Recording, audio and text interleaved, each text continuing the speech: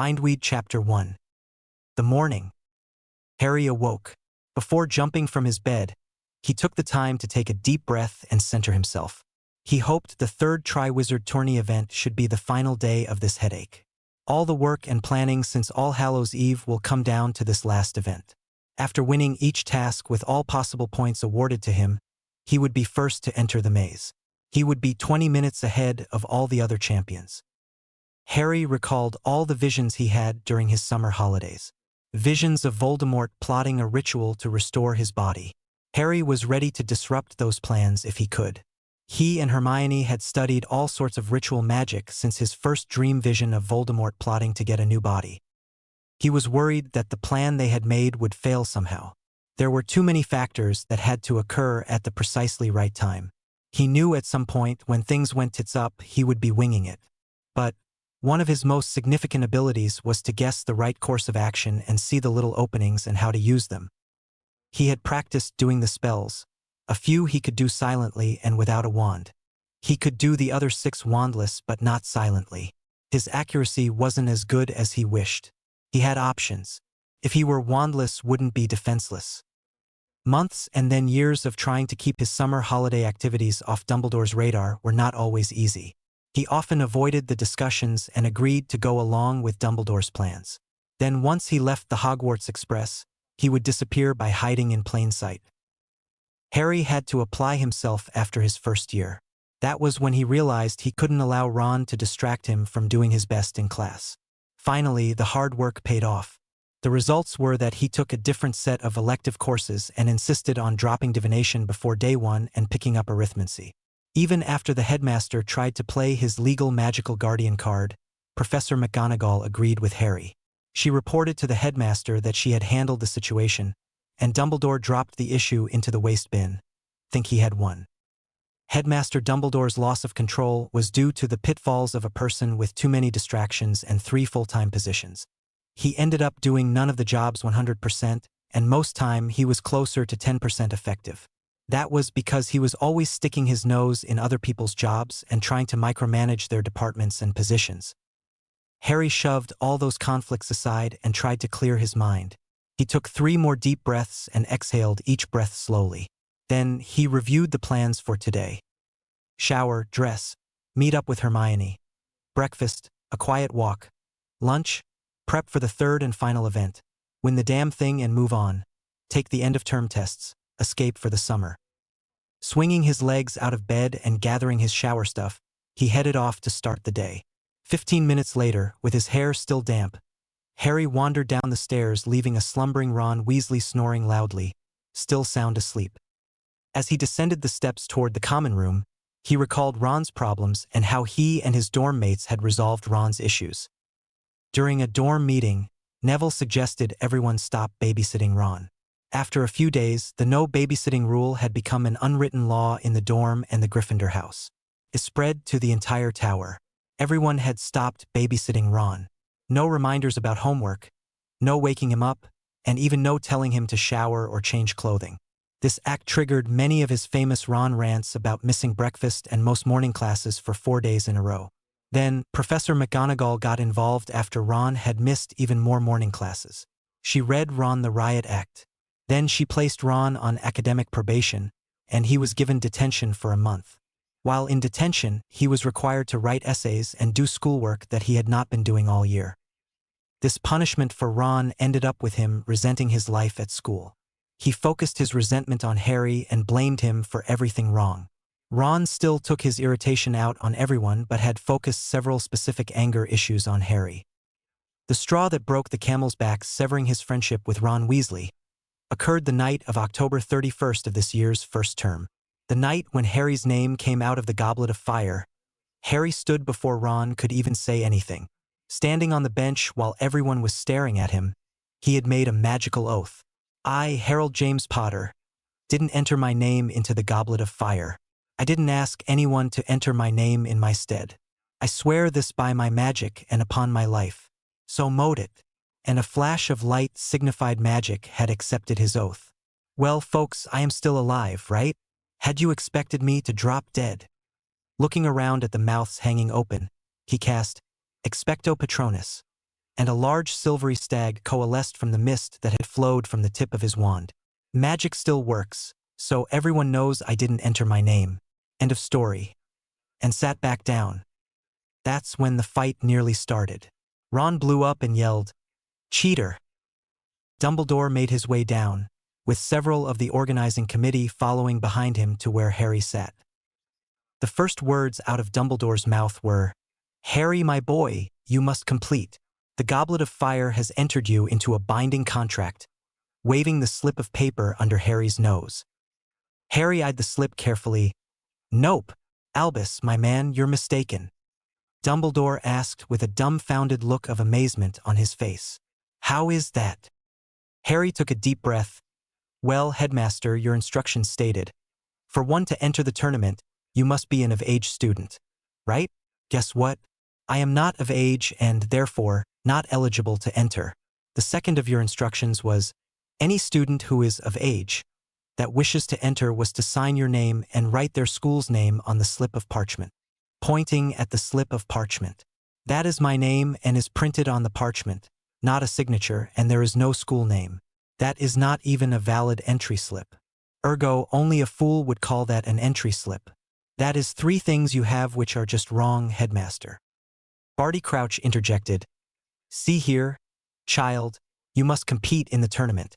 It is in the rules and contracts." Harry exhaled. "You just called me a child. A child cannot be entered into the contest. Then I have to ask you what rules and what contract. I have neither seen any rules nor a contract. Only a total fool enters into a contract without informed consent. Have any people who entered their names seen any rules or contracts?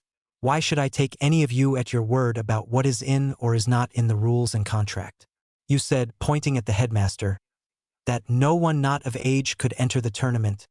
Right, Headmaster?" He breathed air and tried to control his rising temper.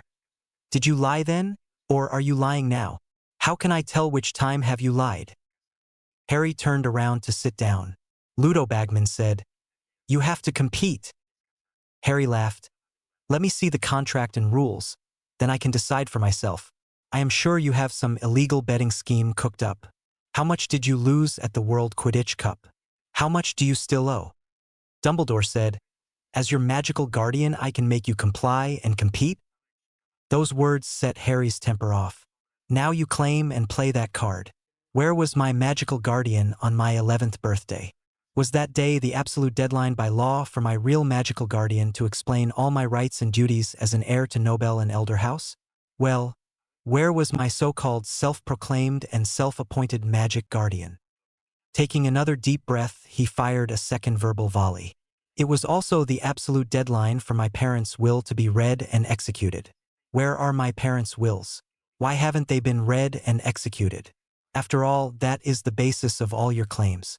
But the great and mighty Albus fucking Dumbledore is the person that sealed the wills. Who knows what is in their last wills and testaments? No one but you, Headmaster." Hesitating for a breath as he allowed his words to sink in, Harry fired another salvo. "However, after all of that, you failed. If you keep insisting on playing the role of magical guardian, maybe I need to see you in front of the Wisengamot for gross abuse of power and position, and that you are criminally negligent in your claimed duties. You either did ignore the laws and customs and are a common criminal, or you are not and never were my magical guardian.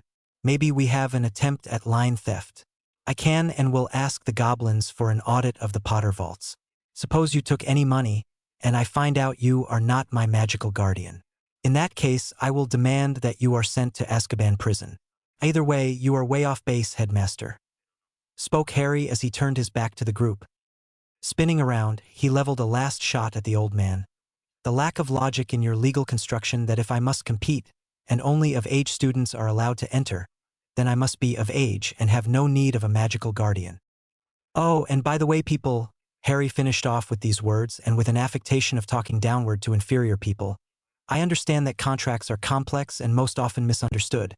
If I, a minor, compete in the tournament, I could breach the contract and the rules. What then happens to you because you signed the contract which stated I must be of age? If you allow me, a minor, to compete, you would also be in breach of that contract. The way things stand right now, I am a minor, and if I fail to compete, I lose my magic and maybe my life. If I do compete, I lose my magic and maybe my life. However, you all are party to the contract. If I don't compete, you are also in breach of contract. Now this last item, if you allow me to compete, then you, the organizing committee, and that are all of its members are in breach. If I don't compete, the organizing committee is in breach. You lose no matter what I do. Get me the contract and a copy of the rules. I will need tomorrow off to contact a wizarding barrister at law. Why? Because not one of you idiots is a barrister, and you cannot understand what is and isn't contract law. It could be that if I compete in the tournament, the other champions will be in breach of contract because I am a minor. What will happen to them? Standing up once more, he motioned to Hermione, and she stood. They both walked out of the room. The explosion of noise erupting behind them was deafening. Striding down the steps from his dorm, Harry reached the common room and spied Hermione. She hugged Harry. "You are too tense," stated Hermione. "You need to relax and center yourself. Then the plan will work." "Just remembering stuff. It makes me edgy." Old memories about the Halloween feast. Then Harry explained his biggest fear. "There are just too many things that could go wrong. The plan counts on each one of our guesses are exactly right all the time. It all hinges on the idea that Voldemort will make his move after I win this event. But we don't know how he will get to me." Harry and Hermione sat in the Great Hall and ate their breakfast in companionable silence. When both were ready, they left to walk down by Black Lake. Harry sat down and mindlessly stared off into space. He attempted to order his mind, viewing and putting the restless thoughts away. That Halloween Eve was one of the worst ever for him. The following weeks were a mix of some students calling him a coward and others still calling him a cheater. Over the following few weeks, the wizard barrister, Theodore Edwards Tonks, made a small fortune in legal fees. The wizarding barrister filed a suit before the Wizengamot on Harry's behalf. When the barrister Tonks explained what the people that wrote the contract had done, the Wizengamot was fit to be tied. The organizing committee had secured every member who had voted to restart the tournament as part of the committee as a whole. If the Triwizard tournament needed extra funding, those members of the Wizengamot would have to pay out of their own pockets. Also, because of the age clause, the Wizengamot was forced to declare Harold James Potter's was an of-age wizard. If they didn't, they all would lose their magic. The Wizengamot then turned around the stripped Albus Dumbledore of his chief wizard's post and his appointment to the ICW. The Wizengamot then passed a law stripping the headmaster of all magical guardianship and assigned that role to the appointed head of the student's house, the same as it was for magical children. Harry again reminded himself of the need to force all those issues out of his mind. The past was over, and today was what he needed to concentrate upon. Hermione sat beside him as they both watched a piece of parchment. It had all the same appearances as the Marauder's map, but was specialized to show the only maze and creatures within it.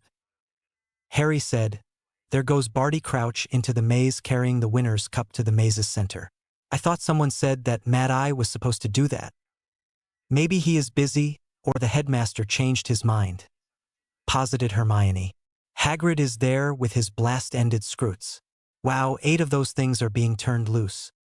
There are already 2 Bogarts and Sphinx in the maze," remarked Harry. "Is that a Lethifold? These people are insane."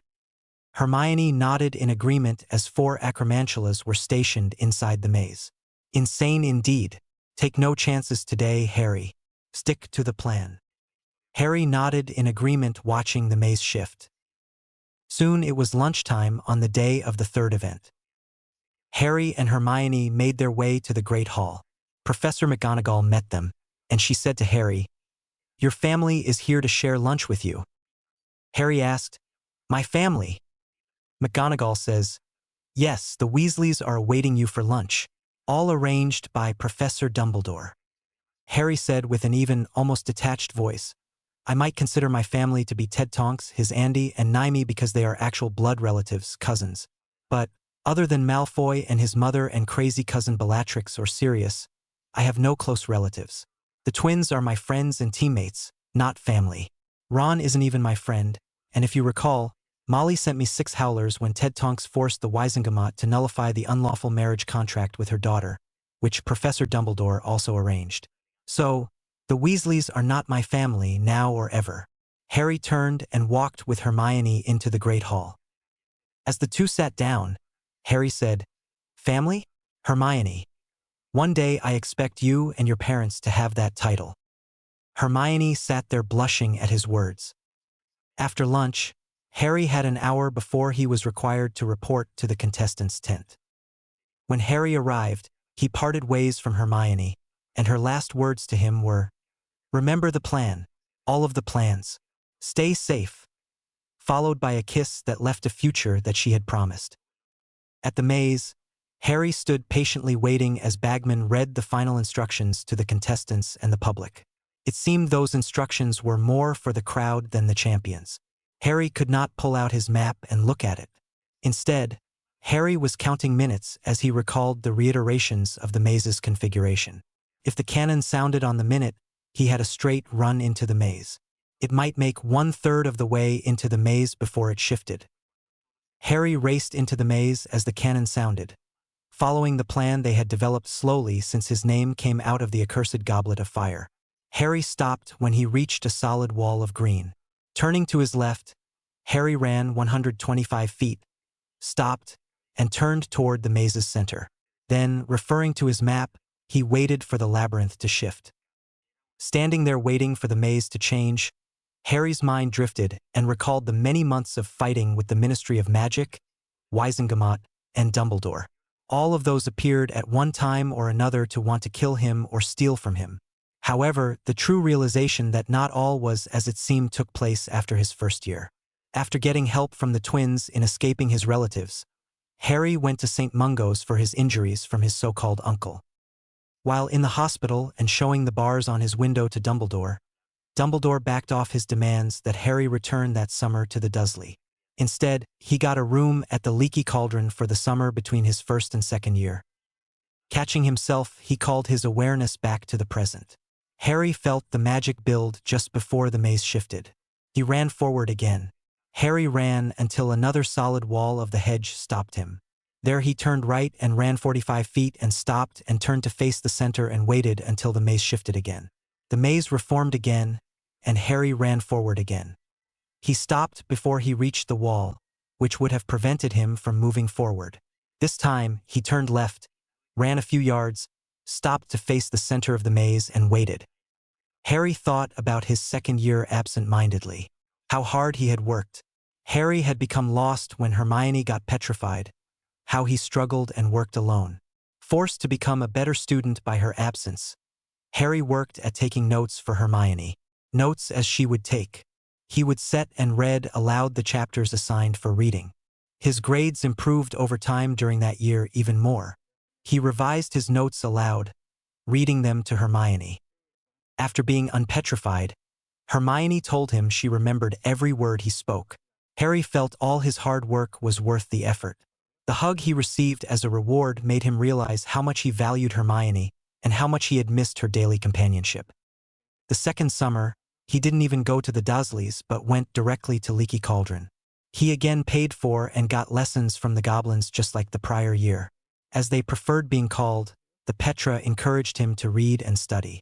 Over time he knew what questions to ask of them. Harry's attention was pulled again back to the present as he felt the subtle buildup of magic around him. Harry scolded himself for being allowed to be distracted. Harry prepared for the maze to shift. When the maze moved, an opening appeared directly in front of him. Ahead he saw a straight path to the center of the maze.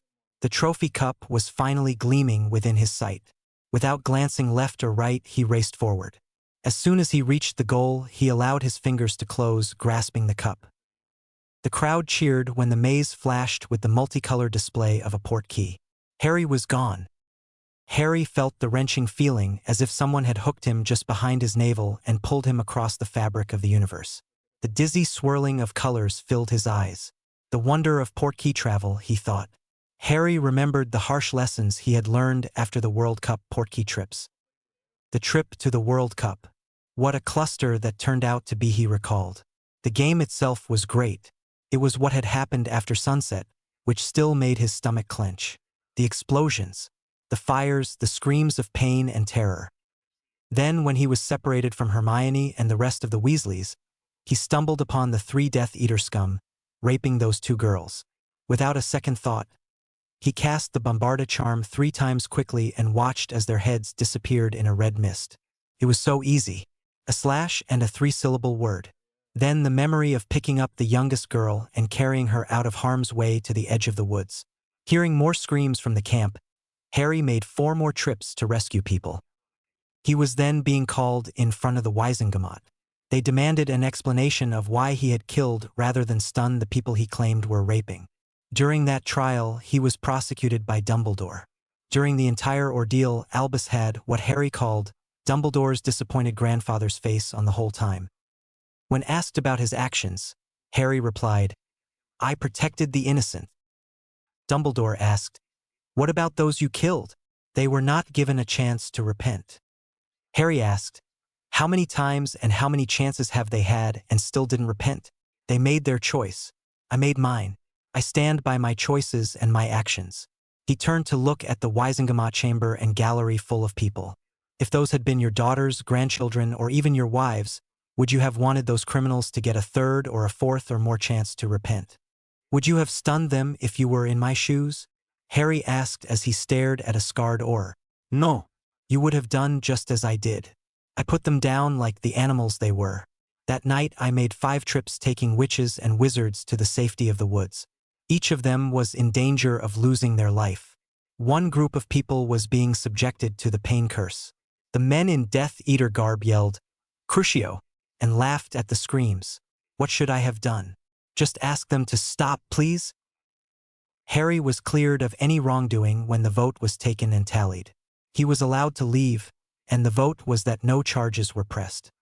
He learned later during the following debate that many wanted him rewarded with an Order of Merlin. The person who stopped that accolade was Dumbledore. Harry finally put the distractions out of his mind and concentrated. Opening his eyes, the flashing lights had diminished. The spinning slowed, and he started kicking his feet. Total focus on what is happening now, he reminded himself. Harry was successful as he landed on his feet without the minute of disorientation or falling over he had felt the last 2 times he used this method of travel. Dropping the cup to the ground, he crouched and took in his surroundings. A graveyard, the one that had filled his mind during his recent visions. He rolled slightly to the right as a red curse beam flew over where he had been crouching. Before he could rise, the rapid footfalls of a single person running towards him were heard. He played as if he had been really stunned. Freezing still, Harry waited. Then when the person stood over him, casting a shadow on his face, Harry cast a silent stunner, thinking, "Stupefy" at near point-blank range, dropping his unknown foe to the ground. Standing up, Harry looked down at Peter Pettigrew. Stupefy was cast again for good measure using his wand. He quickly looked around and then began searching the unconscious man. He secured another wand, several pouches, and bottles of potion ingredients. Stunning the man a 3rd time, he felt safe exploring the nearby area. He found a large cauldron and fire burning and a book of rituals sitting next to it on a wooden table. He quickly realized what was going on. Harry continued to look around in a general search pattern until he heard someone screaming "Wormtail" in a nearby mausoleum. Peeking through the doorway, there he found Voldemort, well actually Baby Mort. He appeared to be tiny, like a baby in size, but the thing also appeared like an old man, twisted and gnarled with great age. The body Voldemort was currently occupying was horrible in appearance. A twisted, unnatural something. The abomination was weak and had been screaming for Pettigrew to feed him. Harry stunned Voldemort, picking up the bundle and carrying it to the cauldron. The prankster's blood ran through his veins, and he thought aloud, "No, no, no, that ritual won't do." After he had read through the prepared ritual, Harry decided to rewrite the ritual. That extra reading he had done during his second summer holiday would be put to good use now. 3 critical things he had learned. 3 things about magic. It was the focus of the caster's intent, and the power which the caster could call up. The caster's purpose in all rituals like this was far more critical than anything else. Harry didn't take the time to worry about the unintended consequences which might take place as he altered the intent of the ritual. He started by modifying the wording and content of the ritual. Harry found a piece of parchment, a quill, and ink in the bag of supplies that were near the cauldron. Then, thinking back to the classes and extra reading he had done, Harry planned. Harry reread the words on the original parchment, starting with, "Bones of the father unknowingly taken will restore his body and the rest of the ritual." He started writing the new ritual he would use in the original ritual's place. "Spirit of magic, hear my voice. The voice of Tomas Marvolo Riddle's named enemy. Hear the voices of all victims calling for justice. Stone of the earth, solid and unmoving, you will give his body material form. You will contain his person and all his branded followers until the end of time. Winds of the world, swift, free, and unbound. You will carry all parts of his fractured soul here, from wherever they are hidden or locked away." Looking around, he noticed the last symbolism he needed. Harry silently thanked Neville for his fascination with plants and plant trivia. Then, walking over to one of the graves, he picked up a few spindly, long green vine growths with 5 white-petaled flowers. He noted some of the blooms had already started going to seed. "Bindweed, grown out of the earth, the keeper of life. You will join the souls within the unchanging stone, and bind them inside the stone, unliving and unmoving until the end of time." The first 3 lines spoke of his authority to call upon magic. Then he followed with the actual command lines of the ritual, giving his intent to magic. 3 lines and 3 commands, 3 by 3. Hermione lectures about arithmancy are paying off. Intent, check. Authority, check. Symbols, check. Permanence, check. All set. Harry started casting his rewritten ritual. He carefully placed the potion ingredients in the cauldron in the proper order as originally written, then waiting for the appropriate interval to pass between each component. As the time came, Harry picked that perverted, twisted travesty of nature, Baby Mort, and dumped him without ceremony into the cauldron. Harry fixed his intent and goal firmly in his mind. "Spirit of magic, hear my voice. The voice of Tomas Marvolo Riddle's named enemy. Hear the voices of all victims calling for justice." Picking up a dark red stone with green and green spots which looked hard and solid, he held it over the cauldron reciting, "Stone of the earth, solid and unmoving, you will give his body material form. You will contain his person and all his branded followers until the end of time." After dropping the stone into the cauldron, Harry threw his hands open wide. "Winds of the world, swift, free, and unbound. You will carry all parts of his fractured soul here, from wherever they are hidden or locked away." Carefully and gently, he had rolled up ball of dozens of vines of bindweed with flowers and seed pods intact. He held the ball up while he was a few feet away from the cauldron. "Bindweed, grown out of the earth, the keeper of life. You will join the souls within the unchanging stone, and bind them inside the stone, living and unmoving until the end of time." As soon as he tossed the ball of bindweed into the cauldron, a large column of white light and red sparks burst into the sky. The wind appeared to swirl around the cauldron from the sides like a small tornado. The wind was whipping and blowing debris around the cauldron. Then it changed slowly into a giant whirlwind. Harry watched as a tendril of green light came out of the cauldron and struck his forehead. Just before Harry passed out from the pain, he witnessed the beam of green light seizing a blackness and ripping it out of his scar. As the pain overcame him and he slid into the darkness of unconsciousness, he had a stray thought, "Oh, my scar contained a piece of Riddle's soul. What joy!" Harry wouldn't be awake to see the seized piece of Riddle's soul drawn into the cauldron.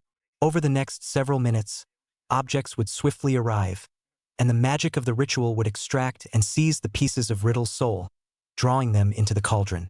After the bit contained in Harry's scar, next was a large snake. The green light removed the snake's head and 2 feet of its body. Next to arrive flying through the air was a ring, then a locket, followed by an ornate cup, a silver locket, a tiara, then a shadowy form of a young teenage boy trying to struggle to escape. If Harry had been awake, he would have recognized the form as young Riddle, which had been sent to his afterlife when Harry killed the diary. Was finally that spirit was seized by the green light and drawn into the cauldron. The ritual was completed. The graveyard suddenly grew silent as the wind stopped. The angry hissing of a white column streamed up into the air. As fast as it appeared, the beam of light shrank into a smaller beam as it suddenly grew brighter, only to slowly turn into an oblong oval-shaped blob of light sitting inside the cauldron. With a loud crack, the cauldron shattered and split apart, and some parts of the cauldron slowly turned to dust as a figure emerged from the quickly dimming light. The huddled figure was in a fetal position. Slowly it stood up, and as it stood, a glow encompassed it, gradually moving from its feet upwards. The figure was tall and slender. It stood fully erect, but before it could move more than to open its mouth, forming what would become a silent scream of torment and pain, the body froze in place, unmoving and still. A little more than an hour later, Harry slowly awoke. On top of being groggy, he was stiff and sore from laying on the damp ground for so long. It seemed to take far too slowly to become aware of his surroundings. The blood from his forehead had run down his face and dried into a thick cake. As he moved, a little more blood wept from what had been his scar running down into his eye. Harry took his time and looked at the aftermath of the ritual. What was left behind? The cauldron lay split and broken. Harry guessed the stresses the magic had placed upon it had been too much. The lifelike statue of Voldemort's face had a look of pain mixed with rage. It would be forever carved upon his face. Voldemort's unblinking eyes were filled with unmistakable anguish and pain. The body was still deformed, and the face had many of the features of a snake. Harry stood and carefully went looking for Pettigrew. When he found him, he was lying still where he had fallen after Harry had stunned him. Harry's eyes widened as he realized Pettigrew was stone cold because Peter had been turned to stone. Harry developed a worried look. Sooner or later, the Ministry or Dumbledore would come looking for him. One cannot do this much magic and not go undetected. The light show should have attracted the Muggle police or military by now. Harry hid the parchment with his changed ritual inside his shoe. He left the litter of the potion bags and bottles lying on the ground around the overturned table. Harry noticed the items laying around where the cauldron had stood. He gathered the ring, a cup, a tiara, and a necklace and put them in a different bag. He went through the bag with the original ritual parchment, book, and inks and left it all near the small table, which had overturned in the aftermath of the ritual. He fired a few more stupefy curses for good measure to ensure it looked like a fight had occurred. He recalled the original ritual. Harry found Tom Riddle's grave and pulled lots of dirt up, churning the ground, making it appear the tomb had been violated. He found the ritual knife and carefully cut his arm, allowing it to bleed after smearing blood down his arm and allowing it to soak his shirt. Harry carefully wrapped it tightly with a strip of cloth torn from his shirt. He even used one of the wands he found on Peter to conjure a set of ropes and wrapped them around a tombstone so that it appeared he would have been tied. Having the scene all set and his lines all laid out in his mind, Harry found a broken tombstone and sat down to wait. He ended up waiting for several hours to pass before help would arrive. Then, smiling at the imaged look he would get to see on Dumbledore's face when he sees Voldemort, bound into stone. A different point of view. Back to the beginning of Harry's adventure, the center of the maze was filled with a flash of an outbound portkey. Everyone turned to watch the platform where the winner would appear. Seconds turned to minutes as Dumbledore's worried look slowly appeared. The magical maze started to disappear as soon as Harry touched the cup. The headmaster watched as various trainers moved to secure their assigned beasts. Of the 3 contestants, 2 that remained outside the maze were Crumb and Diggory. When Harry touched the cup, Fleur had only made it about 40 feet into the maze. The confusion started as Fudge peppered Dumbledore with questions. The other officials from other ministry officials added to the chaos. Professor McGonagall came up and reported plainly, Mr. Potter was not to be found, and the cup was missing. Seconds later, as the degree of confusion increased, she was followed by Professor Flitwick and his report to Dumbledore. Professor Flitwick's task was to examine the maze's center and try to detect what had happened. The professor stated, the cup's portkey had been activated and appeared to have taken Mr. Potter off the school's grounds. So who changed the portkey's target, the winner's platform, to someplace else? The Aurors are trying to do a trace on its signature as well as the person who modified the cup. Dumbledore spied his friend, Alastair Moody standing on the far side of what had been the maze, stunning two of the acromantulas that were supposed to be part of the maze challenges. Frowning, Dumbledore yelled, "Silence!" Then, with a calmer voice, Dumbledore instructed, "Get the other competitors into the medical tent. Then order all the students to return to their common rooms until we sort out this little hitch. Don't let anyone leave the grounds." Nearly 18 minutes had gone by since the portkey had taken Harry away. Everyone heard several different screams of pain or shock. Sounds and shouts of panic and uncertainty followed those. Finally, Albus looked and saw the closest person screaming was Narcissa Malfoy. Dumbledore's long legs made the distance shrink. He made his way to her and saw the reason for her screams. Her husband had turned to stone. He was sitting in his seat, looking down at his hand, which was clutching his arm. As the headmaster scanned the crowd, he noted several new stone statues had appeared where before they stood or sat as a living person. The oddest one was an Auror, part of Fudge's protection detail. Yaxley had also turned to stone. Scanning the crowd, he found Severus. His potions master had also turned to stone. Of the known and many suspected but marked Death Eaters had magically been turned to stone, he summarized to himself. With a concerned voice, Dumbledore turned to Madame Bones and suggested, "Send an Auror to check on Azkaban. Most all of the people here who have been turned to stone were accused or suspected Death Eaters." Albus quickly cast several different diagnosis and detection scans on the statue of Lucius Malfoy. Then, with panic, he said, "These were not like the prior petrifications in our second year. These are not people turned to stone. These are stones and appear to have the person's soul locked inside. Alas, I know no cause and no reversal process." Fudge screamed, "Find who did this? We will push him through the veil of death. Look at how many pureblood's lives he ended. It was Potter. Find him, Dumbledore." Dumbledore cast "Point me, Harry Potter," and held his wand in the palm of his hand. The wand slowly spun around in a circle.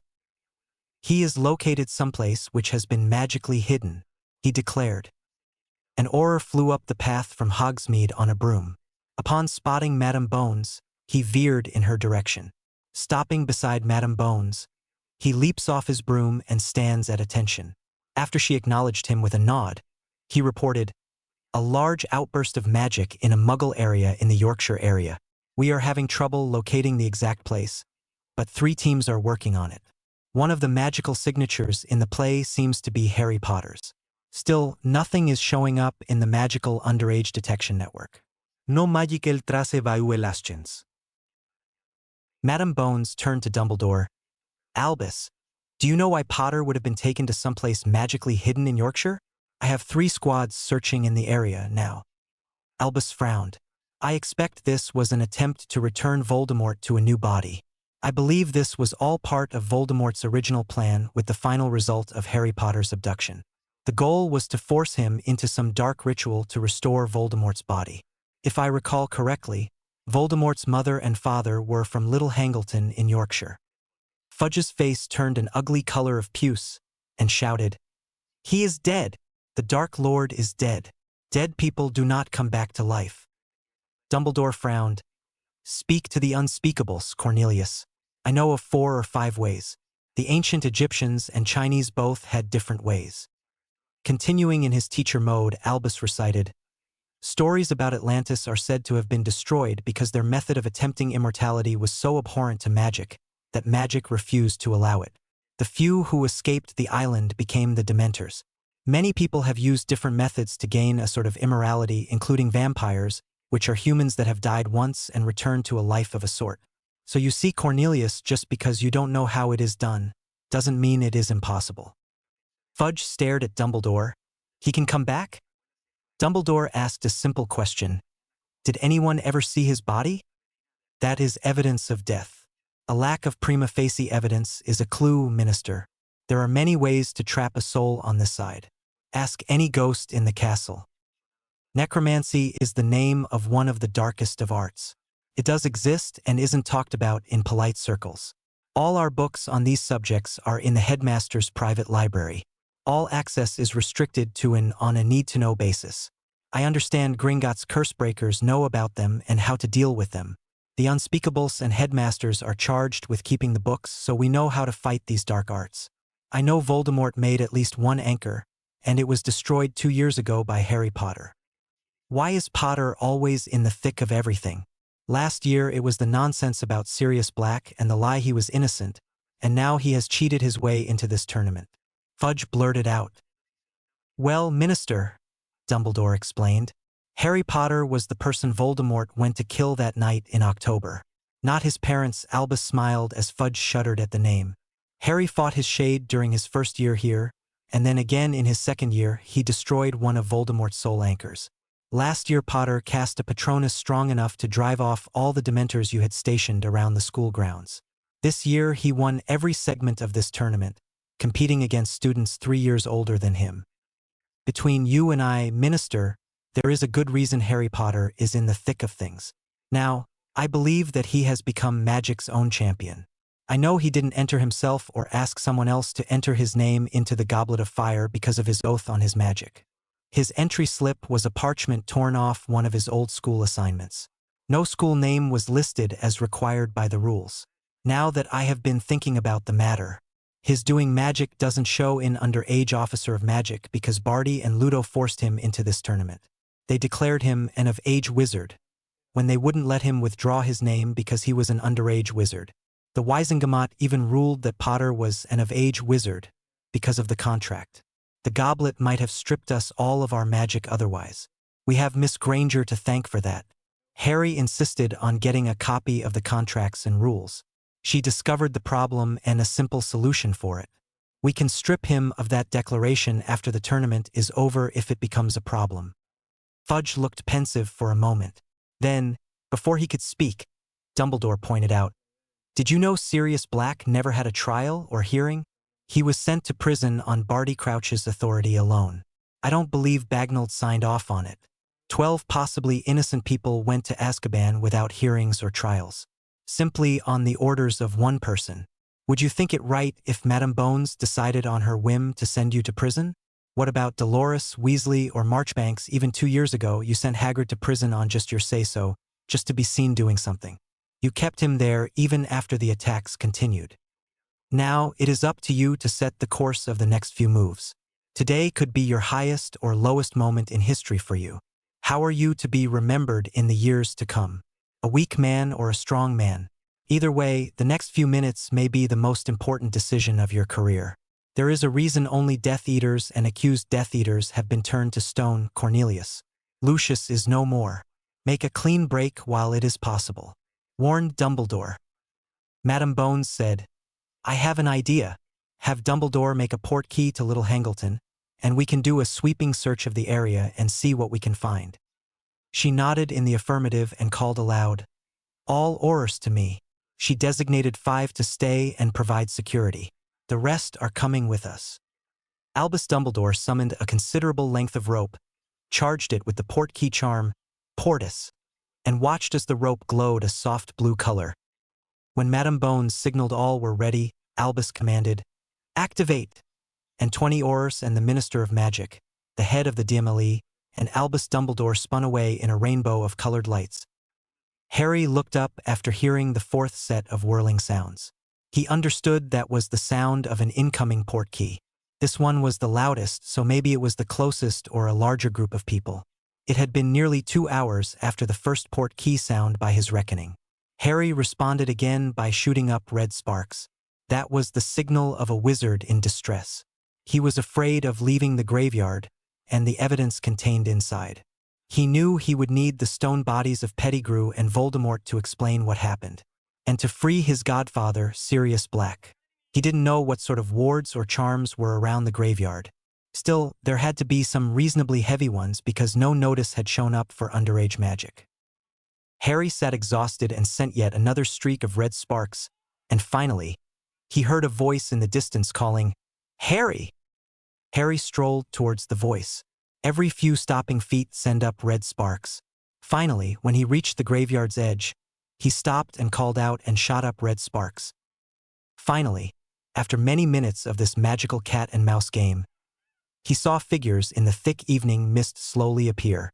He called for help, and a few people heard him, and they blindly entered the warded space. Harry Potter felt a rush of relief. Harry thought to himself, safe at last. My rescuers have finally arrived. Professor Dumbledore reached and grabbed him, then gave him a careful once-over. Harry, my boy, what happened? Harry started off yelling out. It was Voldemort and Pettigrew. They kidnapped me and did this ritual to give him back a body. I ruined the ritual by kicking dirt, rocks, and stuff into the cauldron. It seems to be a blur. Let me show you. That will be easier. Harry leads the rescue party deeply into the graveyard. He pointed to the grotesque and gruesome statue of Voldemort and the shattered remains of the cauldron. After the ritual, the cauldron shattered, and the pieces flew. I think that thing came out of the cauldron and froze. It hasn't moved since then. Peter is over here and looks just the other statue. Harry led them about 15 feet away and pointed to Pettigrew's stone body huddled behind a tombstone. There is the body of a giant dead snake too, but his head is missing. Dumbledore asked, Harry, where's the Triwizard Cup? Harry pointed to a spot. Over there. I dropped it when I landed and was afraid to pick it up again. Dumbledore nodded wisely. Once burned, twice warned. An excellent saying to remember. Sometimes the safest recourse is to sit down and wait. You did that well, young Harry. Fudge looked around and called Dumbledore over to a table that had been overturned and pointed to a book. Look, a ritual, bone of father, flesh of the servant, and blood of the enemy. It is all here just like you said. As the minister stared at Harry's bloody arm, Madame Bones called to one of her aurors over. Get the boy medical care, Tonks. Albus, can you figure out who changed Portkeys' destination? Voldemort and Pettigrew had to have someone in the school who helped set this up. We need to find that person. Albus summoned a small piece of rope, charmed it, Portus, and looked at Tonks and Harry. If you would take care of Harry for me, Nymphadora? The auror in question frowned and said, It is Tonks. Just Tonks, please. She took the rope in her hand, grasped Harry's uninjured arm, and said, Activate. As Tonks and Harry Potter disappeared, 3 new people garbed in gray robes entered the graveyard. Albus turned to them and said to his people standing around him, Unspeakable, watch your words, or you could cost us all our memories. The one in the lead spoke. Minister, Madame Bones, Albus, what have you found? Albus took the lead and spoke. A resurrection ritual gone bad, it seems. Watching as the other 2 unspeakables wandered away, he continued. It seems the potion part of the ritual became contaminated with elements outside the required symbolic objects. The required enemy fought and kicked rocks and dirt into the cauldron and some plant material. See, bindweed has been kicked up and may have influenced the ritual. The sacrifice was awake and spoke and yelled, interrupting the ritual. As you know, the intent is powerful and all words inside a ritual have different meanings and can change a ritual. Even a stray thought can be a disaster for the ritual caster. Being awake, aware, and a potent wizard allowed Potter's intent to change the ritual. Substantially, it appears. Indeed, maybe a memory of the happenings today from Potter, so that we can document what took place. The lead unspeakable voiced. One of the other unspeakables wandered back to the group. That's Voldemort without a doubt, and according to the readings we have made, his entire soul is intact, 100% contained inside the stone. The stone is harder than a diamond. He is trapped inside, not dead but then not alive either. Time inside the stone doesn't exist. There is only now. The stone is frozen in time. So Voldemort gained a type of immortality. A type he didn't want. The prophecy, gasped Dumbledore. I was given a prophecy years ago. He will have power the Dark Lord knows not. And one must end at the hand of the other, for only one can live while the other survives. Like all prophecies, they are puzzles and enigmas until they come to fruition. This result is certainly a surprise. Voldemort, the Dark Lord, here only surviving, not living, and Harry is living and doing well. The 2 unspeakables nodded in agreement. It does appear the prophecy has been fulfilled. We will check the orb in our department and make sure later. Then, we suggest you allow us to clean up the mess, and we will take charge of the statues and move them to a secure place for study. Albus spoke. We also have a collection of statues at Hogwarts. I think the full set will be every marked Death Eater. I suspect a few in Azkaban, which Madame Bones sent someone to check on their disposition. There could be an interesting experiment. Allow a Dementor to try to kiss a statue. See if they can remove the captured soul. Or maybe try to send a statue through the death veil. You will also need to check the homes and places of work of all the suspected Death Eaters. I am sure there will also be several to found in Nocturne Alley. Fudge instructed Madame Bones. Tell your Aurors to assist the unspeakables. Have you examined the cup yet? Who modified the destination? The last unspeakable nodded behind his veil. Barty Crouch Jr. modified it seems. Fudge said, but he has been dead for 12 years. How can that be? Simple, he wasn't dead, because that modification was cast this morning. But, Albus, you have had a dangerous Death Eater in your school lately. Do you think you had better find him? Asked the unspeakable. Dumbledore's eyes went wide with a full realization that Crouch must have been filling the role of Moody all year. If he wasn't turned to stone, Albus needed to return to the school. Albus made his quick excuses and quickly apparat away. Being the headmaster granted some privileges. The most important was apparate out of and onto the castle and school grounds. Albus quickly located McGonagall and quickly closed the distance between them. Harry's been found and is now in the infirmary here at Hogwarts. He was slightly injured and needs to be attended to by Madame Pomfrey. Any report or a full listing of the number of statues here? Madame Bones will be expecting a full list. Minerva shook her head. 22 is the count, and that number includes Professor Snape and someone trapped transiting between looking like Mad Eye and Barty Crouch Jr. It is very gruesome looking, and the man appears to be in a lot of pain. I put Percy Weasley to work doing the actual count and mapping where each of the statues is. We have 3 Aurors who are now statues and Lucius Malfoy and Richard Abelson, both board school members. Madame Edgecombe from the Office of Magical Transportation and her husband at both statues. Doyle and Crabbe are statues sitting not far from Parkinson and Malfoy. Oh dear! Dumbledore exclaimed. I wonder where the real Moody is being held? He had to be alive for the Polyjuice potion to work. He turned and started moving quickly towards the castle as Albus neared the castle's door. He was intercepted by Miss Granger coming at him in a dead run. Professor Dumbledore. I was talking to Harry in the infirmary. He believes Professor Moody is actually a Death Eater using Polyjuice. Miss Granger, Dumbledore started. All students were sent to their common rooms until we sort out the situation. Hermione replied, I was never told that. When Harry entered the maze, I made my way to the infirmary. That is where Harry was most likely to end up. When Harry finally arrived, he did need a little care, and Madame Pomfrey said she would not release him until you approved. Why is that? When Harry started talking to me, he realized he wasn't really Moody because of his constant drinking from his flask. It seemed to happen once every hour on the hour. He has had other clues also. And then he recalled something said by Peter Pettigrew. Peter had told Harry how easy it was for Barty to fool the headmaster. Harry asked, why would Old Man Crouch wants to fool Professor Dumbledore? And then asked, did that old man enter his name into the tournament? Then Peter answered while laughing, it was Barty Jr., a Death Eater playing the role of Alastor Moody all school year. Fooled everyone, and he did. Didn't he?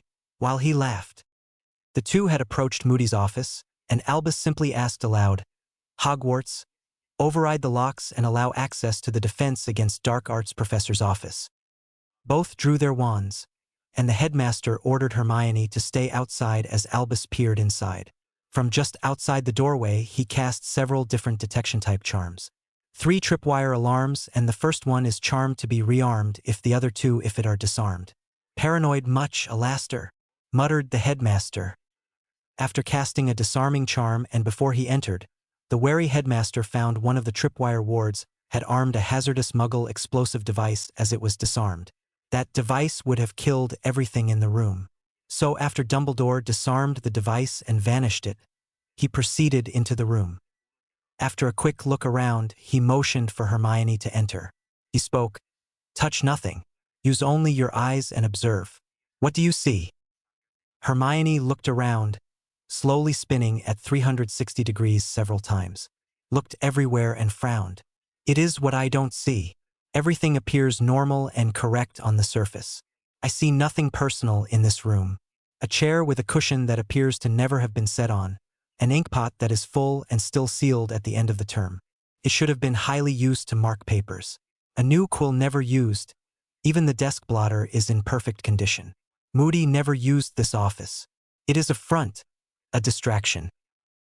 Albus frowned. I felt it was off but couldn't put my finger on it. So where did this false Moody do his work? He needed a place to brew polyjuice, and that place is not here. Hermione asked, could he have hidden a doorway? Where are his quarters? Albus thought aloud. He did not disillusion the door. I could have detected that. He could have hidden his quarters under a Fidelis charm. The wards would have informed me if that charm had been performed on the grounds. Hermione asked, what about transfiguration? Could he have transfigured the door into a wall? Or maybe a window? Wait for a second. This room is in the middle of the castle and halfway down the corridor. Even if an inner courtyard exists, it should only have windows on one wall, opposite the door. She pointed to the impossibly located window on the left wall. Albus nodded in understanding. Magic makes what appears to be true false, and what is false to be true. With a look of concentration, the headmaster cast finite with a jabbing wand motion. The window ripped as the transfiguration ended. A simple door appeared where the windowed wall once was. Magic! Albus said. We must go very carefully from this point on. While I am not a professional curse-breaker like William Weasley, I have had experience in my younger days. Do not move beyond the door. If I get into trouble, get Professors McGonagall and Flitwick. Do not enter the room. The headmaster slowly approached the door, casting detection charms on the door and floor in front of the door. Ah! Looking at a small stick. It appears the stick was transfigured to be a wall with a window, leaving the original door hidden. The floor before the door but behind the false wall has a curse. Very nasty indeed. Albus cast a counter for the curse and smiled as the area in front of the floor flashed a sickly purple hue and faded away. Instead of touching the door, Albus vanished the door's hinge pins and banished the door. He then examined the frame and vanished a set of carved runes engraved on the frame's facing. With a tired sigh, Albus muttered, "This is getting old quickly. It feels as if this false Moody didn't expect to return to this place today. Some traps are meant to stop a person from leaving, and some to prevent a possible rescue. All these traps stop them from getting inside or leaving and coming out." From the doorway, Hermione spoke. "Can you tell if the real Moody is in this room?" Albus nodded as he cast Vidir Hominum Alaster Moody, and a bright spot appeared on the trunk. "Thank you, Miss Granger." This would make things easier as he moved a few steps from the doorway. Accio Alaster Moody's trunk. The trunk smoothly slid across the room and into the unused office. They both examined the trunk. A fancy and complicated lock and multiple runic engravings. After disarming another magical trap on the trunk, the headmaster seemed familiar with this type of lock. Et spoke en unlocking charm, amicus locitur, disant, aperit dimitert et ego captivu, end alloc poped open.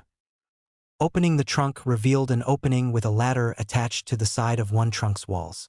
The ladder descended onto what appeared to be a set of prison cells. Albus went down the ladder's treads and shouted to Hermione, "Run and fetch Madame Pomfrey, please. Tell her that I found Alaster Moody, and he isn't well. I would like her to help. He is undernourished and abused. He has been hurt, but not mortally so. But, unfortunately, it is too late for Barty Crouch Sr. If you pass Professor Flitwick, please send him this way." Hermione left at a run. Once she arrived at the infirmary, she sent Tonks and the matron to help Professor Dumbledore. And Hermione was happy to be ordered to stay with Harry by the matron.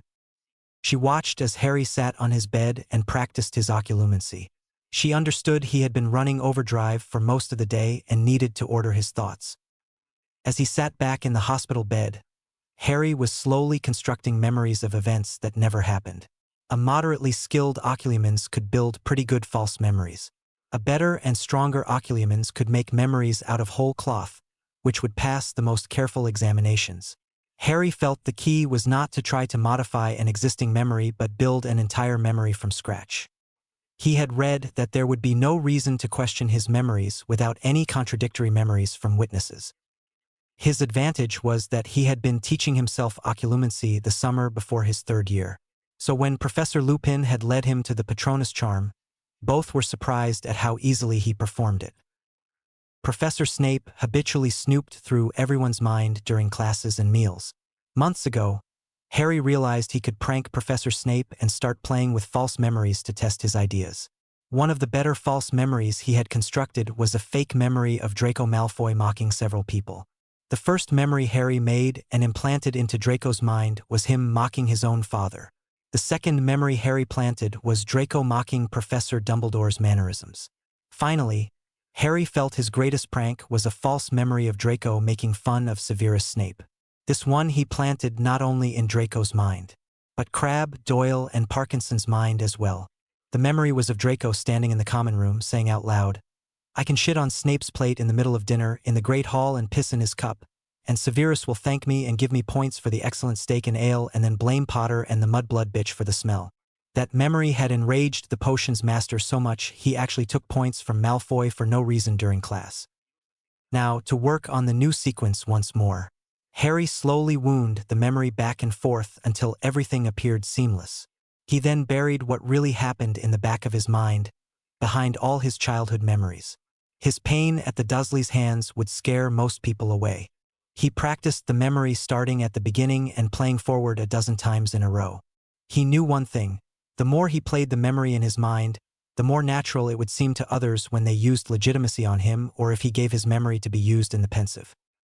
He was glad both he and Hermione had learned this magic in private. But unfortunately, the teaching of occlumency was closely monitored and restricted by the Ministry for some reason. Harry smiled. It had been brilliant. After he had blown up Aunt Marge and escaped to Diagon Alley, he spent his time exploring rather than lazing away his time doing nothing. Harry had stumbled on a trove of old books. He discovered several small shops which sold old, used books. Harry found one book on magical mind arts and another on mental self-control titled Control Yourself. He had over a dozen books on magical self-defense and one titled Offensive Magic for Self-Defense. One of the most important books he found was an older book written about magic titled The Theory, A Source of Magic. It explored more of how magic worked. The book kept coming in handy because one of the most important lessons it taught required that your intent to be strong and your will had to be focused. This applied to ritual magic, charms, and transfiguration. Of course, focus still was needed for potions and runes, but intent mattered less when applied to those types of magic. From that book, he got ideas for the different ritual to use in the graveyard. Harry relaxed once more, took a deep breath, and exited his mindscape. "Hermione," Harry spoke, waiting for her to put her book down and pay full attention to him. "It is finally over. The Voldemort issue is completely settled." She nodded with incomplete understanding. "I came here as soon as you disappeared into the maze. I followed your progress on my copy of the mazing map. I knew you would eventually end up here. Something must have happened a few hours ago." All the students were sent directly to their common rooms from the stands. Madame Pomfrey came in here all worried, but she didn't make me leave. Harry spoke again, trying to get the point across. "I mean, he is finally done. I am sure the prophecy is fulfilled. I need to figure out a reason to go to the Ministry and visit the Department of Mysteries and the Unspeakables. I am still ticked off that Dumbledore hasn't told me about what happened after I left." The two of them sat and held each other and sat for 30 minutes until they were startled to hear voices in the hall. There was a noise at the door, and a parade of significant people was led by Dumbledore floating a stretcher with Madame Pomfrey trailing alongside. A thin and sickly-looking man was asleep. She pointed to a bed right next to her office and, between the two of them, quickly transferred the patient to the bed. Then, she quickly shut the screen and bustled into her office, only to exit with a tray full of potions within seconds. "These will have to do for a start, Albus," spoke the matron. "I wished Severus was here to make up a few special potions for me. I can get him started on these and contact St. Mungo's for the other potions." Madame Pomfrey then said, "Maybe I should call and get a visit and opinion from a healer who deals with this type of long-term starvation. I don't want to miss anything important." I detected some long-term effects from some very dark curses, not really something I encountered very often at this school. These are not mild prank curses or hexes, Albus. He has had the bones in the leg broken, healed, and then broken again, several times over and over again. His left hand has been crushed and needs to be healed by a specialist. Whoever did that was just an evil person. I hope he is caught. Albus said, Poppy, he was caught stone cold, so to speak, and will not be a problem again. With a little laugh. Oh, he was one of those, Albus? Poppy asked. Yes, Poppy, he and the rest of Voldemort's minions have been taken care of in one fell swoop. So judged, it would seem, by magic itself, spoke Albus. I will check up on Harry now if you don't mind. No questions at this time, Albus. Potter was exhausted, both physically and mentally, when he came in earlier. The matron answered. While his other injuries are not life-threatening, he did lose a lot of blood when something ripped open his scar. His scar? Questioned the headmaster. Madame Pomfrey explained. It appears that something was ripped out. The skin had been torn open from the inside outward. Just a quick check, and I will let him rest, the headmaster replied. Stepping out from behind the curtain, Albus walked towards the other occupied bed in the ward. Harry muttered loud enough for only Hermione to hear. Pay no mind to the wizard behind the curtain. Hermione snorted. That's bad, Harry. Funny, but bad.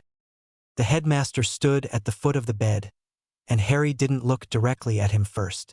However, he did look up after he felt the bush of invasive legitimacy at his mind's edge. Using that moment, Harry pushed the memory of the graveyard Harry wanted the headmaster to see to the forefront of his mind. Behind that memory, he placed the time Vernon tied his hands over the newel on the stairs and used an old lamp cord to beat him. Then Harry thought, I will show him plenty if he wants to see. Yes, he wasn't happy with the memory he saw, and now he will see what my childhood was like. Glancing at Hermione as she took a deep breath. Hermione asked, Headmaster, is everything okay? You turned as white as a sheet. The headmaster ignored her concern.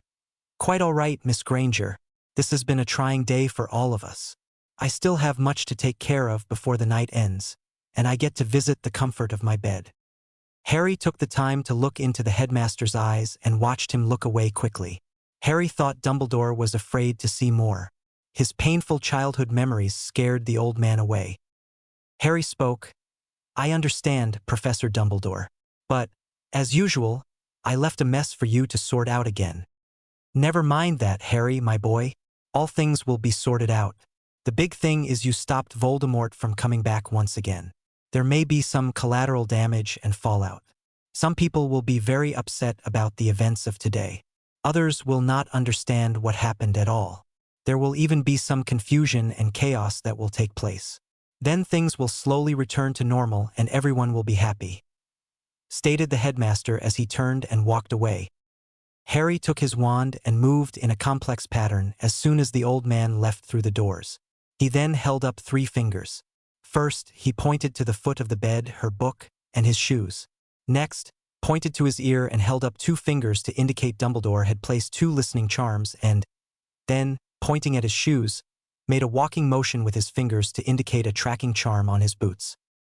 Hermione nodded and gave him an okay sign that she understood. Harry then indicated they needed to set things up. The school was out in about 2 weeks, and he needed to ensure specific plans were moving along correctly.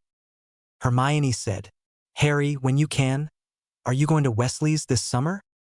Harry smiled. No way. After Ron turned on me, he pissed away our friendship. Even his lame attempt to apologize to me came up short of the mark. Right up to this afternoon, when I started the 3rd task, he still thought that I had entered my own name. He can go piss up a rope for all I care. Hermione grinned back. Language, Harry. Do you think Dumbledore will make you return to the Dursleys again? The old man will insist, like always, Harry said. Maybe they will kill me this year if he is lucky. They have tried several times before, and Dumbledore has done nothing. Hermione said, Maybe you should talk to Madame Bones. You know she will want to know what took place in the graveyard. You can show her those memories too, maybe by accident. Harry stated, That is not likely to happen. Dumbledore will pay for his magical guardian card. He might even try to get me committed to a mental hospital someplace." Hermione said, following the script. "That's okay, Harry. I sent the copies of your memories off to Sirius already, and he will send them to Skeeter and Bones if that happens. It's called taking out an insurance policy. If Dumbledore tries anything, it will come back to bite him in his wrinkled old arse." At this time, Dumbledore sat in his office brooding. He had taken his time to look at the instruments which monitored the wards on number 4 Privet.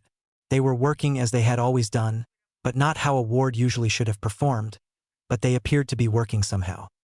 He had reviewed his glimpse of the memory of what Harry Potter was thinking about. The event took place at the end of the Triwizard tournament. His attempt at legitimacy on Harry had passed the truthfulness test, as far as he was concerned. The part that disturbed him was the thought he had glimpsed after the initial memory. It would appear the boy had some real fear of returning to the Dursleys. He would have to investigate that if he had time before sending the boy back again to the Dursleys. Dumbledore reviewed the list of statues by name. The list increased as the DMLE searched more of the Death Eaters' homes and workplaces. The latest addition was the Ministry's Walden McNair, who worked in the Department of Control of Magical Creatures. He was surprised by a note to the report that McNair's basement had been discovered to have cells and cages in which 6 Muggle-born female magical children were being held during an investigative raid. The information Albus was reading detailed that Walden had apparently kidnapped and would kill these 6 children. According to the notes, the report also stated that Walden would always keep 6 young female children. When he kidnapped another, he would always kill the one he had in captivity the longest. McNair had been doing so from before the end of the last war. He had often kept the children for years. Dumbledore felt sorry that McNair would never have a chance to have a change of heart and repent. He felt nothing for the innocent children. After all, they had no need to repent any of their deeds because they were innocent. Given the time he was gone from the infirmary ward, he checked the listening and recording charms he had placed on Harry and Hermione. As Albus listened in, he grew surprised that Harry was so closed-mouthed. So the headmaster sat listening in on teenage idle chit-chat. Then was surprised when he heard Harry had taken steps to deal with himself if he ever overstepped his bounds. He had started to wonder if Harry had an inkling that he had used memory to charm him several times in the last few years to protect him from bad memories. The fact he had nearly blocked all of Harry's childhood memories before he left the boy with the Dursleys was something he had to do to protect his plan. He had been unaware that the boy had been in deep communication with Sirius since his escape from Azkaban. This troubled Albus because it was not according to his great plan. It was totally unacceptable. The boy must never know about his inheritance and position in society. The political power he would wield in his name alone would be enough to upset the political balance of the Wizengamot, now after winning the Triwizard tournament and trapping Voldemort. In fact, his political power would grow even more. Over the years, he had tried to ensure he controlled Harry's access to the goblins and his vaults. The headmaster thought about making a few adjustments to his plans for the future. Controlling Harry was his new focus. But instead, Albus went back to reading and writing reports for the Ministry. Harry awoke in the hospital bed, sitting up quietly and finding his glasses. He saw Hermione sitting in a chair with her head on the bed and covered with a blanket. Harry smiled and hoped she would catch no trouble for staying the night with him. Stopping for a brief moment, he mentally centered himself. This seeking his center had become his daily routine lately. He thought carefully before waking up Hermione. Carefully weighing out all the various options, he started planning the day. He knew the finals for all the classes would start tomorrow. While he was exempt from the finials because of the Triwizard tournament, Hermione would typically be in a near panic this close to testing time. He had hoped her occlumency training would help ease her anxiety about failure. Occlumency did aid in memory recall because it required one to sort and order their memories. He would wake her in a few minutes, and hopefully Madame Pomfrey would release him. Harry would ask Hermione to get him some clean clothes at least. If Madame Pomfrey wouldn't release him today, maybe she would release him tomorrow. He did want to take the final tests just for placement in class. His personal pride and Hermione's stubbornness would not allow him to do any less than his best. Years ago, when he lived with the Dursleys, he abandoned trying to succeed in his classes because Dudley was a poor and lazy student and would not put forth any effort. To achieve a grade higher than Dudley always would result in a beating. Harry took until the middle of his first year at Hogwarts to realize they were no longer in the same school or class. The Dursleys would no longer ask about it, and he didn't volunteer his grades or class standings. Yes, there was always competition for the top spot. Hermione had led their class overall, but not in all subjects. Neville held the top position in herbology. Greengrass held the top spot in potions. He held the top spot in charms and dada. Hermione had the top spot in transfiguration and history of magic. She held the second spot in the classes where Hermione didn't get the top spot. The third spot was usually held by Greengrass or himself. He wanted to get and keep the second spot behind Hermione. On top of that, he wanted to see the expression on Malfoy's face when he bested him again in the potions final. Yes, for the prior 3 years, Harry had come in third in potions on the final test. Snape's face would turn as red as a ripe tomato, and his lips would pucker as he had just dumped a spoon of alum into his mouth. Harry's thoughts returned to being nearly a typical teenage boy as he woke his bushy-haired girlfriend. Hermione, wake up, Hermione. It is time to study. Hermione woke with a startling thought which she voiced. Tomorrow. Testing starts tomorrow, and she panicked. Her anxiety started to spiral out of control. That was when Harry's soothing voice reminded her. Center yourself, Hermione. Panic accomplishes nothing. Planning does. Take a deep breath. Breath. Hermione took a deep calming breath. Then she let it out slowly. Then she repeated the mantra aloud. Panic accomplishes nothing. Planning prevents panic. I have a plan. Taking another deep breath. Thank you, Harry. I needed that reminder. We have a plan. Right. Yes, we do, spoke Harry. The plan for today. We need to check and see if I will get out of here today. If I do, I need clean clothes and my book bag. If not, I still need my book bag and notes. Hermione added. I need to get cleaned up either way. A shower. Clean clothes. I need to eat. The tray I had last night wasn't enough food. My books and notes would be nice. I can study with you here or in the library. Either way, things happen within the framework of the plan. So, first things first. Check and see if Madame Pomfrey is going to release me. We will then move on from there. No panic allowed, Harry said. 10 minutes later, Madame Pomfrey bustled in and, I need to run a few tests, as she wove her wand in a very exact pattern. She said, Your test looks fine now, but I need Dumbledore's approval to release you. There is no medical reason for me to keep you. The wound in your arm is healed nicely, and no sign of infection. I am surprised. Even your scar is healing cleanly now. For some reason, it never would in the past. Why it never would heal properly before was a mystery. The scar will hardly be detectable once it completely heals this time. Harry said with a bit of anger. No real medical reason? Does Headmaster Dumbledore vet all your medical releases now? Does he require his personal okay for any other student's medical decisions or only mine? Madame Pomfrey's hesitation was too long for even her comfort. You are right. No other student needs to get his personal permission for medical decisions, Mr. Potter. And after today, no longer for you, you are released to go. Return here if you feel ill or overly tired. Come back if either wound starts to bleed or weep any fluid. No heavy activity for a few days. No flying. Good luck with your tests, both of you. Harry got dressed in his clothing from yesterday. Then, the two students made their way quickly to the tower. If they hurried, they could shower and still make it to breakfast in time. 10 minutes later, Harry and Hermione had showered, dressed, and met in the Gryffindor's common room. He had awakened Neville so he would not miss breakfast. So the two, walking hand in hand, made their way down to the Great Hall in time for breakfast. While the two were eating, Harry noticed the headmaster had entered from the side door and had seated himself. The headmaster sat regally on his throne-like chair and surveyed the room, smiling over his domain. Then he spotted Harry and Hermione sitting and eating like any other day.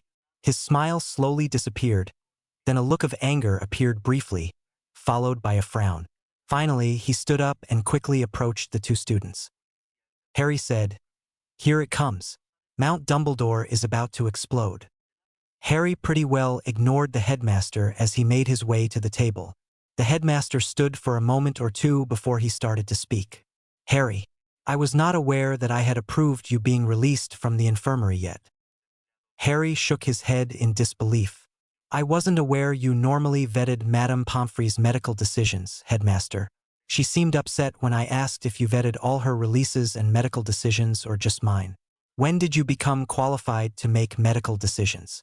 Just as I question you often concerning your own decisions on how all the students get to spend their summer holidays or just my summer holidays. Harry, my boy, now neither is the time nor place to have this discussion, Dumbledore stated with a growing frown of disappointment. I know that song and dance tune by heart. Do you have anything else to perform? What other things are you not telling the rest of the students or me? Is it time to play the I'm your magical guardian card now? I will remind you again, you're not now and never have been my magical guardian. If you were my true magical guardian, why have you never done any of the duties as required by law and customs? Let me ask you these questions. Did you inform me of my seat on the Wisengamot and my rights on my 11th birthday to select a proxy of my choice? When did you inform me of my right to select a proxy of my choice and that I was heir primary to the black-controlled seats in the Wisengamot?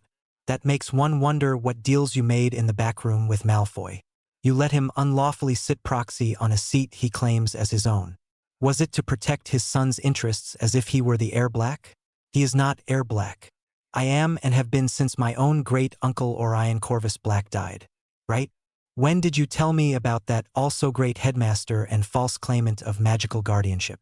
You have failed at every turning of all your so-called magical guardian duties. Harry, you don't understand. I just tried to ease your burdens, stated Dumbledore. It was never your duty to ease my burdens, headmaster. Never. Not the way I see it, spat Harry. 1. You signed the paperwork sending my oath-bound godfather to prison without a trial. 2. You unlawfully sealed my parents' wills, which had detailed succession lists for guardianship. Then they sent me to my mother's foster sister's home. Oh, I bet that's a big fucking surprise. There is no blood relationship between Petunia Leanna Gaither and Lily Rose Evans. Lily's father, Miles Evans, was Petunia Gaither's godfather.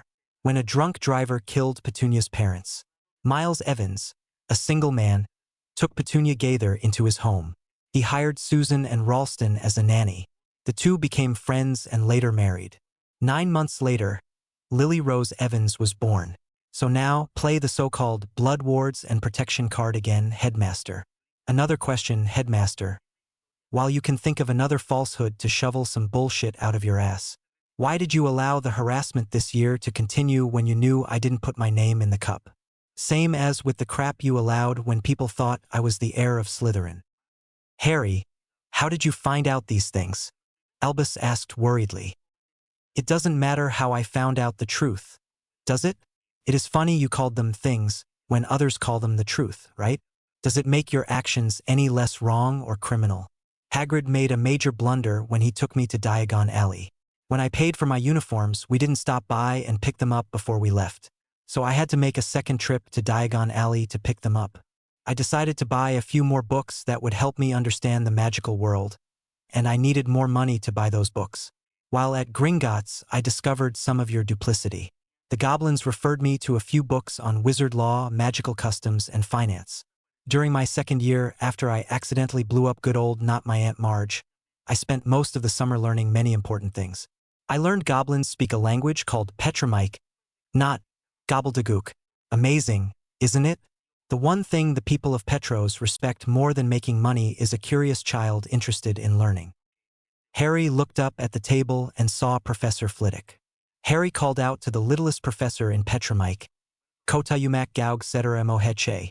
XY. Professor Flitwick got an astonished look on his face and replied, He, Chemo na wa fda umak zakya biu ja, while laughing. 50 points for Potter. That is a good observation and a great joke. What did you just say, boy? Asked the headmaster as the blood drained from his face. I said, the headmaster's beard length is exceeded by both his hubris and nose size. I also asked if my accent was still bad, as Sharpclaw complains about all the time. Harry expelled a long breath of air before continuing. My business is mine and mine alone. You'll find you are no longer considered my guardian in any way, shape, or form. When you forced me into the tournament as champion, which I completed yesterday and won, by the way, you forced me into filing suit for recognition of being of age, because of your own actions. Not emancipation, but being of age. I have exercised my rights as an of-age adult since October 31st. You will find that a complaint letter has been formally filed with the Wiesengemot for gross dereliction of duty. I was asking you to be stripped of all positions and tried for the crimes you have committed against me. Sometime today, you'll be served with legal notices and writs that state unless it deals with educational issues, you may not speak to me. Good day, Headmaster Dumbledore, at least for a few more days. Harry stood up quickly and, with Hermione following, walked out of the great hall, leaving the headmaster speechless. Every eye was watching the duo leave. As soon as they were out of the great hall, the whispered voices exploded.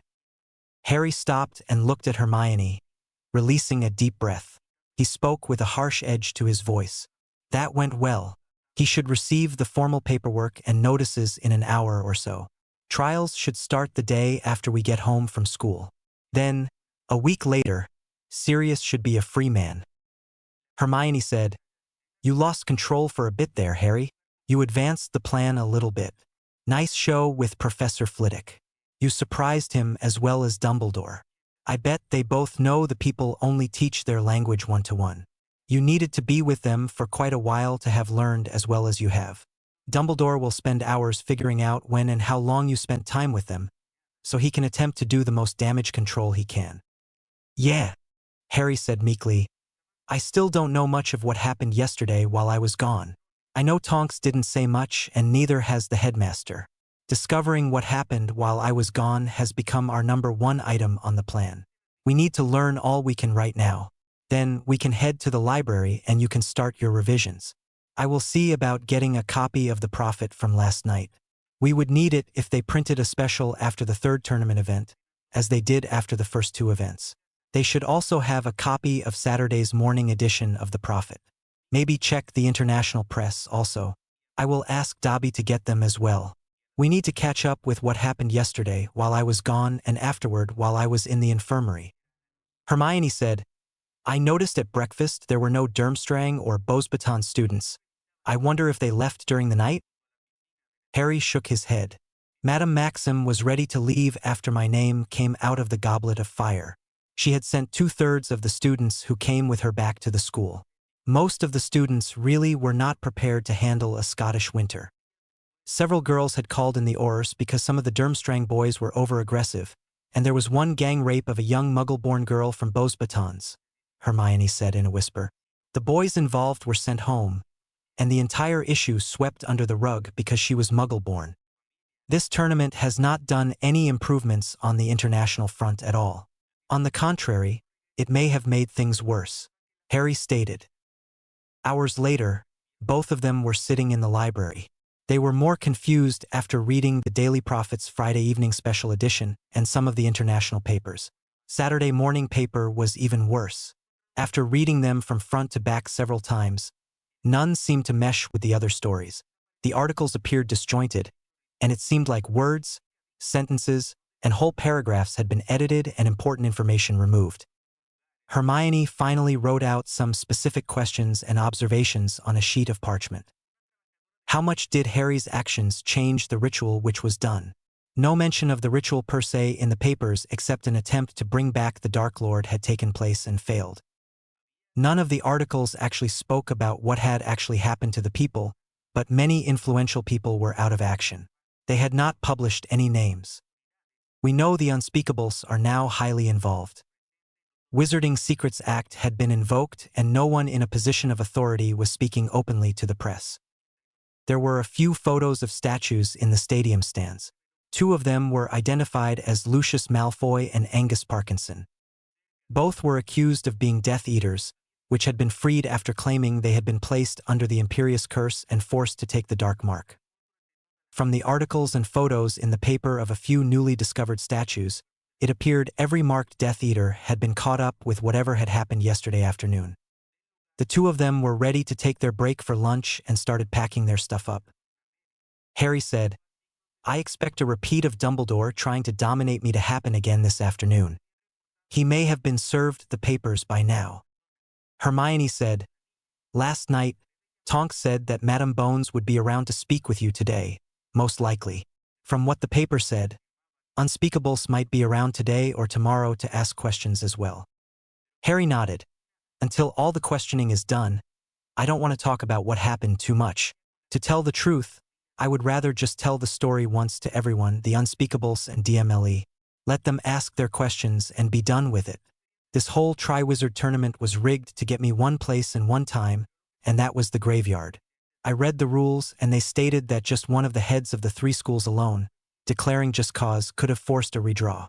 Also, a majority of ministry officials could have nullified the drawing of names by canceling the so-called contract.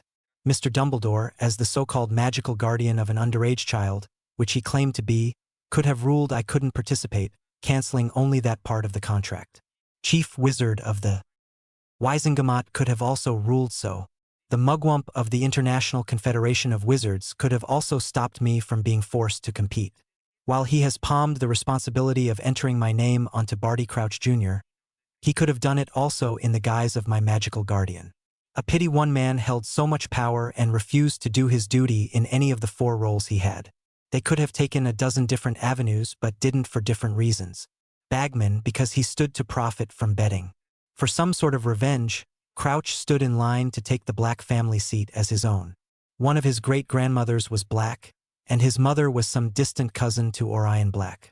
Dumbledore trying to force some sort of confrontation again between Voldemort and I, just as he did in the first 2 years here at Hogwarts. Soon the conversation turned lighter as they neared the Great Hall. Again as they entered, silence fell. They took their seats at the end of the table, farthest from the high table and Dumbledore, and started their lunch meal. Both of them hoped that it would be a peaceful meal. Harry noticed over at the Slytherin house's table, no Crabbe or Goyle, and no sign of Malfoy or Parkinson. Also missing are the Carrow twins and Knot and Yackley. A few are missing from the older Puffs and Claws. I'm not going to assume anything. They are very quiet over at the Snake Pit. Snape has missed 2 meals in a row. That's never happened before. Maybe he off somewhere stoned? Hermione snorted a giggled, punny Harry, in a droll sort of way. Oh, here comes Tonks, who slid onto the bench beside Hermione. So lovebirds, what did I miss this morning? Tonks asked. Madame Bones sent me back here to guard you 2 against Dumbledore and the press until she can question you. By the way, Harry, everything that happened yesterday, you know where, is covered by the Ministry's Wizard Secrets Act. No speaking with the press. Harry asked, "Am I now a person of interest to the DMLE?" Tonks was surprised by the wording and tone of the question. As she replied, "Not now, Harry. I suspect she wanted me to run interference with Dumbledore. Some of the higher-ups are upset. Additionally, they are at a loss of what to do or say without the usual voices whispering in their ears. For the first time in 10 years, they must think for themselves, which troubles them." Hermione asked, "So what is the news from the Ministry?" The Daily Prophet had very light reporting from what we read. While the headline stated I had won the Triwizard tournament, it gave no details or descriptions. It only says to read page 3. Page 3 stated only that there was a reported irregularity during the final moments of the last event. While it appears Harry Potter won, there has been no formal announcement. Tonks looked slightly flustered.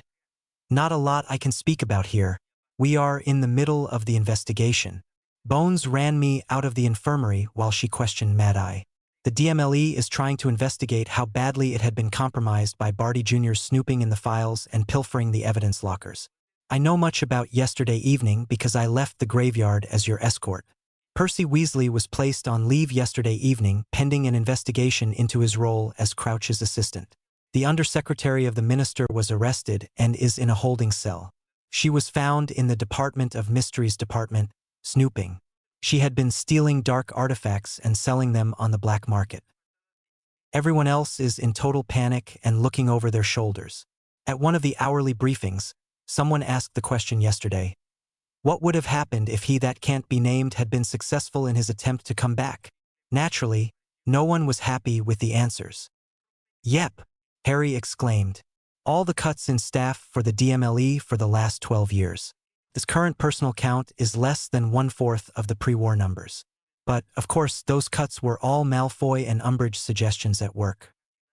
Also, the so-called creature regulations which demonized all creatures should be reviewed. Umbridge had a significant role in writing those acts. All those regulations drive those classified as creatures and otherwise ostracized in our society into Voldemort's forces. The anti-Muggle-born rules and taxes were all implemented at Malfoy and Umbridge's faction's behest. There was a sighting of the werewolf Greyback in France today.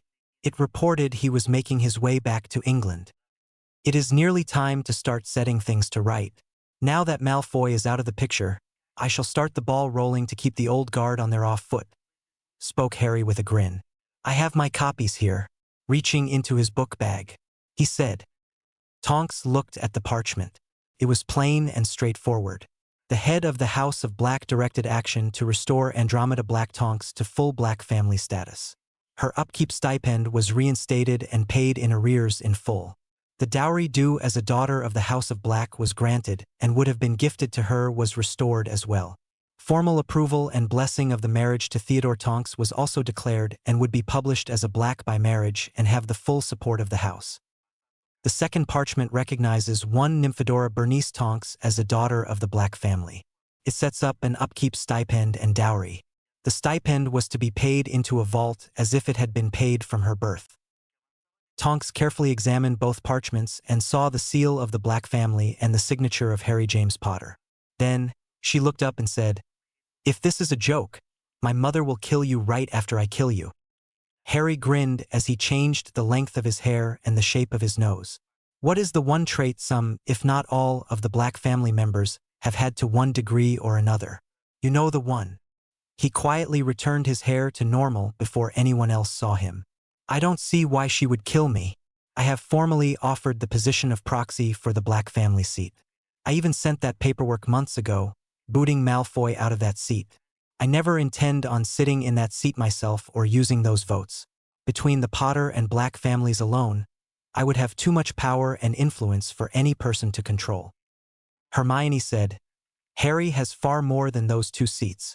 Dumbledore has been playing on both sides of the fence. Albus has his vote as head of the Wisengamot and the single Dumbledore seat. He appoints proxies for the other seats and instructs them on voting as a bloc. Albus openly supports Muggle rights, yet the proxies Albus controls vote against those rights. He is a two-faced puppet master and today notices go out appointing new proxies for lots of seats. Over 50% are being replaced. And none of them are Dumbledore's puppets. Did you ever wonder what happened to the Weasley family seat?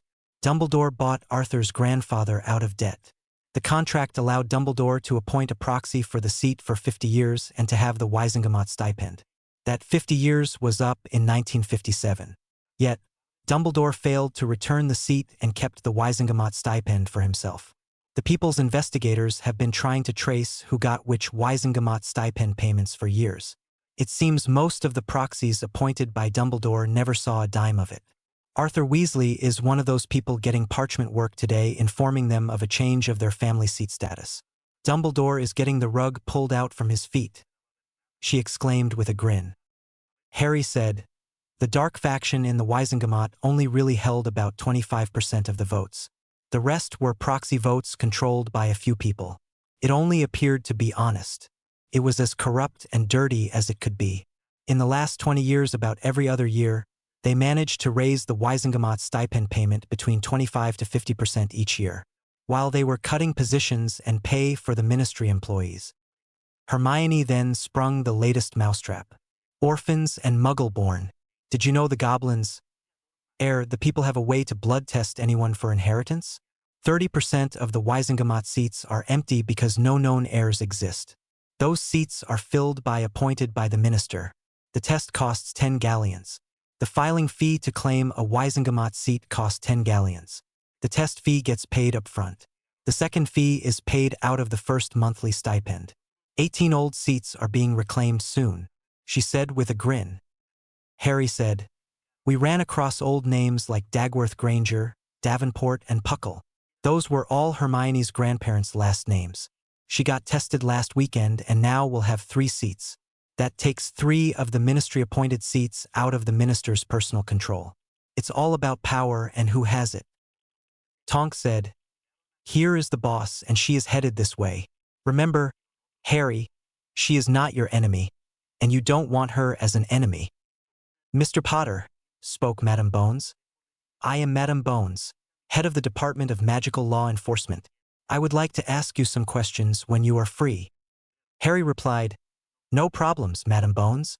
I would like to keep the reliving of yesterday's events to a minimum. It was very horrific and I would have not slept much at all last night, except for the dreamless sleep potion provided to me by Madame Pomfrey. I read in the Daily Prophet this morning that the Unspeakables are also doing an investigation. Logic would tell me that you and they will ask many of the same questions, right? Maybe you could organize a single questioning session between the two groups." Madam Bones thought for a moment. "I am sure that might be organized and it would make good use of resources. Let me set it for 3 p.m. today and get over with it. I am sure you must study for the end-of-year exams if you choose to take them. That will give you a few hours today and all of tomorrow. I would expect the questioning will not take that long. We should be done before the dinner hour." Harry nodded. "Good enough. Let me know if the time doesn't work, and we can set it up for tomorrow. I would like to keep next week free. I will set exams for my enrolled classes and challenging too, which I have done as self-study this year." Harry and Hermione finished lunch and went outside to study and talk. They were trailed by Tonks, who kept herself at a distance. The couple quietly looked over their books and notes. They didn't talk much. While it appeared Harry was reading, he was really meditating. Harry more or less played his personal story of the events in the graveyard repeatedly. This way, it would seem seamless and complete when he offered a copy of the memory. At about 2:30, Tonks made her way over to the couple. Madam Bones, the minister, 2 Unspeakables, and 2 senior Aurors just came up from Hogsmeade, and my mother is with them. She is most likely here as a healer if you have medical problems while answering questions about your horrific ordeal." Harry smiled his best. "Let me get over with this. I hope it won't be as bad as it could be. Just tell them what happened. Answer only the questions they ask. Don't add anything more. They are not doing this to trap you. They only want to know what happened in the graveyard and how you were involved," explained Tonks. Harry nodded with a set to his jaw. "I got that. You might say I studied at the foot of a master of answering questions, Albus Dumbledore. All I lack is his eye-twinkling charm." 10 minutes later, Harry, Hermione, and Tonks are standing outside a little-used conference room. Tonks explained, "This room is usually used for board meetings. Madam Bones thought it was better than using the headmaster's office. It will keep him from interfering with the investigation." Hermione asked, "May I sit in on the questioning? It might be nice for Harry to have a witness of the questioning for himself." Harry nodded. "I would like that, if possible." Tonks opened the door, and all 3 of them entered. "Boss Potter wants Granger to set in as his witness, just so there is no funny business happening. They are both just kids and are scared a little." Madam Bones said with a knowing smile, "Sure, they are both kids, but Miss Granger must remain silent unless she is addressed directly." Hermione said, "I can do that. Have a seat, Mr. Potter and Miss Granger, if you will," Madam Bones ordered. "Have a seat, Mr. Potter and Miss Granger, if you will," Madam Bones ordered. Madam Bones cast a sealing and privacy charm on the door, and then explained as she sat out some items on the table. She started explaining, "This is a special parchment and a special quill. It will automatically accurately transcribe everything said in this room. So, no else should be talking once I start the interview. The parchment is charmed so that everything said is written down and nothing that is written can be altered or changed. It will even record whispers or something you vocalize to yourself. Be careful with your answers, Mr. Potter. I sure the Unspeakables have something similar deployed as well." Followed by a smile by Madam Bones in their direction. "Are we ready, gentlemen?" She got a thumbs up from the Unspeakables. "When I start this session, everyone will speak their names fully names as I point at them. The Unspeakables may use their code names rather than their real names. Ready?" And she cast a charm to start the recording. "I am Madam Bones, head of the Department of Magical Law Enforcement, leading a questioning session of one Harry James Potter into the record of the events up to and following the third challenge of Triwizard Tournament. Sitting as questioners and witness are two unspeakables. Madame Bones pointed and one said, head of the Department of Mysteries, Unspeakable Croaker. Then she pointed at the other, chief investigator into ritual and blood magic, Unspeakable Sparrow. Next, she prompted the Minister of Magic, Cornelius Howard Fudge, Minister of Magic. Then she pointed to a taller black-skinned Auror. I am Senior Auror Detective and Special Investigator Alex Tremaine Shacklebolt. Then Madame Bones went around the table and pointed to the other Auror, Head Auror and Chief Investigator Criminal Division, Department of Magical Law Enforcement, Rufus Carlin Scrigmore. Next, Madame Bones pointed to Tonks, Nymphadora Bernice Tonks, Auror First Class, Special Investigations. Next was Hermione, which she pointed Hermione Jane Granger, Scion Dagworth Granger, a fourth-year student at Hogwarts. Next, she prompted a person in healer's robes. I am healer and medical officer Andromeda Lyra Nay Black Tonks, appointed medical observer by Drawn Lottery, St. Mungo's. Lastly, she pointed to Harry. With a gulp he stated, I am Lord Harold James Potter, head of the Black and Potter families, both families being noble and ancient or elder houses, a student, a compelled and an unwilling participant in the recently concluded Triwizard Tournament, as well as the undeclared winner of said tournament. That announcement took Madame Bones for a shock, but she quickly recovered. Thank you, Lord Potter, for allowing us this opportunity to question you concerning the events of yesterday. I understand you've described your ordeal as horrific in nature to me and others. We will get to that eventually. These gentlemen have already presented me with questions they wish asked. If they have any follow-up questions or need clarification of any answers or part of an answer, they will write them down and pass them to me. At no time is anyone to ask any questions of you except for me. You are not to answer anyone's questions but my own at any time. Madame Bones watched as everyone nodded in affirmation of full understanding. Now, Madame Bones asked, Lord Potter, did you enter yourself or have anyone else enter your name into the Goblet of Fire? Harry Potter nearly shouted, No. Madame Bones asked calmly, Do you know who did put your name into the Goblet of Fire?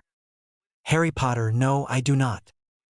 Madame Bones read down the list, checking off the first two questions, and skipping several more questions which were possible follow-up questions. Lord Potter, do you know where the parchment came from with your name on it which came out of the Goblet of Fire? Harry Potter answered easily, No, I don't know exactly. Madame Bones asked, Then what is your best guess, Lord Potter? Harry thought for a second, considering his answer. I suspect it was most likely taken from a piece of schoolwork. It wasn't a signature, it was my printed name. Also, it didn't have a school name on it either, which was required by the rules. Madame Bones got a puzzled look because he had volunteer information.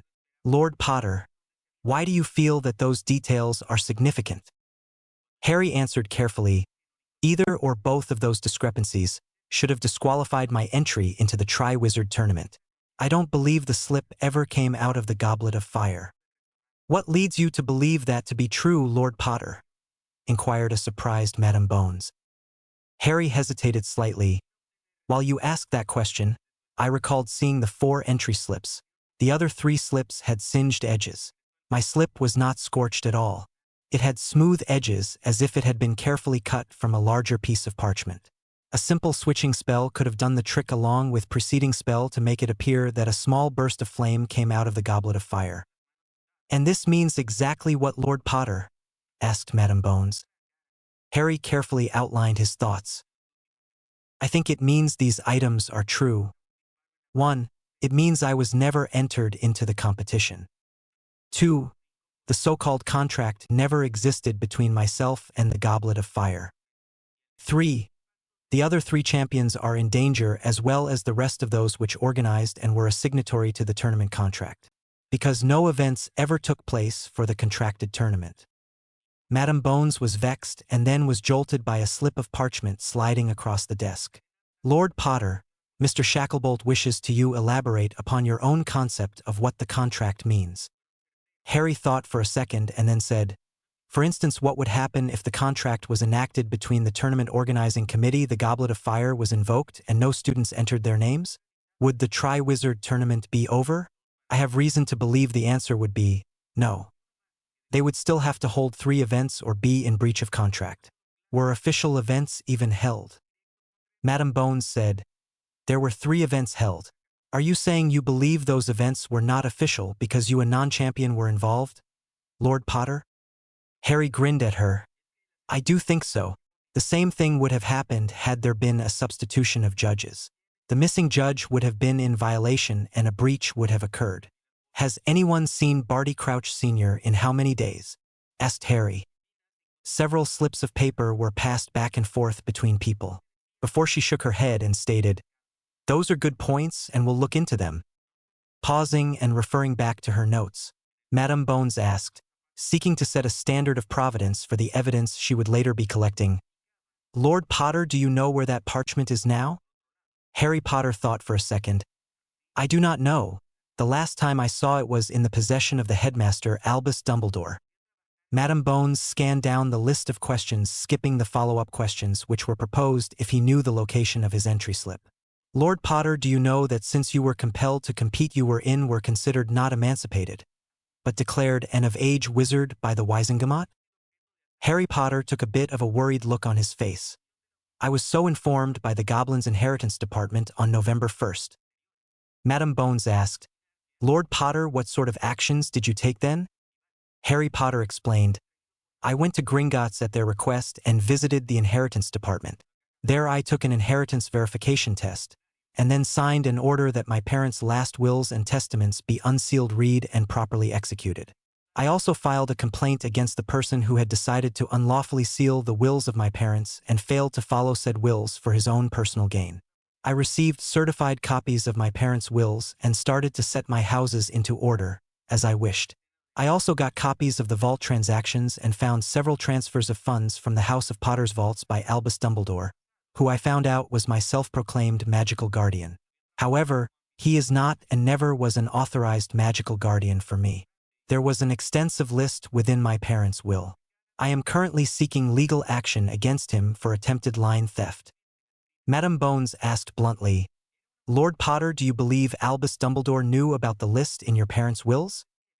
Harry Potter answered with a bit of anger to his voice. Yes, I know that he knew exactly the contents of my parents' wills. He was the witness to them signing the will and his signature as the witness dated October 25, 1981. Madam Bones asked, was there anything else that was significant in your parents' wills? Harry Potter spoke clearly in this answer. 2 items. It named their secret keeper as Peter Pettigrew and had a specification that Sirius Black, my oathbound godfather, was to be my guardian in all things until I reached age 11. At that time I was instructed by my father to take up the reins of my families, and Sirius Black was to remain as an advisory capacity until I reached 17 years of age. Madam Bones asked, will you provide the DMLE with a copy of the will? Harry Potter answered tersely, yes, I shall. He reached into his book bag and handed 2 scrolls of parchment to Madam Bones. For the record, Lord Potter has just handed over 2 scrolls that have the certification stamp of authenticity from Gringotts. The scroll is certified true copies of the last will and testimony of Lord Potter parents. Madam Bones said, a few background questions I would like to ask first. I want to ask a question about your first year here. Will that be okay? Harry had all sorts of red flags going up. He was unprepared for this and it was outside his plan. He would have to wing it. He took a deep breath and said, you may ask, but I can decline to answer. This is outside the stated scope of this interview, Madam Bones. Madam Bones bristled slightly, then with a frown explained, Lord Potter, we are just trying to collect some background info which we felt may have led up to the event in the graveyard. Harry nodded but held up his hand. I will still exercise the right to decline if I feel it is necessary. Madam Bones answered, I understand. Then asked, do you have first-hand knowledge about the demise of Quentin Quirrell, then Professor of Defense Against Dark Arts at Hogwarts? Harry Potter said, he died attempting to steal what was purported to be Nicholas Flamel's Philosopher's Stone while he was processed by Voldemort. During an altercation he grabbed me and some magic protection. which was supposedly placed on me by my mother, turned him to ash. The spirit of Voldemort escaped. Who told you that it was some sort of magical protection? Asked Madame Bones. Harry answered, That was what I was told. When I woke up in the infirmary after the altercation, I was told that was what happened by Headmaster Dumbledore. Madame Bones asked, Why didn't you report this to the proper authorities? Harry Potter answered simply, shifting the responsibility. Headmaster Dumbledore said he would handle all the necessary reports. And it was so simple. Albus was thrown under the bus wheels of justice. He was at that time Chief Warlock in charge of the magical court system. Would he not be one of those in proper authority? Madame Bones nodded, knowing full well what the boy had done. In one line, he had made sure he would be held faultless for failure to report a death. And at the same time, he had effectively removed Dumbledore's control over the Wizengamot forever. She had no doubt the headmaster had said exactly those words. With a small smile in the corner of her mouth, she said, Thank you for that answer. Next, tell us in simple words what took place in the Chamber of Secrets. Harry Potter slowly answered. We, Ron Weasley and I, had found a slip of paper in Hermione's hand. She was petrified at the time. We read the paper was torn from a book about basilisks, and the name Myrtle was written on the paper as well. Ron and I deduced that might be Moaning Myrtle, the ghost on the second-floor girls' bathroom. We told Professor Lockhart. The three of us went there and found Moaning Myrtle. She told us how and where she died. I discovered a snake engraved on one of the taps. I told it to open in Parseltongue, and the opening appeared. We slid down the pipe. Lockhart stole Ron Weasley's wand and tried to obliviate both of us. Ron's wand had been damaged and the spell backfired onto Lockhart. Harry stopped and took a drink of water and went on. The ceiling collapsed from the backlash of the failed spell and separated Ron and I. I then went on, alone. When I got to the chamber, I saw Ginny Weasley laying on the floor of the chamber. She looked to be asleep. When I tried to wake her, a ghostly spirit appeared. The spirit said he was a 15-year-old version of Lord Voldemort. He showed me an anagram of his real name, Tom Marvolo Riddle, and made it spell out, I am Lord Voldemort. I continued to try to wake Miss Weasley. The ghost then became solid enough to use a wand. He summoned Slytherin's beast, a 60-foot basilisk, and ordered it to kill me. I ran into some side tunnels and escaped. Eventually, Dumbledore's phoenix showed up and attacked the basilisk's eyes, blinding him. He also brought me the sorting hat, which gave me the sword of Gryffindor, and I used the sword to kill the basilisk. I then stabbed the diary with a fong from the basilisk. The diary which Tom had indited was letting him siphon off the life force from Ms. Weasley to restore him to life. After I stabbed the diary, the spirit dissolved and Ginny woke up shortly afterward. After that, we returned to the surface with the help of the phoenix. One of the unspeakables passed Madame Bones a note. She slowly read it and grimaced. Lord Potter, the unspeakables wishes to ask, how did you obtain a basilisk's fong? Read Madame Bones. Harry huffed because he was trying to avoid that fact from coming out. I wanted to skip that part. When I put the sword through the roof of the basilisk's mouth, one of the fangs pierced my skin and broke off. I survived because Fawkes cried tears into the wound and saved my life. A second note was quickly scribbled out and passed across the table. Madame Bones read it and nodded. Lord Potter the Unspeakable now asks, was the phoenix contaminated with material from the basilisk's eyes? Harry closed his eyes and tried to remember, trying to answer as truthfully as he could. Yes, I believe so, but don't recall that as completely as I wished. I had passed out at one time. I think had almost died. Madame Bones frowned. I am sure there are more details, and we might want to address those later. Let us return to the matter at hand. Lord Potter, can you tell us what happened after you entered the maze in the third event of the Triwizard tournament? Harry Potter recounted. I entered the maze first as I was the overall leader in points and took full advantage of the head start I had earned. I used a simple point me spell. I realized while I had been observing the maze that it sifted every 3 minutes and it always shifted to the left. I want to get as deep as I could before it shifted. I was nearly 1/3 of the way to the center when the first shift happened. My route was directly blocked. I moved in the right direction and stopped where I guessed the next shift would take place. I had planned for that and waited for the maze to shift again and proceed forward. Because of the nature of the maze, every shift brought me closer to the center. 3 shifts and I could see clear to the center and ran the last 100 feet. As soon as I touched the cup, I was portkeyed away. It was a very long trip, I thought. Well longer than the portkey I took with the Weasley family to the World Cup Quidditch match. When I landed, I wasn't at Hogwarts anymore. I was in the middle of a graveyard. I still don't know the name of it or where it was. Someone stunned me from behind. When I woke up, I was tied to a headstone. There was a very large cauldron sitting on a fire. There was a person which I recognized as Peter Pettigrew was starting to perform a ritual. I could hear parts of it and it doesn't make a lot of sense to me. I saw him dump a body of a very ugly baby-like thing into the cauldron. I could hear Pettigrew chant something about bones, and a bunch of white stuff floated out of one of the graves. I was close enough that I thought I could stop the ritual by kicking stuff into the cauldron. I had played footy a bit before I started attending Hogwarts. Do you know football? I kicked a bunch of dirt and rocks and some plants that were growing about the tombstone into the cauldron. Peter came at me with a knife and stabbed me in the arm, muttering about the blood of an enemy taken by force. Before he could drop the blood into the cauldron, I kicked more rocks into the cauldron, and I think I screamed, "Stone to become an unbeating heart." Then the blast of white light burst from the cauldron. Pettigrew ran away. When the light faded away, Voldemort stood inside the cauldron and screamed one as if in pain, as he turned to stone.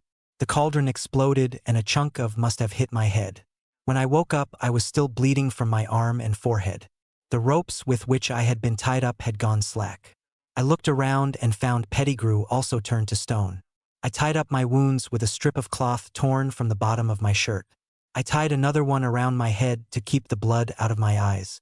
I was dizzy and so I sat down. I was lost and didn't know what to do. So I recalled the instructions to shoot up red sparks if I got into trouble at the beginning of the 3rd event of the tournament. I figured magic being done in a Muggle area would get the notice Madam Hopkirk's department. Someone would eventually get sent. I must have been in shock because I had forgotten I was considered an adult. I forgot the trace had been removed from my wand. You and the minister and Dumbledore showed up. I was taken to the infirmary here at Hogwarts, was given a dreamless sleep potion and didn't wake until this morning. Madam Bones smiled. Lord Potter, that was enough detail for now. Any other questions, gentlemen? The minister shook his head. Yes, and passed a note across.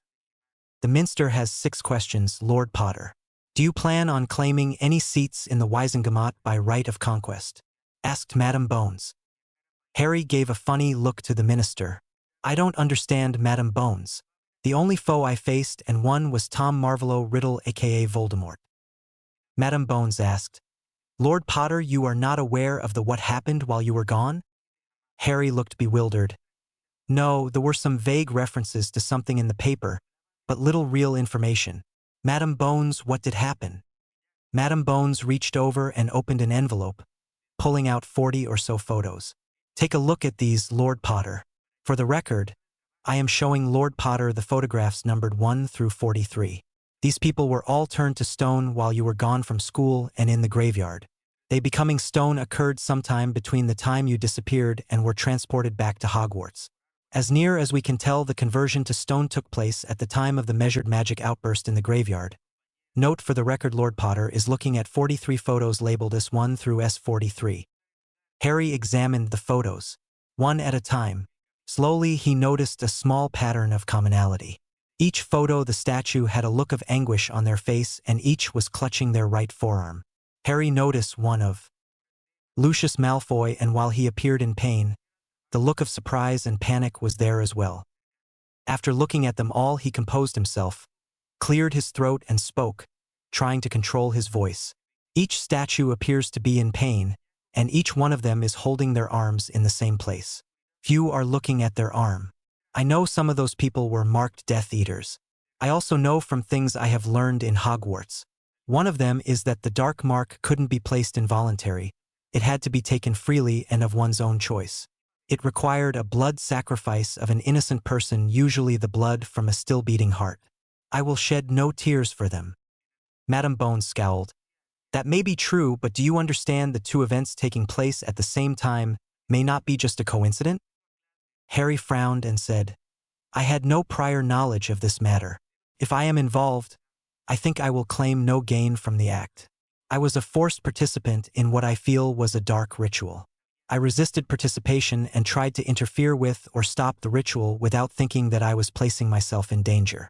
However, if awarded any claim, I will ask the claim and reward be converted to galleons and used to endow a charity fund to help those who were harmed by Death Eaters during the last war. I would want any votes to go to witches or wizards by an election process, eventually. Madame Bones looked at the list of questions from the minister. If that story of him not being a Death Eater is true and he isn't a statue, that leaves one more question. Lord Potter, would you be willing to bring Sirius Black into the ministry and allow himself to be questioned in front of the Wisengamot? Harry smiled inwardly and spoke. I might be able to get word to him. If the prophet were to publish an article about finding Pettigrew, and the ministry, Harry nodded in Fudge's direction, withdrew the kiss on sight order. I might be able to convince him to surrender to me, and he would be placed under house arrest and under his head of house's protection until a full trial could be held. I know he never received a trial and was never lawfully sentenced. Thus the claim of him being an escapee itself is unlawful. The law which all of England lives under is a trial is required within 1 year and 1 day of arrest, or the person goes free and cannot be charged for the same crime again. I do believe Sirius would rather have his day in court than to live under a cloud of doubt for the rest of his life. Madame Bones nodded and smiled. That's doable, Lord Potter. Madame Bones looked at the other 3 Aurors in the room, and they shook their heads in agreement with the head of the DMLE. One of the unspeakables passed a note. Madame Bones nodded in assent. Madame Bones, Lord Potter, the unspeakables would like a copy of 3 memories. One of the confrontations with Professor Quirrell/Voldemort, a copy of your fight in the Chamber of Secrets, and copy of the events of last night in the graveyard until you return to Hogwarts. They are willing to agree to the following: to limit access to memories only by the unspeakables and the head of DMLE and Minister of Magic, and with my complete agreement to grant complete indemnity concerning all those acts which might have taken place in the graveyard. I might add you were already indemnified for all acts during the Triwizard tournament, short of using any one or all of unforgivable curses. Harry Potter thought a second before saying, "Give me a moment to consider, please." Harry closed his eyes and weighed the request. He understood the concept of indemnity, but also understood that whoever saw the memory could still deal out grief or create an act of entrapment for something else for what they might be perceived to have happened. Opening his eyes, he said, "How about 14 days after you get the memory you will return them to me? You will not copy or make copies of the people memories who view my memories. Dumbledore is right in this specific case. The public at large need not be privy to all things, and there are some things I wished I didn't know or haven't seen. I will make a non-disclosure oath of my own if need be." Madame Bones looked to the unspeakables. A few minutes later a note was passed. The unspeakables say, "At this time no oath is required. We are all still working as a group. This matter is still a secret and privy to just the people in this room. Others will only be read into the secret with the unanimous decision of Lord Potter, head of the DMLE, and the 2 unspeakables here today." One of the unspeakables stood and passed 3 vials across the table. Madame Bones, at this time 5:09 p.m., I conclude the interview session, and I am disconnecting the transcription charm. Pointing her wand at the quill she cast finite, and the quill stopped writing. Harry quickly cleared his mind and withdrew the story memory, and placed it into a vial. Next was the chamber memory and then the Quirrellmort memory, and passed them all back to the unspeakables. Croaker spoke quietly with a smile. "Thank you very much for what you did. Be assured these memories will pass our inspection. We may talk later, Lord Potter. Maybe when I try to recruit the 2 of you in 3 more years. Maybe sooner. Very nice shields, both of you. By the way, I can't wait to see what the 2 of you accomplish in the next 3 years." Harry tried to keep calm as the 2 unspeakables left the conference room, only to have Dumbledore attempt to push his way inside past them. Once in the room, Dumbledore tried to assert his authority over Harry Potter. "Harry, my boy, didn't tell you no interviews?" Harry Potter: "Yes, you did, Headmaster. But in this case, you didn't have the authority to order it. This was a matter of State Security and Secrets Act about a Ministry of Magic sanction event and took place off the campus grounds. You were not told because it is not your concern at this time. You are merely the presiding wizard in the Wisengamot for the time being. When and if the Unspeakables or the Department of Magic Law Enforcement releases the information, until that point of time, it isn't your business. They made that clear to me. But I am your headmaster and your magical guardian. The old man tried to assert again. Harry said, "Firstly, yes, you are the headmaster of this school only, but what was discussed didn't take place at this school. Second, I made it clear before this, if you were my magical guardian, you have criminally negligent and failed at that duty. You failed when you unlawfully sealed my parents' wills. You failed when you sent me to my mother's foster sister's house under the pretexts of unlawful blood wards. Are you listening to this, Madam Bones, or Shacklebolt and or Scrigmore?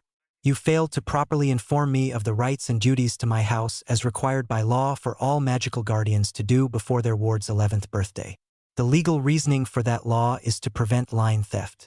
The fact you inked and signed a marriage contract itself is unlawful because House of Potter Charter forbids marriage contracts. That same charter demands charges of line thief to be filed and prosecuted, which I plan to do. I will give you an out. You resign your family's seat in favor of your brother. You resign before noon tomorrow as headmaster and all public positions, elected or appointed.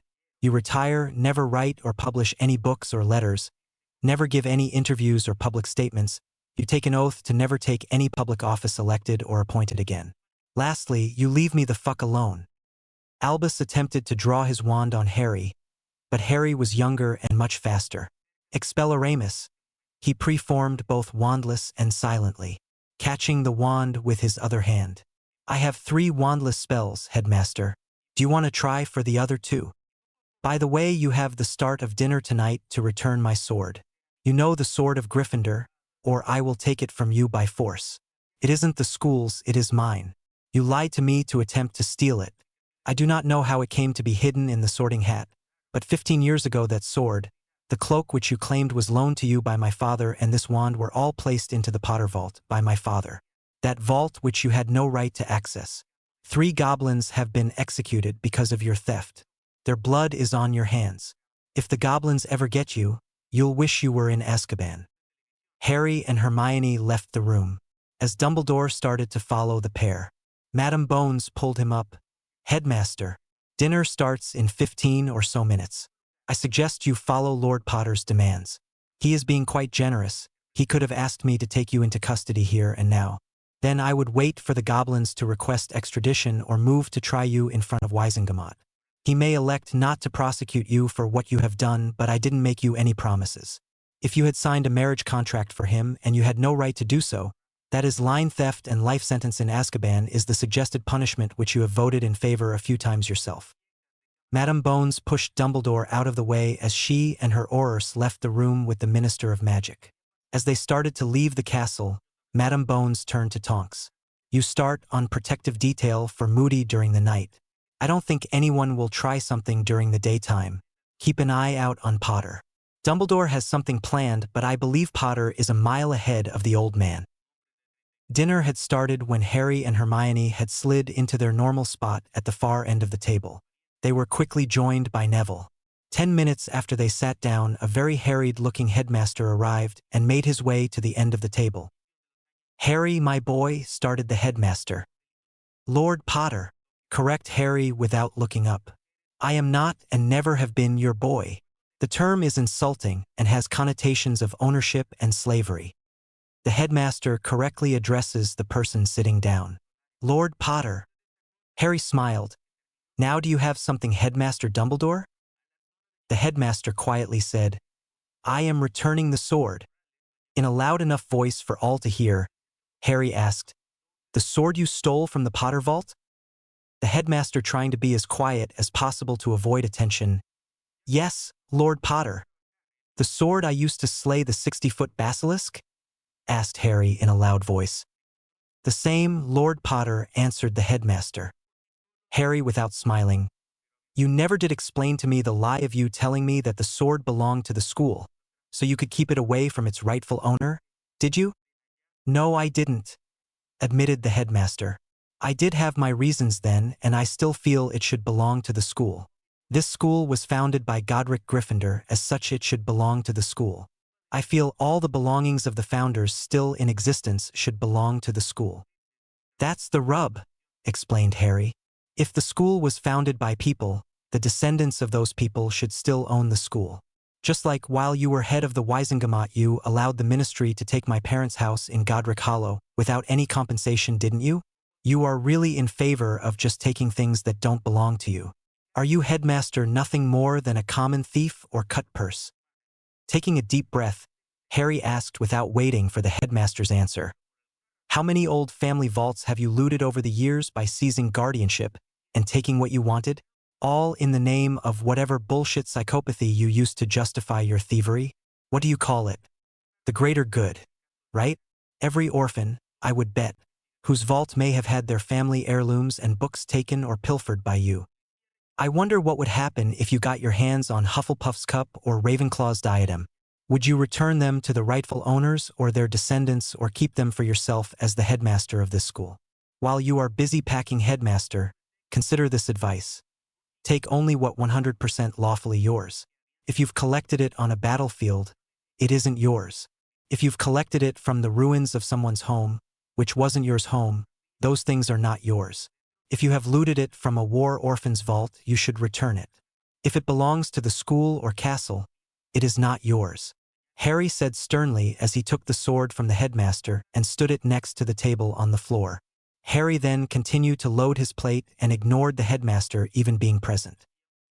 Dumbledore cleared his throat once more, trying to get Harry's attention. Harry simply refused to acknowledge Dumbledore's presence any longer. Dumbledore slowly turned and realized almost every eye was upon him. He slowly did what the Muggles would have called a perp's walk to the head table. Once there, Dumbledore stood until the noise level dropped to nothing. Then, with a defeated look to his face, he spoke with great pain. Excuse me for a moment while I make a short announcement. I wish to announce that I am retiring as headmaster effective as soon as the Hogwarts Express train leaves Hogsmeade Station. In the interim, Professor McGonagall will be acting headmistress of the school until the board can meet and appoint the new head for the school.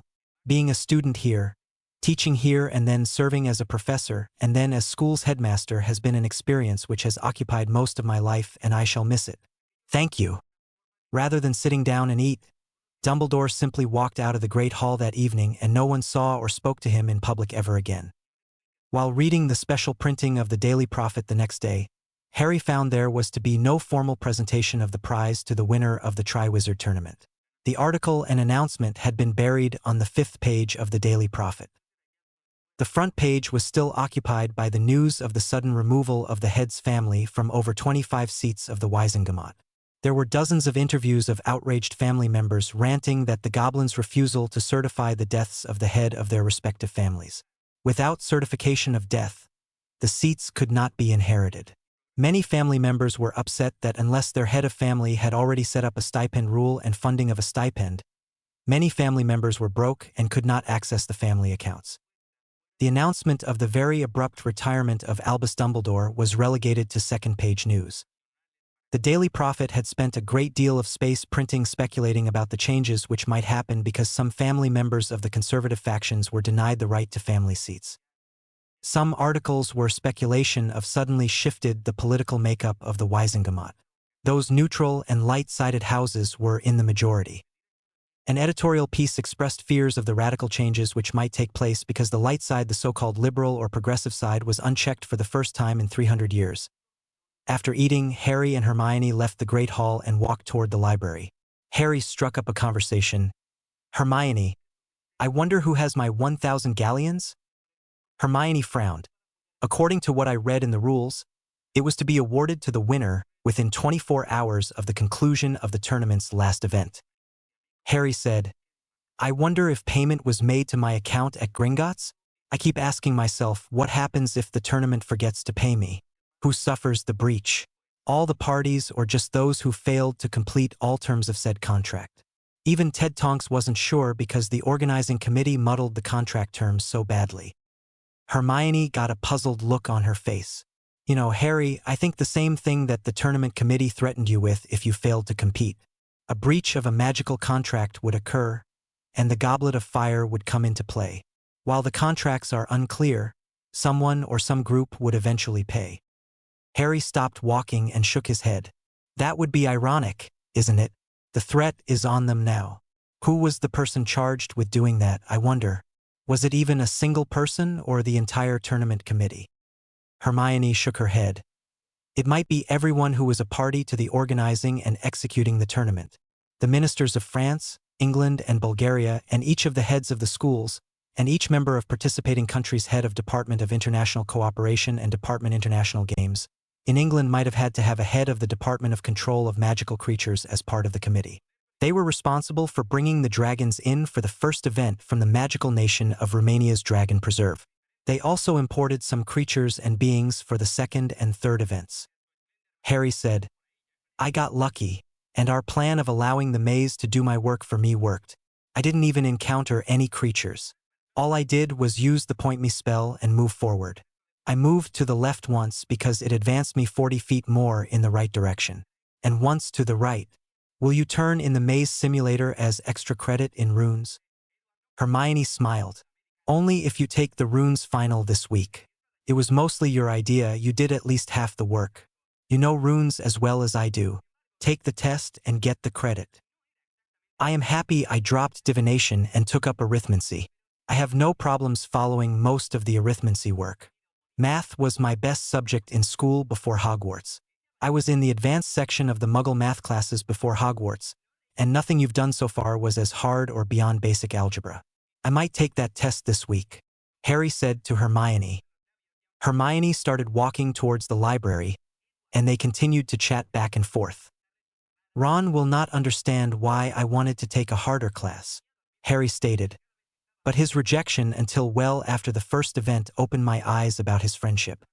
He believes even now that I cheated to enter the Triwizard tournament and faked the magical oath. Hermione frowned. He has become toxic for us, Harry. You and I have made many more friends since he started avoiding you. We had a small group from all the houses helping you succeed in the tournament. It grew slowly. They all helped you a lot, but you put in the hours of study and work. Your practical spell work is now at the 7th year level, and your theoretical understanding is at least an OWL level. Harry said, I am glad we didn't challenge the OWLs this year. Next year is my chance to catch up with the theoretical work and maybe pick up a few self-study subjects like wards or rituals. Then the plan is still for both of us to take OWLs and the following year challenge the Newts, right? Hermione got a doubtful look on her mind as they reached to library's doors. I want to get the best scores I can. Those 2 tests determine what jobs you qualify for the rest of your life.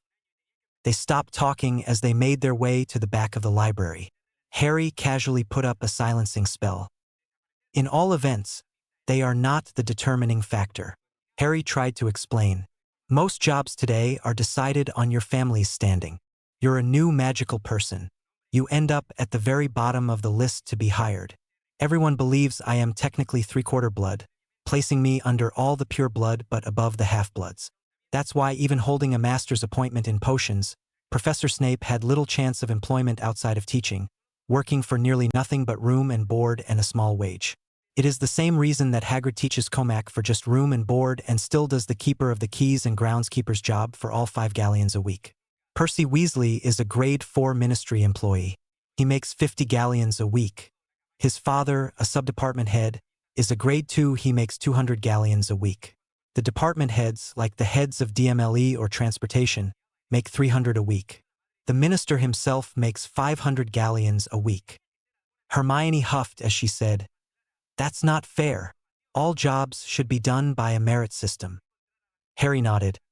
I know that, and you know that, but how do we make that change? Hermione nodded. We plan. Harry smiled and said in agreement, We plan. At 17 or after I finish my newts, I will take my seat on the Wizengamot and all the seats I won by conquest yesterday. Magic will determine that at Gringotts, not in the backrooms of the Wizengamot. We got you tested in the inheritance department. Magic comes only from a genetic source. It isn't a mutation. The gene sets in question are not epigenetic. From what I have read from research in the Americas, there are 16 gene sets. You must have 10 double sets to have enough of a core to tap into the energy we call magic. Some people may naturally have 1 or 2 sets that are not enough. They may even carry incomplete sets, called singletons. If your parents combined, they had at least 12 matching sets. Bingo, that's you. It was also my mother. She was born from 2 or more descendants of squibs, 8 or 9 generations back. Hermione nodded. The plan TP get all muggle-born, half and 3/4 go and get tested. Harry, just like my mother did, while she didn't have to work because of her husband's family money, she had started an apprenticeship with Professor Flitwick when she had to quit and had go into hiding. While she wasn't considered a muggle-born anymore, her standing improved greatly by being married to my dad. Hermione said, I am not going to marry you to get ahead, Harry. Harry grinned and teased Hermione. So why will you marry me? She blurted out. I am only going to marry you because I love you, Harry. He watched, amused, as her face reddened as she realized what she had said. Harry's face grew a look of slow understanding. I am glad because I think I love you as well. Both of them nodded to each other. Harry was taking the lead. I'll ask you more formally after we take our newts, and I ask your father for permission. Until then, maybe you'll be my girlfriend. Unless you want a formal contract, and that's hard because formal betrothal contracts are not allowed in the Potter family. At 16, we can become engaged. But no contracts. She smiled. It will take Daddy some time to come to grips with the idea of me getting married. Harry said, the offer for me to endow a grant for you is on the table even if we don't marry. An investment for a friend. A thank you for all the work you have done over the years on my behalf just as a friend. So today we are boyfriend and girlfriend. You get to hold my hand and kiss me goodnight.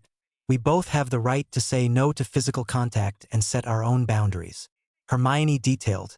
If I say don't, that is the limit. When that limit changes, I'll tell you. Okay?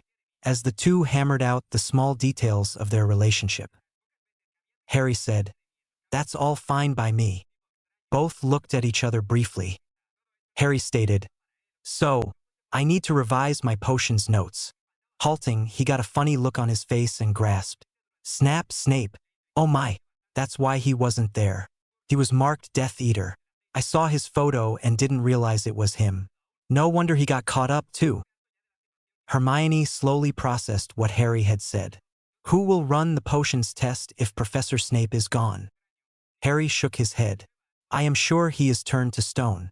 I remember seeing a picture of him in that packet of photos Madame Bones showed me now. Hermione looked worried. Be wary. While he wasn't well-liked, he was Draco's godfather. Between his anger because his father being turned to stone and now his godfather as well, he may come looking for trouble. I know, he answered. I just can't let it become a distraction from these tests. Especially if I want to take runes and arithmancy next year with you. Study time, they both said together with a laugh and turned to their notes and opened their books. The couple spent the rest of the evening studying and revising the Transfiguration notes.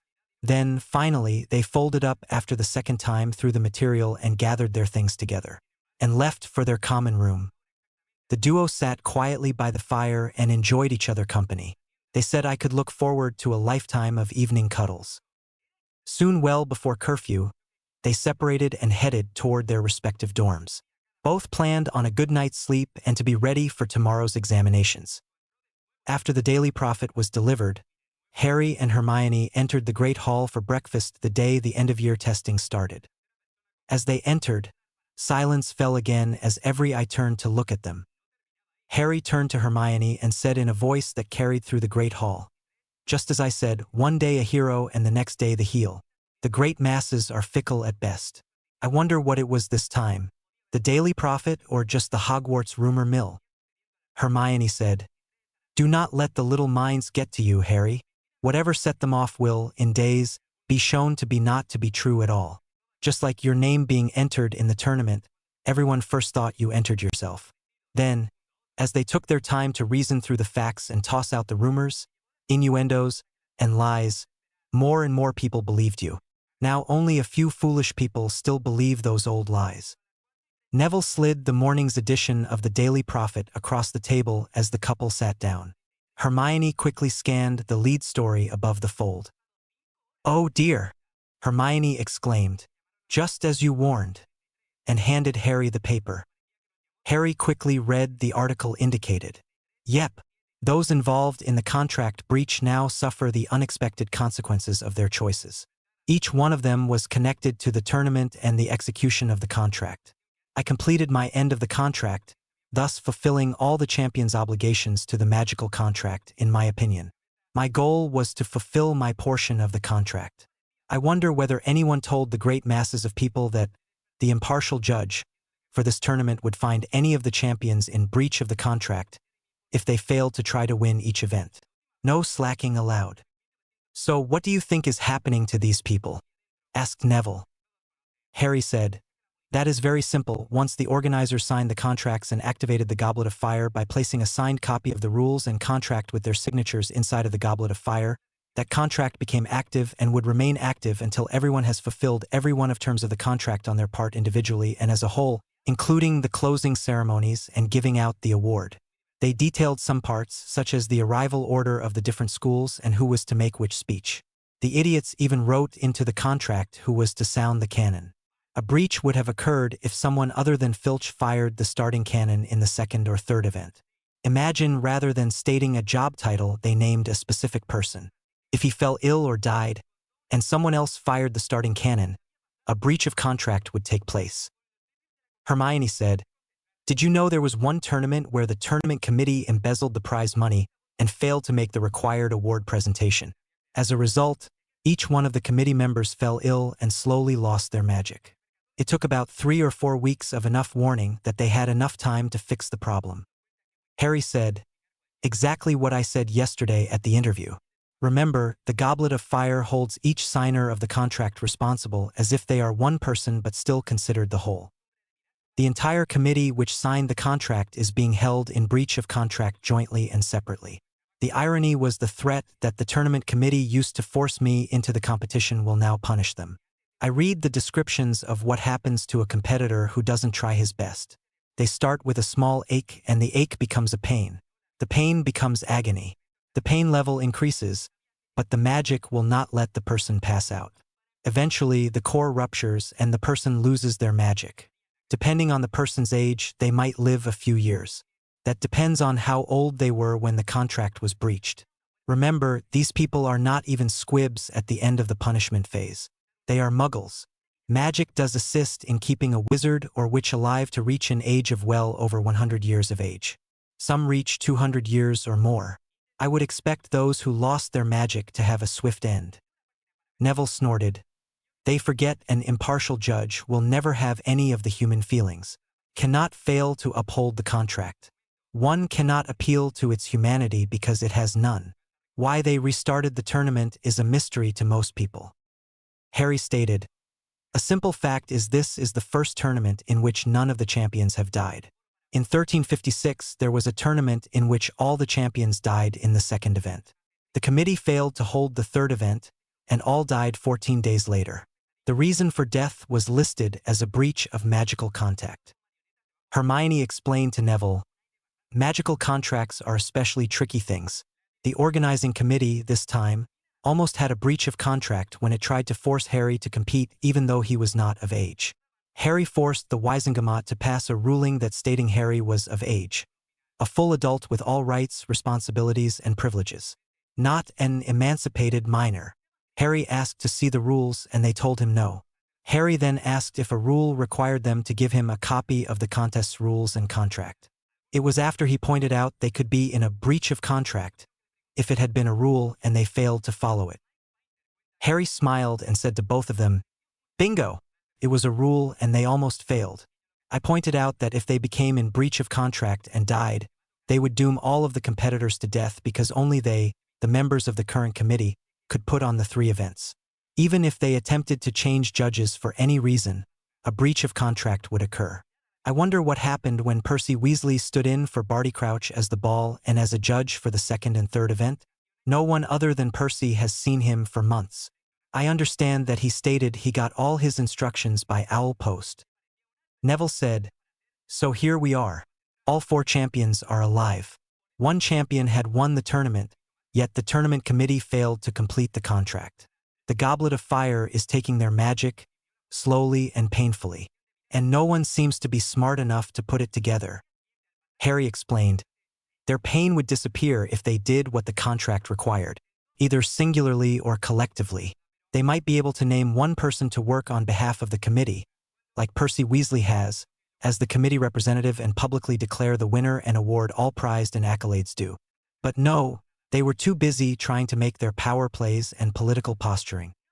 Hermione pointed out the fact by saying, "Well, Harry, with all the statues turning up, they were trying to sort things out." "No, they were not," Harry said. "They failed to set their priorities for their roles and complete the contract. Instead, each member of the organizing committee wore too many hats and wanted to micromanage everything. The only two people who come close to setting their priorities are Madame Bones and the head of the Unspeakables. But, again, many members of the tournament committee are wearing too many hats and trying to tend to too many irons in far too many fires." Neville asked, "Harry, do you have an example?" Harry said, "A large one. How about Dumbledore? He is our headmaster. That's a full-time job all in itself. Additionally, he is the chief wizard of the Wizengamot. The job is equivalent to leader of the House of Lords. It is a second full-time job. Next, he is Mugwump of the ICW. A third full-time job. How well does he do 3 full-time jobs, even one of them? His job performance rating is poor at best. I actually believe a proper job review would give him failing marks." Harry went for the closing argument. Additionally, he named himself to be Hogwarts tournament judge and organizing committee member. So the days following the third event, he was busy trying to do the 3 jobs simultaneously and trying to run the tournament. Contract compliance fell through the cracks because he was forced to let something go. It appears he tried to supervise the investigators at the graveyard, that a 5th job. None of the hats he would normally wear has him supervising the DMLE or Department of Mysteries. If anything happens, he gets read into or briefed on investigation outcomes, but doesn't take any part running in it. A failure on top of his failure to prioritize or properly delegate tasks. One that will cost many people their lives because so many people depended upon the great and mighty wizard Dumbledore to do their thinking for them. Neville sat with his eyes open wide. "I see what you were talking about. Sort of like Professor McGonagall. She is deputy headmistress, head of the Gryffindor house, and professor of transfiguration. 3 full-time jobs. No wonder she is always tense and tired." "Exactly," stated Harry. "Hermione has read in Hogwarts a history that at one time, the deputy head or dean of students in the Muggle world was a different full-time job, as were head of houses jobs. Those jobs were never held by full-time instructors. Those only came about while Dippet was headmaster at the advice of the Transfiguration Professor Dumbledore. Once Dumbledore became headmaster, the head of house and instructor roles were doubled. The pay for doing 2 jobs increased by about half again, saving 50% of the cost of a separate head of house. McGonagall does 3 jobs for about 1/3 of the instructor's positions. The head of house paid less than an instructor, and the assistant headmaster paid a little more. Then additionally, we have only 1/3 of the number of electives to pick from than were offered in 1920. Hermione explained, "All students have had our education suffering on Dumbledore's watch.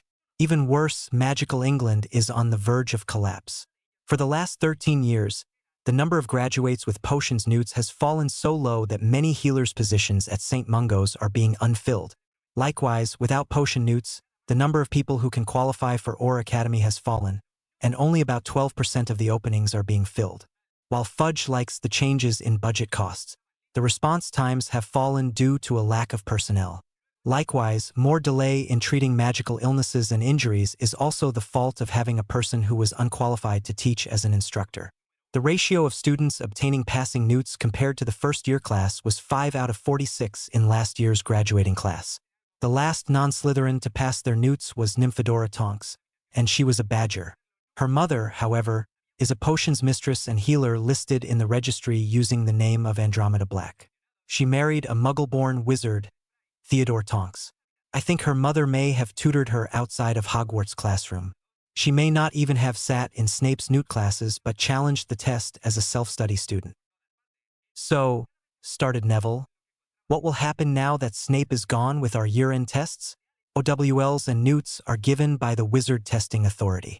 Is Madame Marchbanks just in charge of those 2 tests?" Harry said, I speculate that the Wizard Testing Authority will find someone to oversee the end-of-year testing for potions. Right now, Dumbledore seems to suffer from the same malady as the rest of the tournament committee members are suffering from today. But a week from now, it will be a moot point. You do know about the prophecy? Asked Hermione. Harry shrugged. It isn't specific about which Dark Lord it is addressing. It might be Voldemort or Dumbledore or some future Dark Lord. Also, it does not state which year or calendar system it uses. If it uses a European astrological year system, it would be the 9th month from the spring equinox date, which is in March, which would end the 9th lunar month after the equinox. It could be an Arabic or Hebrew calendar. Harry took a deep breath before continuing. We need to judge the motives and the methods used by the individuals. I believe both Riddle and Dumbledore to be equally Dark Lords. Both marked me in a way at different ways, and any prophecy could apply to either one or both collectively. Hermione looked lost in thought for a moment. That is a broad-reaching assumption, Harry. Yeah, I guess it is, Hermione, Harry admitted. But I will no longer be a pawn on some sociopath's game board. I will live my life as I need to live it. I think I got all my ducks in a row. Time will tell. Hermione smiled and replied, We just have to watch what happens next, trying not to be caught flat-footed. The discussion stopped as the food appeared for breakfast on the table. Hermione resisted the need to open her notes and study. The end-of-year tests would contain a written component in the morning, and then in the afternoon a practical component in the afternoon. The testing this year would be considered a test run for their OWLs. Today's test was Transfiguration. The students had been told that the written test would take place in the 3 allotted hours. Keep the answers in the allotted space. All students should think before writing and keep the answers straightforward, concise, and direct. At 8:30 a.m., the students began leaving the Great Hall. As the last one left, the doors were closed behind them. They stood around in small groups talking among themselves. At 8:55 a.m., the doors opened again, and the entire cohort of fourth-year students filed into the Great Hall. Professor McGonagall was conducting the end-of-year test session. She instructed the students, You are to find the table with the examination, which has a placard with your name written on it. The seating is in alphabetical order. All the written tests from today forward will have the same seating format. Likewise, the practical examinations will take place in the same alphabetical order. You will score 0 if you fail to show up in the proper order. These tests, like in real life, the houses you belong to will have no meaning. Harry found his seat, opened the inkpot, and waited. Finally, they were told to begin. He picked up the first parchment sheet and printed his name at the top of the page. Reading the first question, he quickly recalled the class which covered and the review of it a few weeks ago. Dipping his pen into the inkpot, he constructed his answer in his head before he started writing. Once he started writing, as he neared the end of the allotted space, he was done with the question and moved to the second question. He paced himself with 2 to 3 questions per sheet and 30 sheets in 3 hours and gave himself time to write each answer out as entirely as he could. When he finished writing the last answer, he finally looked up and saw he had about 15 minutes left. Looking in the row to his right and forward, 2 seats were Hermione. Hermione had just finished her last page, and he watched as she started to reread the questions and her answers. Then he watched Hermione bemusedly as she stopped herself. He had taken several months to convince her that if she was wrong the first time through, go with it. Please do not go back and try to second-guess yourself. Hermione was brilliant but suffered from a drive for perfection, and wasn't helped because she had a heaping dollop of self-doubt. She quietly straightened her papers, stoppered her inkpot, and relaxed. Slowly over the next few minutes, less and less scratching of the quills was heard. Finally, Professor McGonagall watched the timer, and as the last grain of sand fell, she called out, Time, please put your pens down, stopper your ink pots, and leave in a quiet and orderly fashion. Harry was just a little closer to the door and waited outside. He offered his arm to Hermione, saying, Would you like an escort, my lady? Hermione nodded. A walk after sitting for so long would be nice.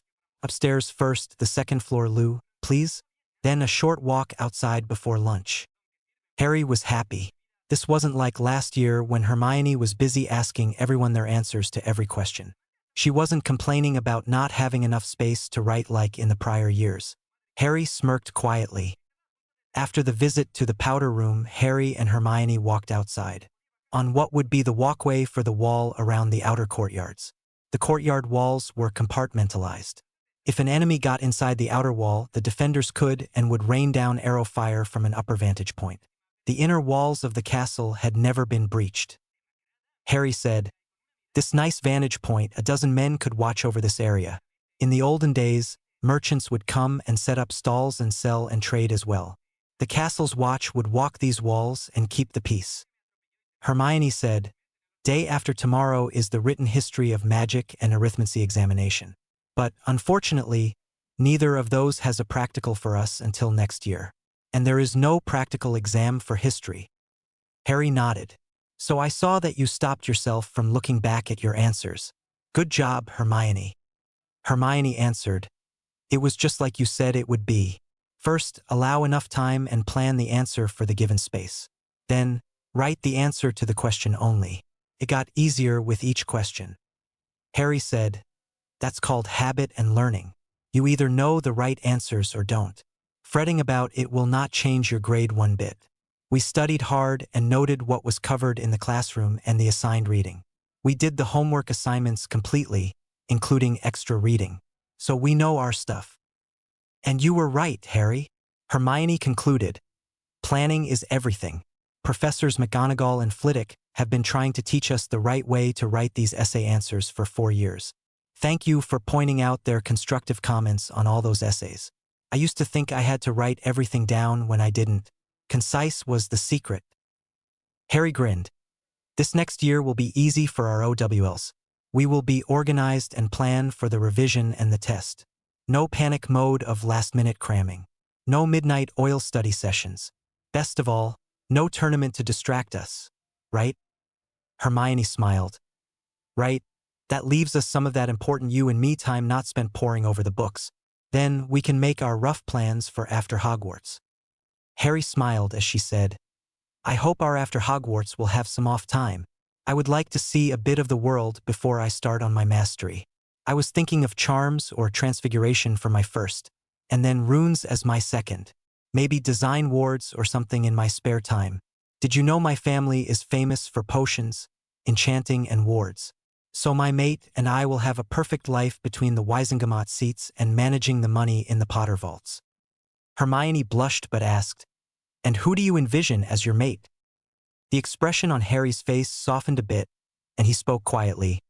"When the time is right, I will ask your father for permission to court you formally. It might come sooner than later. Then, when you are ready, I will make a formal proposal. I was thinking in the Great Hall right after sorting." Hermione smiled. "Daddy is expecting your formal request after the end of the school year." Harry said, "I should get it done and over with. The pressure will be high because I now am of age. And winning the Triwizard tournament shows I have the magical power to spare. Those older cougars will be out to get their hooks into me. And then you know I had a devil of the time overturning Dumbledore's attempt to marry me off to Ginny Weasley. It took a threat of charging him and Molly with line theft to stop it. There are still rumors Molly is trying to get my declaration of being of age overturned and reinstate the marriage contract." Hermione said, "But there would be less of a chance if you are formally engaged?" Harry said, "Correct. If there was a way to meet with your father before school ended, I would propose at the leaving feast." Hermione thought for a minute. Then, "Harry, if the contract for the tournament is still in effect, do you still have the right to leave the school?" Harry answered, "I think I do. I must only check out with Professor McGonagall and be back before curfew. I might even be able to take you with me this Saturday." The couple made their way inside for lunch, arriving just as the doors opened. The students flocked to the tables. There were a few hushed whispers of people murmuring. The OWL and Newt students had a few days to relax after their tests were done the day before the third task. The couple relaxed with their peers, following Harry's new rule of no serious schoolwork discussion at meals. Then, about halfway through the meal, Tonks walked into the Great Hall. Tonks stood behind Harry. "Watcha, Harry?" Harry laughed. "Don't tell Tonks is standing behind me?" Neville laughed in return. Okay, Harry. The Auror is standing behind Hermione with bubblegum pink hair, and her name is, call me Tonks, not Nymphid, as he quickly dodged her stinging hex. Harry facepalmed. Yes, Tonks. What's up? Tonks relayed the message. Item number 1. The boss wants to let you know the kiss on site order for Sirius has been cancelled. You can let him know we will schedule his hearing as soon as you can contact him. I would guess you would rather it is after school is over, right? Item number 2. Fudge and several other ministry types on the tournament committee are all sick and in St. Mungo's. That's the only common thing. They all took part in planning and executing the tournament. The boss wants to know, do you know what is happening? Harry motioned for Tonks to come close. Harry whispered, Item 1. I will try to set it up, Sirius. Suggest to your boss that she keeps in touch with me towards the end of exams. Item number 2.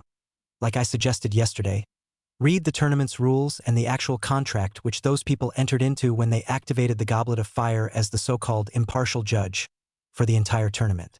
Section 3, paragraph 7 defines breach of contract, and Section 11, paragraphs 6 through 45 deal with penalties for breach of contract. I was forcibly entered into this fiasco against my will. The ministry would have killed themselves and me if they didn't fix the problem before the first task. It could have killed them if I had not been declared an adult before stepping into the arena to face the dragon. They certainly didn't do it to stop me from dying, did they? Here's one last hint for her. The other 3 champions' contracts were fulfilled when I picked up the cup. The other side of the contract is still in play. It is up to the organizers to fulfill their side of the contract. All of it. The Goblet of Fire is still active. This flame has not gone out. Now, please leave. I need to eat and be ready for my practical this afternoon. Tonks turned and hurried to the front of the Great Hall. Harry went back to looking at his food, while Hermione said, She is just the messenger. No need to shoot her, Harry. Harry grumbled, Hermione. She was there yesterday when they questioned me. I did everything but tell them what the problem was. They do not listen. I am just a student. I should not have to think for them, should I? I will not be a Dumbledore for them. As he pushed his food around on his plate, Hermione shook her head. I understand, but most people have had someone else thinking for them for so long they can't think for themselves. Even Tonks suffers from it. Harry sat and tried to finish eating a meal. The food, however, left a foul taste in his mouth. He was having trouble being cruel to the people who had made his last few months terrible. He debated with himself in his mind whether he should have been more vocal about the issue. He had a few more days if they didn't get a clue. He resolved to write the Daily Prophet with a letter to the editor tonight. What they did with it was on their shoulders. How many people did he have to explain this to before someone got it through their thick heads? Tonks had made her way to the head table and was talking to the deputy headmistress. Harry was feeling frustrated and put upon again. He could wait for this part of his so-called childhood to be over. Harry suddenly stood up and asked Tonks, Where is Madame Bones right now? Tonks said, The Wizengamot is a full meeting. She is there. Harry asked, Are either of my proxies there by any chance? You know your father and your mother. Tonks said, I don't think anyone notified him. Harry's face slowly turned red.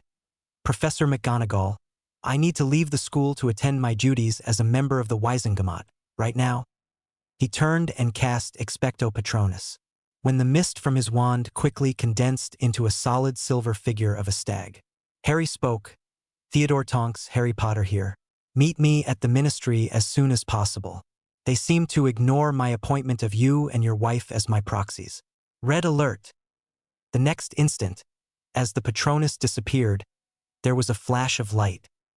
Harry called, Dobby. With a pop, the house elf appeared. Master Harry, what can Dobby do for you today? Harry said, I need to get my Potter's head of house dress robes out of my trunk and then get to the Wizengamot chamber. Dobby said, I can do that, and reached out and grasped Harry's arm and, with a pop, disappeared. Hermione said, Oh dear, Harry's on a warpath now, someone is in big trouble. Moments later, Dobby popped back, and Harry was dressed in a magenta robe with the Potter crest surrounded by a gold circle. On his back, he had the Gryffindor's sword slung across his back. Harry leaned down and kissed Hermione. If you can explain to the examination board what my problem is today. Dobby, the Wisengamot chambers, please, as he drew his wand. As Harry Potter and his elf disappeared with a pop, Hermione said, Harry is pissed off. Someone is in big trouble. The crowd watched as Tonks and McGonagall's faces turned white as ash. The deputy headmistress hurried down to Hermione to ask, What is happening, Miss Granger? Hermione said, Someone has attempted to usurp Harry's right to appoint a proxy. I suspect there will be hell to pay if Daedalus Diggle or one of Dumbledore's other lackeys sits in his seat as his proxy. Do you know why Headmaster Dumbledore is sick, Professor? Because the entire committee has been in breach of contract since the Triwizard Tournament third event ended. He and everyone else who organized and ran the tournament is being stripped of their magic slowly and painfully. If the headmaster attempts to revoke the Wisengamot's declaration of Harry being of age, the Goblet of Fire will kill Harry because he competed in violation of the contract. Then the entire committee which put the tournament together will die as well. If the Wisengamot votes to revoke the declaration, they could also die. Professor McGonagall's face turned even whiter as she said, Albus, what nonsense have you done?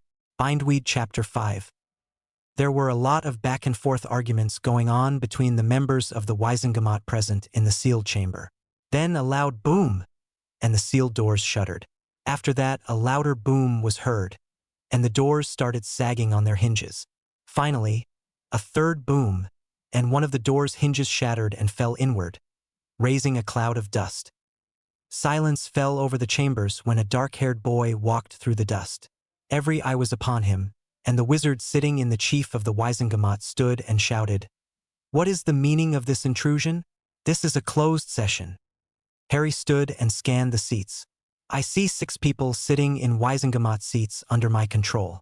Not one of those people is my appointed proxy. I demand they be removed, and any votes they have cast since I appointed Theodore and Andromeda Tonks as my proxies are nullified. The man blustered, See here, boy, you cannot demand anything. You are not of age. Harry leveled his wand for a moment and then lowered it. I could challenge you to a duel, but I think this is a better demonstration for everyone, a learning situation for everyone. Harry raised his wand, pointed it straight into the air, and spoke. As declared of age champion in the Triwizard Tournament, I ask that this man be held in direct breach of the magical contract between the Wisengamot and the Goblet of Fire, namely of the Triwizard Tournament contract, and is guilty of attempted murder of myself and the entire Wisengamot of magical England. I ask that Magic and the Goblet of Fire declared impartial arbitrator for the Triwizard Tournament, judge my declaration, and act accordingly. As Harry spoke his last word, a yellow, sickly glow formed around the standing man, and he fell and screamed in pain before he passed out. Harry turned and looked at Daedalus Diggle. Mr. Diggle, get out of that seat now. You are not my properly appointed proxy. Diggle squirmed as he said, Dumbledore had all the paperwork filed to strip your declaration of being of age away from you the moment the tournament was over. Harry raged, You are an idiot then, because the tournament isn't over until the contract is completely fulfilled by all signatory parties. I, at this moment, declare an attempted line theft has occurred. The conspirators are Albus Dumbledore, Daedalus Diggle, and these other 5 people and all members of the Wisengamot who voted to allow this travesty of law to take place. Get out of the Potter seat. A moment later, Harry barked, Now! Daedalus Diggle stood slowly and unsure of himself. Madame Bones looked at her oars. Arrest Mr. Diggle and those other 5 men now, and get some medical help for Ogden. Harry then saw Draco Malfoy sitting in the black seat.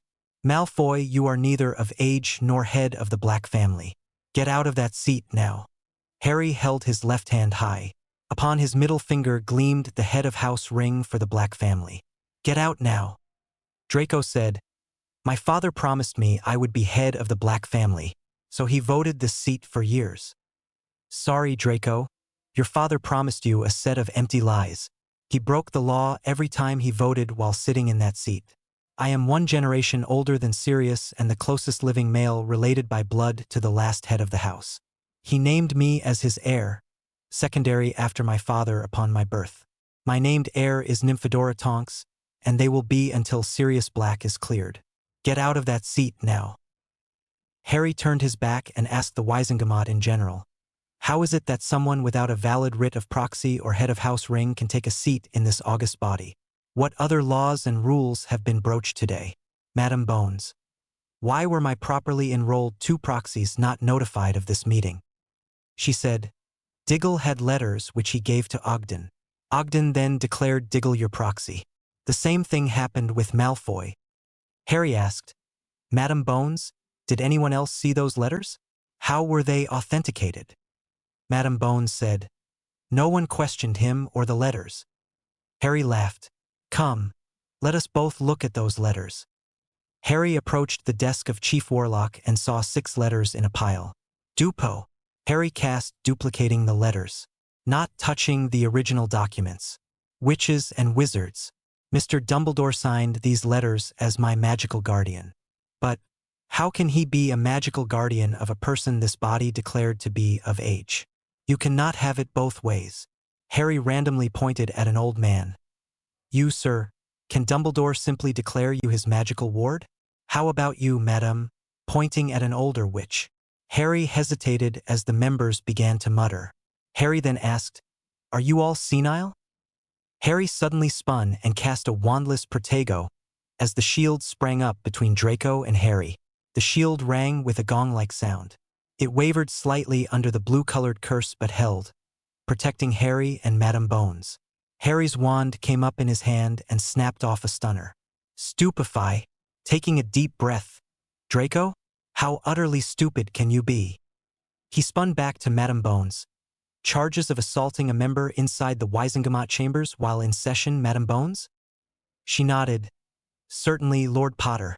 Can you do anything for Ogden? Harry said, the Goblet of Fire is the only and final unbiased arbitrator.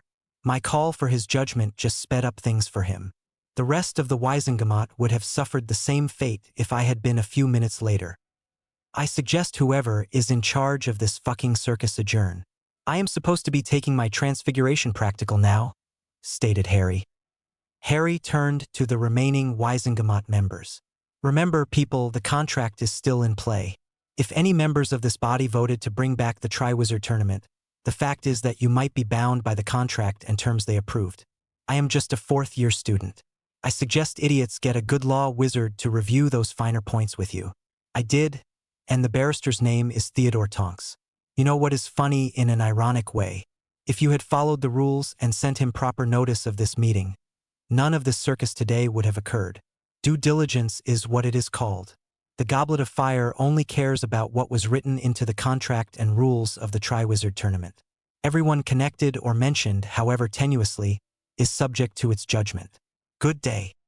Harry walked by the wooden doors and, with a voiceless wave of his wand, repaired the chamber doors as he left.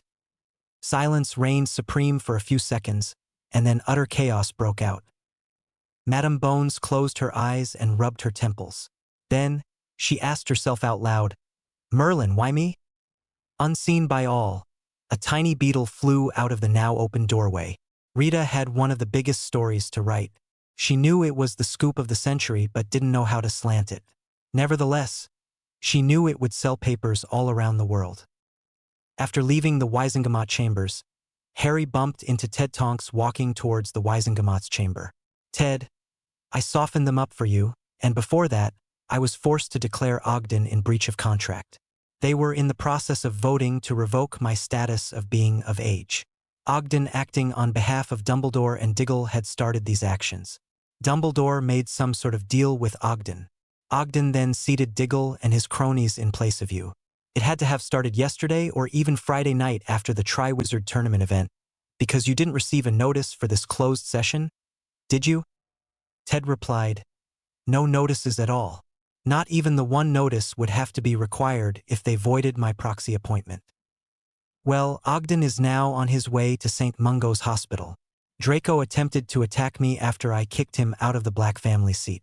He showed everyone the coward he was by trying to curse me when my back was turned. He is now in a holding cell. I have nothing to say. He will go to Azkaban. Ted nodded his head. More than softened them up. What do you have up at school this afternoon? Transfiguration practical. I will see if I can chivy Andy here when I return. She is my proxy for the black seat. Naimi only knew about the meeting because Bones sent her to ask a question or two of me. Come to think of it, I was too rough on Madame Bones. She did what she could to let me know something foul was happening today. Ted smiled. I shall ensure the doors to chambers remain unsealed, so Andy may attend as the Black family proxy. She is on the way from St. Mungo's. Got to run, Tonks. Go get them, said Harry as he called for Dobby. Dobby reappeared. Master Harry? Harry requested, Hogwarts Atrium. Please. 45 minutes had passed since Harry and Dobby had left the Great Hall when he reappeared outside in the atrium with a small pop. As he looked around, he saw all the third-year students milling about, waiting for their written transfiguration test to start. They had done the practicals for transfiguration that morning. Harry made his way up to the hall outside the transfiguration classroom. He saw Hermione still waiting and assumed since Neville was not standing there waiting, Harry guessed Neville was taking his practical. That left Morag, Macmillan, Moon, the Patel twins, and Perks before it would be his turn. Hermione had noticed his arrival and made a dash up to him and a hug and kiss. What sort of trouble did you start, Harry James Potter? Harry groaned. All three names. Am I in big trouble? Capital B and capital T, right? I had to break down the doors to the Wisengamot chambers because they had unlawfully attempted to declare me a non-member and revoke my of-age status. Dumbledore and Ogden were trying to kill me by reversing the Wisengamot's prior declaration that I was of age. I was forced to declare Ogden in breach of contract and asked that magic and the goblet arbitrate the claim. Ogden fell in pain. From what I guess, his magic was being stripped away. I had to kick Diggle out of my seat. Yesterday, Ogden declared my proxy appointments were invalid and installed Diggle instead of Theodore Tonks. He also installed Draco in the Black family seat and voided my appointment of Andy as my proxy for that vote. After I kicked him out of the seat, I voided every action the Wisengamot took because they unlawfully voided my proxy appointments. Oh, Draco is sitting in a holding cell after he attacked me from behind. Theodore Tonks is there straightening up things and trying to explain how badly they screwed up. I wonder their reaction when they discover I saved their lives today. Harry watched as Neville came out of the classroom and Morag entered. Everything all right, Harry? Asked Neville. I see you did make it back in time. Harry nodded. It was a busy few minutes, kicking ass and saving lives, even my own, sending the ferret to a holding cell. Your Gran just sat there saying nothing most of the time. She was, however, observing closely all that transpired. I saw the tally of votes which were taken. She voted against Diggle and Dumbledore's faction every time. Gran never trusted Dumbledore. He amassed too much power and was unchecked. With the dark faction votes currently unavailable, Dumbledore's faction, with Diggle in the lead, was making a giant grab for power. I am glad you stopped it. Harry said, I will not be grabbing power myself. If I had my way, an election held every 4 years would fill those empty dark faction seats. Every witch and wizard of age would have a vote. Great Britain would be divided, and Wisengamot seats would be assigned to each district by population apportionment. In the first election, half of the seats would be a 2-year term. After that, an election would be held every other second year for half of the seats. Hermione said, eventually the system will evolve into 2 groups. Those with inherited seats like the House of Lords and those elected seats like the House of Commons. Each group will contain a fraction of progressive and conservative members, forcing them to work together to function. As a result, the ministry will become more of an executive branch than a policymaking branch. Harry said, one of Ted Tonks' first moves is to force an amendment to make the election of the Minister of Magic also a popular vote rather than a vote among the Wisengamot members, giving the common witches and wizards more say in how the Ministry for Magic is run. For far too long, the ministers have confounded the name of his office. He or she is the Minister of Magic, and the government is called the Ministry for Magic. Each term has a different meaning. Words do have meanings, after all. Harry had stopped paying attention as they talked. Then Padma exited the classroom, and the other twin, Pavarti, took her place inside. Pavarti came out and Sally Perks went inside. Harry sat down and calmed himself. He dropped into a light meditation and centered himself and his magic. He knew he would be up for the examination in a few minutes. It seemed like a few minutes to Harry, but it had been but 10 minutes. Sally Perks came out, and Harry stood instantly, becoming fully aware, shaking his arms to loosen himself up. As the door closed behind him, Professor McGonagall smiled. "We have an observer from the Ministry Testing Board here today, Mr. Potter. He may ask you questions during the practical examination. Feel free to answer his questions or comments." On the tables throughout the room were small boxes. Each box was an item, and Harry was instructed to start with the box numbered 1 and follow the written instructions in front of each box. The transfiguration would get more complicated as he progressed during the practical. He was encouraged to try the transfigurations with his wand or silently for extra points. The first test item was a matchstick, and the instructions were to transfigure it into a needle. Lesson 1 in Transfiguration. Harry could not help but show off by doing the transfiguration as he picked up the matchstick. He held out the silver needle for inspection by the professor and observer. Both examined the needle for quality and turned over a timer to see how long the transfiguration would last. The professor explained the matchstick to needle transfiguration score had a multiplier component based on the length of the transfiguration's duration. Harry stepped over to the next box. Reading the instructions, transfigure a hedgehog into a pincushion, and with a move of his hand picked up the hedgehog and set the pincushion on the table. Each of the transfiguration's test assignments became progressively harder.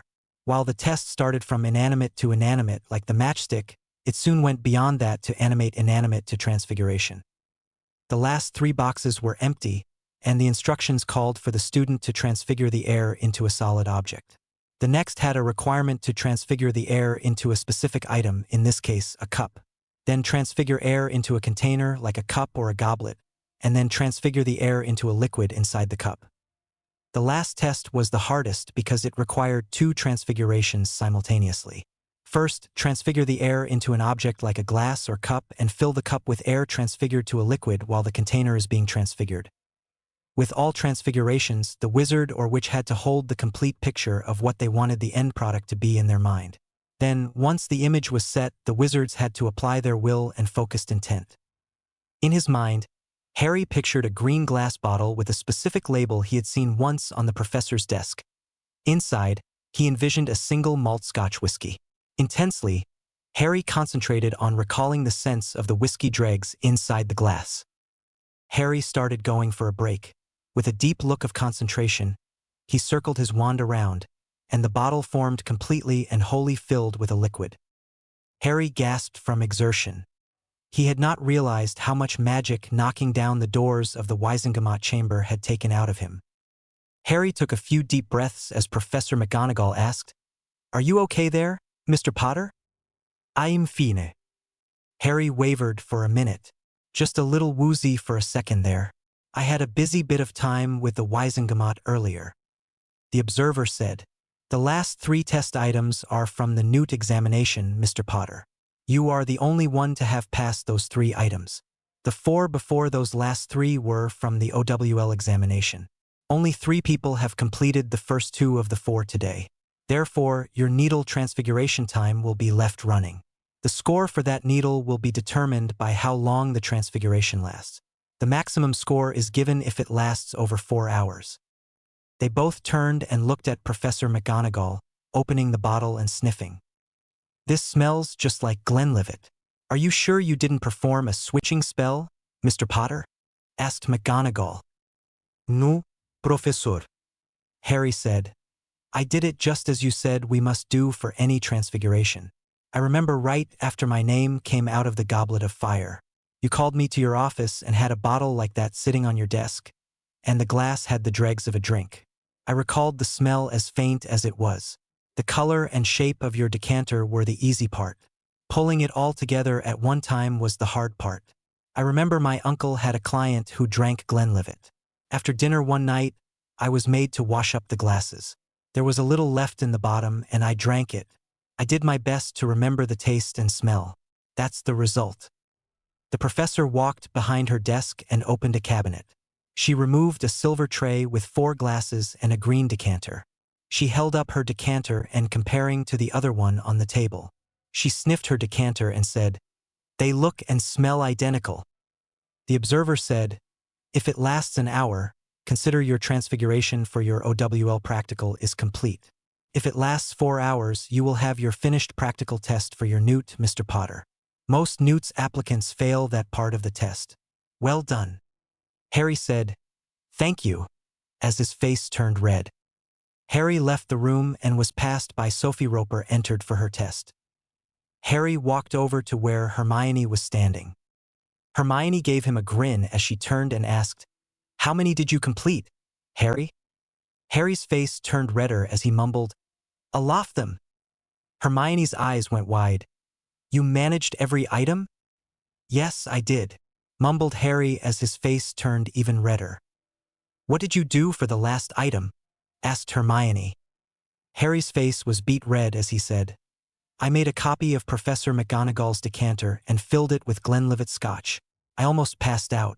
The test was to create the container and liquid as one complete transfiguration. So, Harry, what was the starting point for that transfiguration? Asked Hermione. That was the hardest part. I had to transfigure the air. To do the transfiguration, I had to picture the air in my mind and then the end of the transfiguration. Then, I had to guess the amount of air for the decanter and the liquid. Then, I had to transfigure both simultaneously by picturing the complete decanter and whiskey. I almost passed out from the effort.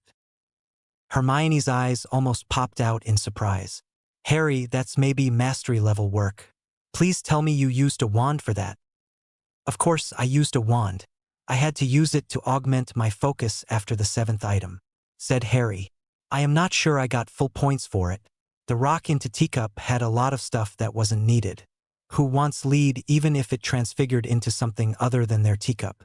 Because transfiguration usually starts reverting slowly over time, the person using the teacup could get lead poisoning or worse. The same with the hornblende. That contains minute amounts of uranium. It only takes a small amount to kill a person slowly over time. Hermione now began imitating a fish with her mouth. I never thought about that. Well, there is a warning in Adolphus book Transfiguration in chapter 31, Warnings and Contaminated Base Materials. The chapter contains specific base materials that should never be used for eating or drinking materials. Granite was on the list. We never covered that in class. Professor McGonagall always reverted everything with a finite before class was over. Harry explained. Additionally, Adolphus explains that using rocks that contain large amounts of hornblende makes the transfiguration harder to complete and will last a shorter time. Uranium is denser than gold and, like gold, is very hard to transfigure into anything else. Hermione cried, I created a monster, so what did Professor Toffee think? Harry said, that's who that was? Professor McGonagall never introduced him formally to me. Instead, he said that he would ensure I got credit for the practicals in transfiguration for both my OWL and newt exams. Hermione just lowered her head and groaned aloud, much to the amusement of everyone in the hallway. Harry observed Lisa Turpin coming out of the door and Ron entering. Within minutes Ron had exited and was boasting to Dean Thomas the first got to item 6 just like you did. Zambini was going through the door, and 15 minutes later, he was bragging got all but the last 5. Hermione smiled and said, at least I held on to the second spot ahead of Greengrass. From what Padma said, I think she, Zambini, and Bones are all tied for 4th place in the practicals. Harry grinned. Hermione, there are pretty good chances that you beat me in the theoretical exam. I bet the timers of the match to needle transfiguration will not be an issue between our scores. The students moved out of the halls and headed for their common rooms to relax or study for tomorrow's examinations. Monday set the routine for Harry and Hermione's time. An afternoon with 2 hours of revisions after the test was complete and then a walk around Hogwarts followed by dinner and 2 more hours of revision. A short walk and together time for the 2 teenagers. And then bed. It was Friday afternoon, and the madhouse of the week of testing was nearly over. Harry's last 2 mornings were spent challenging the runes and arithmancy written tests. He was sitting waiting for the practical runes testing, after which he and Hermione were going to present their special project on the runic changing maze simulator. This was his last test for the year. He had surprised Professor McGonagall and the arithmancy and runes instructors when he sat the written test. More shocking was the professors were driven enough about their curiosity to grade his written papers first. In both classes, he finishes at least 5 points ahead of everyone else and just 1 point behind Hermione in arithmancy. Hermione came out of the practical rune test and told Harry, "Go right in. You got this one easy." Harry walked up and found there were 4 tables set up. One had a set of runic tiles. He had to decode and explain the use of the sequence. He quickly examined the tiles and wrote out the meanings and how the arrangement would work as a shield when powered up. The second table was just the opposite starting point. He had a set of 10 tiles, and he was to use 4 to 6 tiles to set up a zone of silence ward in which no noise would enter or escape when powered up. Easy, he had started learning about runes just to silence Ron's snoring at night. Harry quickly sorted out the 6 needed tiles and arranged them in the proper hexagonal arrangement. The instructor nodded, and Harry removed 2 of the runic tiles, added 1 more, and pointed out this would be a temporary zone of silence that would last about 6 hours with this tile as a timer. The teacher nodded excellently. Harry made a beeline to the third problem. It was a bowl like a pensive. He had 30 tiles to stick with a charm to the bowl. This was what a pensive should look like. Harry recalled what Dumbledore's pensive had looked like and then remembered it was not Dumbledore's. It was part of the Potter estate. It was his. The runic sequence as he sorted out the pile of tiles, 10 runes, and the tricky part of getting them spaced correctly and in the correct sequence. The teacher nodded. "Next year, we will work on drawing the runes correctly, Mr. Potter, and attempting to make a pensive." Last question. Harry walked over to the final table. There were 5 bracelets and 5 necklaces. The test was to sort the necklaces and bracelets into the most effective protection sets. Harry picked up and examined each necklace and each bracelet before making any type of pairing. 2 bracelets were charmed for alerting and seemed to be paired. They went together. 1 necklace appeared to be the odd object and seemed to have nothing paired to it. He looked at a masculine-looking chain, and the runes were drawn on it. It went with the 2 paired bracelets. He set off to the side by himself. The others seemed to be straightforward. He looked again at the single necklace and examined the runes again. Finally, he turned to the professor. "This necklace needs only 1 more rune, and it would be unlawful to have or give to a person. It sets up a compulsion to obey the person who gave it to you." "Excellent, Mr. Potter. Only 3 students caught that. You, Miss Granger, and Miss Bones. It will be returned to the Oris office tonight. I use it as a warning about how runes can be abused. Making such a runic array powering up and giving it to someone will get you a lifetime prison sentence. Possession will get you time in prison, just not a lifetime. So be careful and know what you are doing with runes. Next year we will start carving and etching runes. It will be fun to see what you come up with next," explained the professor. "Now I understand you and Miss Granger have an extra point credit project to present. You may go get her." As soon as the 2 returned, they started unrolling the parchment. All around the edge were carefully penned runes. Each group of runes had different lines connecting another group of runes. Each group of runes seems to describe a rule of some sort. Harry started. "As I was getting ready for the 3rd event and after we had been shown the maze, my first thought was to draw out a map of it. A few minutes after I started drawing, I saw the maze had changed. After watching for an hour, I saw the starting maze layout had returned to its original state. It wasn't a random change at all. So I started looking for the rules by which the maze would change. It took days, and eventually, I had the October 1st changes mapped out. I wished I had a Muggle computer to help figure out the rules for the changes." Hermione spoke. "This was when I suggested using runes to run a sequence simulation. But, of course, all the changes had to be based on a logical rule. So we devised runic definitions for each rule and drew them out on the parchment." Harry said, "As we worked, I realized I didn't need the entire sequence mapped out, only enough to run nearly straight to the maze's center in the shortest amount of time." Hermione then explained, "It took a mixture of arithmancy and runes, one to define the rule and the other to display it. Here we have all of the 20 changes for the maze displayed. This rune powers up and starts the display, this one stops the display, this rune is to run it forwards, and this one runs it backward. This rune is run faster and this one makes it run slower. It runs in a loop until stopped with this rune here. Harry said. The teacher reached up, taped the start rune, and jerked their hand back, and the maze was drawn on the parchment. 3 minutes later, a set of runes flashed, and the maze was redrawn. Professor tapped the faster runes, and the maze was redrawn every 1 minute. She watched as a path opened up, which would lead a person forward with the least amount of lateral movement. The maps are just running in modeling mode now. The maze no longer exists. It tapped into the runic array, which controlled the shifting sequences to give the real-time mapping of the maze. She was amazed. Not just that 2 fourth-year students had developed this project, but one was not enrolled in runes. Potter was only taking arithmancy. Professor Babbling asked Potter, "Do you know what a logic table is?" Harry smiled. A logic table describes a set of conditions, using terms like if, then, and or not, and a few other operational terms. So we used one to set the conditions of the sequences just as if the parchment was a computer daemon because it is a straightforward engine or daemon. The teacher sat stunned. Professor Babbling asked, "Can I keep this for a while? I would like to show a few other people. It is just I do not know how to score the work. I might ask the 2 of you to do a write-up and explanation of how you developed the concept." Hermione said, "We have all our notes and references, Professor Babbling, so it should not be too hard to get it written up. If we have time, we can do a rough draft tonight after the leaving feast, or we can owl it to you next week." "Next week will be fine," she said distractedly, still watching the parchment running in a loop. She had been at the 3rd event and watched Potter move through the maze with little resistance. Now she knew the reason.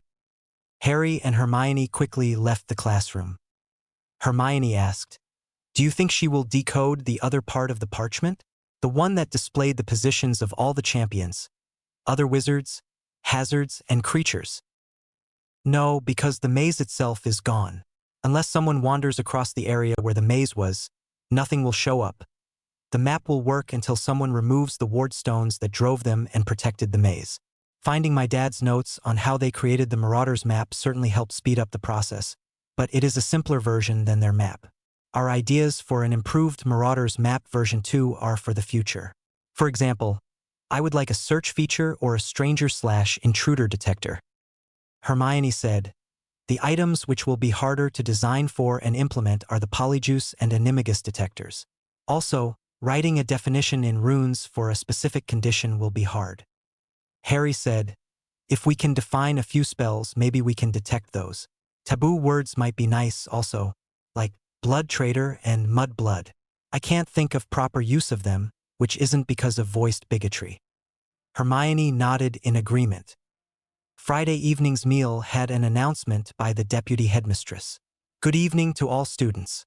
All the tests are behind us. Everyone should have their summer reading and essay assignments. We must move the leaving feast up from Sunday to Saturday. Please attend packing tomorrow and return all borrowed books to the library. All test results and graduation certificates will be held until all the loaned books are returned. Lost books must be paid for if you cannot find them. Your parents have been notified of the schedule changes." She added, "We will have some special guests from the Ministry and Board of Governors. Everyone should dress in their best robes. Misters Diggory and Potter, please stay after the meal and speak to me." Harry and Hermione had finished their meal and were waiting for the headmistress to rise. Soon she stood and motioned for the 2 to approach her. "Misters Diggory and Potter, the formal presentation and the official results will be announced tomorrow evening at the leaving feast. Make sure you both look sharp. Mr. Potter, you may want to dress in your robes with your house crest. You have taken up your lordships, and this is an official occasion. You both will be sitting up front at a special guest's table. You both may bring a +1. Harry said, "I will be bringing Hermione Granger." Cedric said, "I will be bringing Susan Bones. Cho and I had a falling out after she was used as my hostage without her or her parents' permission." The following Saturday morning, the Daily Prophet reported the Minister of Magic and his undersecretary. Several people serving in the top posts within the Ministry of Magic had taken ill last week. They were said to be at St. Mungo's Hospital in critical or near-death condition. This reporter went on to speculate was this sudden spike in illnesses was somehow related to the petrification of so many upstanding citizens, which coincidentally took place during the last event of the Triwizard tournament. The reporter also said that several people had been questioned about the events of that day. Maybe the most notable was a report of an interview that lasted several hours long between Harry Potter, the so-called winner of the Triwizard tournament, and Hermione Granger with the head of the Department of Magical Law Enforcement, the Minister of Magic, several Aurors, and 2 representatives of the Department of Mysteries. When this reporter attempted to question Madame Bones or Minister Fudge about the scope and subject of the interview, both stated, "No comment." Minister Fudge said, "What was discussed was covered by the Magical Secrets Act of 1949. The article in the Daily Prophet quoted an unnamed student at Hogwarts. Harry Potter is always making trouble and breaking the rules. He cheated his way into the tournament and has gotten good grades because of the favoritism of the teachers. Potter always acts as if he deserves more than most people. Tonight at dinner, he ranted about nonsense about a breach of contract. He was crying about not being declared the winner and given the contracted prize for winning. He spouted off dire warnings of doom and gloom." This reporter dutifully asked the experts, what sort of dark magic was Potter using? Was Potter a new Dark Lord rising? Both the Department of Mysteries members refused to even acknowledge the question was even asked. So this reporter kept inquiring and found out Potter had made quite a scene in the Wizengamot chambers. The result was several wizards had been arrested for collusion to commit line theft. The current chief warlock was carried out of the Wizengamot chamber to St. Mungo's, where he later died. The certificate of death stated cause of death was that he had lost his magic for breaching a magical contract. The question is, what contract? And how can such a contract with so many far-reaching results be made? This reporter will keep asking questions and demanding answers for our readers. The following day at 9 o'clock, Harry informed Professor McGonagall of his need to go to London and conduct some family business at Gringotts Bank. She nodded and allowed him to use her flue to get there. However, she indicated that getting back to school was his obligation. Harry suggested he would instead fly to the 3 broomsticks and fly around rather than walk back to the school. Professor McGonagall nodded in agreement. Harry quickly went outside the Great Hall and out the doors. Then, leaping onto his broom, he flew soon over the Black Lake to Hogsmeade. He paid a small fee and got a claim ticket for his broom and a pinch of flue powder. Tossing the powder into the fireplace, called out, "The leaky cauldron," and stepped through as soon as the flames turned green. As he emerged from the fire, Harry waved at Tom, the bartender. Then, he quickly made his way back and into Diagon Alley and Gringotts. Inside the bank, he went to the VIP teller and voiced a need to go to the main Potter vaults in nearly perfect Petromike. The arrangements were made, and after a quick and exciting ride, he was soon on one of the deepest levels of the bank. He placed his hand on the vault door and listened as the bars holding the door shut were released. Harry entered and quickly went to the inventory book. Under the section listing wedding rings, I made a mental note of the area of the vault the jewelry was stored. Harry went deeper into the vault, ignoring all the baubles and items collected over the thousands of years the vault had been used. Finally, he arrived at the jewelry sections and picked an empty tray. He selected 20 matching betrothal and wedding sets, all of which he felt Hermione might like. His favorite was the set his mother had used. He placed the lid on the tray and went to the cart and the exciting ride to the bank's lobby. He thanked the goblin cart attendant and gave him a galleon tip. "For the extra time I took. Time is money." He spoke in near-perfect Petromike, shocking the second goblin. Harry made his way out of the bank and through Diagon Alley. Stepping outside the entrance to Diagon Alley, Harry operated away without a sound, only to appear in a park near where Hermione lived.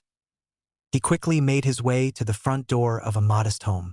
He knocked on the door and waited. A few minutes later, the door opened. A rather slender man with a fair build and very curly hair opened the door and asked, "Yes." Harry spoke. "Dr. Granger? I am Harry Potter. I think you are expecting me." "Yes, young man, we are. Please come inside." The doctor spoke tersely. Harry followed the man inside and down a hall to a sitting room. The doctor motioned Harry to sit and then moved to sit beside a very well-dressed woman with brown eyes like Hermione's. The man formally introduced himself to Harry. "I am Dr. Daniel Granger, And this is my wife, Dr. Jane Granger. We have met a few times. Hermione had always said that you were her special friend. After reading Hermione's last letter asking us to meet with you, I understand how special she thinks of you. Harry spoke softly. Hermione is my life. She is my rock and anchor. We have discussed this action carefully. As you know, wizarding marriages are often arranged and done by contract in the magical world. However, my family's charter was changed several generations back to stop the slavery of marriage contracts. So what Hermione and I want to do is enter into a betrothal period until we both graduate from Hogwarts. Magical couples usually marry early, either after Hogwarts or after gaining mastery. That's because our lifespans are often 150 years or longer. Our lives have odd phases. I have a full-time job upon graduation and have enough investment income to live off the interest alone. I will get an additional stipend from our government because I am a magical House of Lords. That's a full-time job. I can support Hermione in any field she wishes to enter.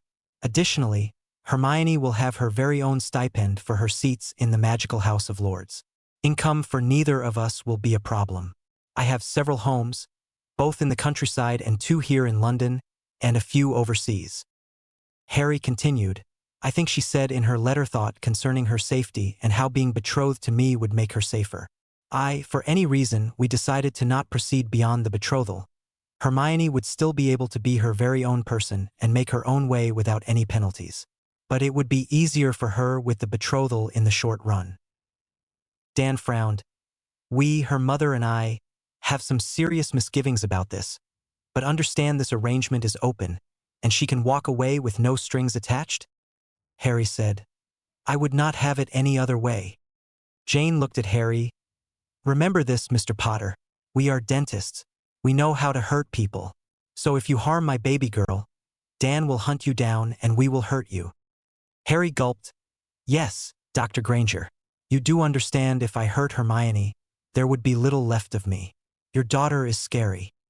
Jane smiled at Dan and nodded. Dan asked, so now we have the hard part of being the angry parent part out of the way. Show us the ring. Harry grinned and said, that's the hard part. I wasn't sure, so I picked a few from my vault for Hermione from which to choose.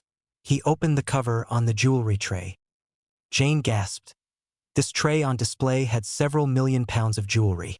Betrothal and wedding set with 2-3s carat diamonds and other precious gems set together. These are from your vault?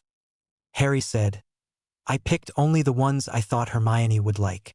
I can pick out others if you think she wouldn't like one of these. Dan asked, how many ring sets are in your vault? Harry shook his head. More than 400 or 500 wedding sets are still in the vault. I read in some of the journals that, as a family, we tend to reuse them. At one time, the Potter family was considered a large family, with about 300 married couples at any time. Now there is only me. My parents' rings were last used 700 years ago. Pointing to a set. These were my grandparents. This one was used by a distant great-uncle. Dan's eyebrows rose as he slowly realized how wealthy Harry was and how much history his family had. Jane said, I would suggest one of these 3 sets, pointing to Harry's mother's set and 2 others, which were very modest sets. Large and gaudier sets of rings tend to get in the way too often. These are nicely made and won't get in the way during daily wear. If and when she needs to be showy, there are dinner rings. Harry said, I have some of those settings also. Some have matching tiaras also, pointing to the photo on the mantle of Harry and Hermione on the night of the Christmas ball. I loaned those to Hermione for the Christmas ball. Jane looked. I thought those were costume wear. Are they real? They are real. The set belonged to a distant aunt and go with my mother's ring set. White gold and baby blue sapphires, with diamond accents. Harry said, I was thinking about giving them to her as a Christmas gift, but I feared she would refuse them as too expensive, and I would hate to break up a matched set. Jane nodded in agreement. Smart boy. Harry and the Grangers spent the next hour or so speaking about his and Hermione's plans. Both of them made suggestions and offered guidance. When the mantel clock struck the 4 o'clock hour, Harry said, I need to be back at school by 5, as he stood. Jane stepped forward and gave Harry a gentle hug. You will be good to our girl. Daniel offered his hand and said, "Welcome to the family. We will see you on Sunday. Have that boy Colin take pictures of you asking Hermione the question, please." Harry said, "Right, already done." Hermione was right. Imagine that. With a grin, Dan and Jane walked Harry to the door. Just at the edge of the doorway, Harry said, "No need to open the door. I can leave from here." With a nearly silent whisper of pop, he disappeared. Harry appeared between the gateway to Diagon Alley and the back door to the Leaky Cauldron. He went inside, and none knew about his visit with the Grangers. The bar, however, this afternoon was busy. Harry dodged a dozen patrons, making his way to the fireplace. He tossed his 5 sickles into the cup, took a pinch of flue-powered, and called out 3 broomsticks, stepping into the flames once they turned green. Arriving out of the flue at the 3 broomsticks, Harry gave the crowd a simple, happy wave. He turned in his claim ticket and retrieved his broom. Then, he quickly went outside and flew the same route he flew earlier in reverse to the castle. Soon after arriving, Harry checked back in with Professor McGonagall. She was curious about the family business which Harry had conducted but resisted the urge to ask him about it. 20 minutes later, Harry found Hermione in the library. He sat beside Hermione, and she looked up in askance and asked with a reassuring voice, "Did all go well?" Harry smiled. "The usual future in-laws warnings about hurting you. Your mother is almost scarier than you are." Hermione frowned. "I am not scary, am I?" "Hermione, when you have something you want to discover, you can be very scary," Harry explained. Harry opened the case and told Hermione, "Pick the set you liked the most." Harry pointed out that the tiara, necklace, and earrings you wore at the Christmas ball were part of this set, pointing to the blue diamond and accenting light blue sapphires. "It has a matching betrothal ring for me as well. It was my mother and father's set," pointing to another nice ring. "It was a 1-carat diamond with accenting pink sapphires and red beryls. This was my grandmother's set. I believe it has matching accessories as well." Hermione started, "Easy pick, Harry. Periwinkle blue is my favorite shade. That this ring belonged to your mother makes me feel like both your father and mother would bless our union if they could." Harry nodded. He closed his eyes in deep concentration. Then, with his wand in his hand, he slowly waved it in a perfect circle. The glow of a transfiguration taking place was seen. Slowly, a small wooden ring box took shape in front of him. As he finished, he opened his eyes. The Potter crest in mother of pearl and gold were at the top. Harry snapped open the box and placed the chosen set inside the dark red velvet lining folds. He closed the tray and called Dobby. With a pop, the small but exuberant house elf appeared. "What can Dobby do for Master Harry Potter today?" "Tonight, I have something special planned for Hermione. I need my formal robes cleaned and laid out for me." Shifting from foot to foot, Dobby's eyes went wide. "You are going to be asking your Missy Granges tonight?" Harry nodded a yes. "Yes, I am, Dobby. Please say her name slowly." Miss Granger. Dobby got a look on his face of concentrating. Miss Grangers. Harry coached him carefully. "Close, keep trying. It is something I know you can do for me. People's names are important. Miss Granger." Dobby tried really hard. He gulped air before he spoke with a degree of calmness that was surprising. "Mrs. Granger's. Even better, Dobby. Take as much time as you need to say the words clearly and carefully. It isn't racing, and all house elves like to be busy doing as many things as possible. You think humans do things much slower than a house elf can. You will not be punished ever. We can keep working on it. Okay. Now, I want you to place this case inside my trunk and lock it. Then see to the formal robes." Dobby nodded. "Yes, Mr. Harry, sir." "Now, after I ask Hermione to be my betrothed tonight, can you try to listen and help her any way you can?" asked Harry. Dobby nodded. "Yes, sir, Mr. Harry, sir. I'm looking out for a female elf to help her too. She is an important lady now." "Good deal, Dobby, my friend," Harry said as Dobby disappeared with the jewelry case with a pop.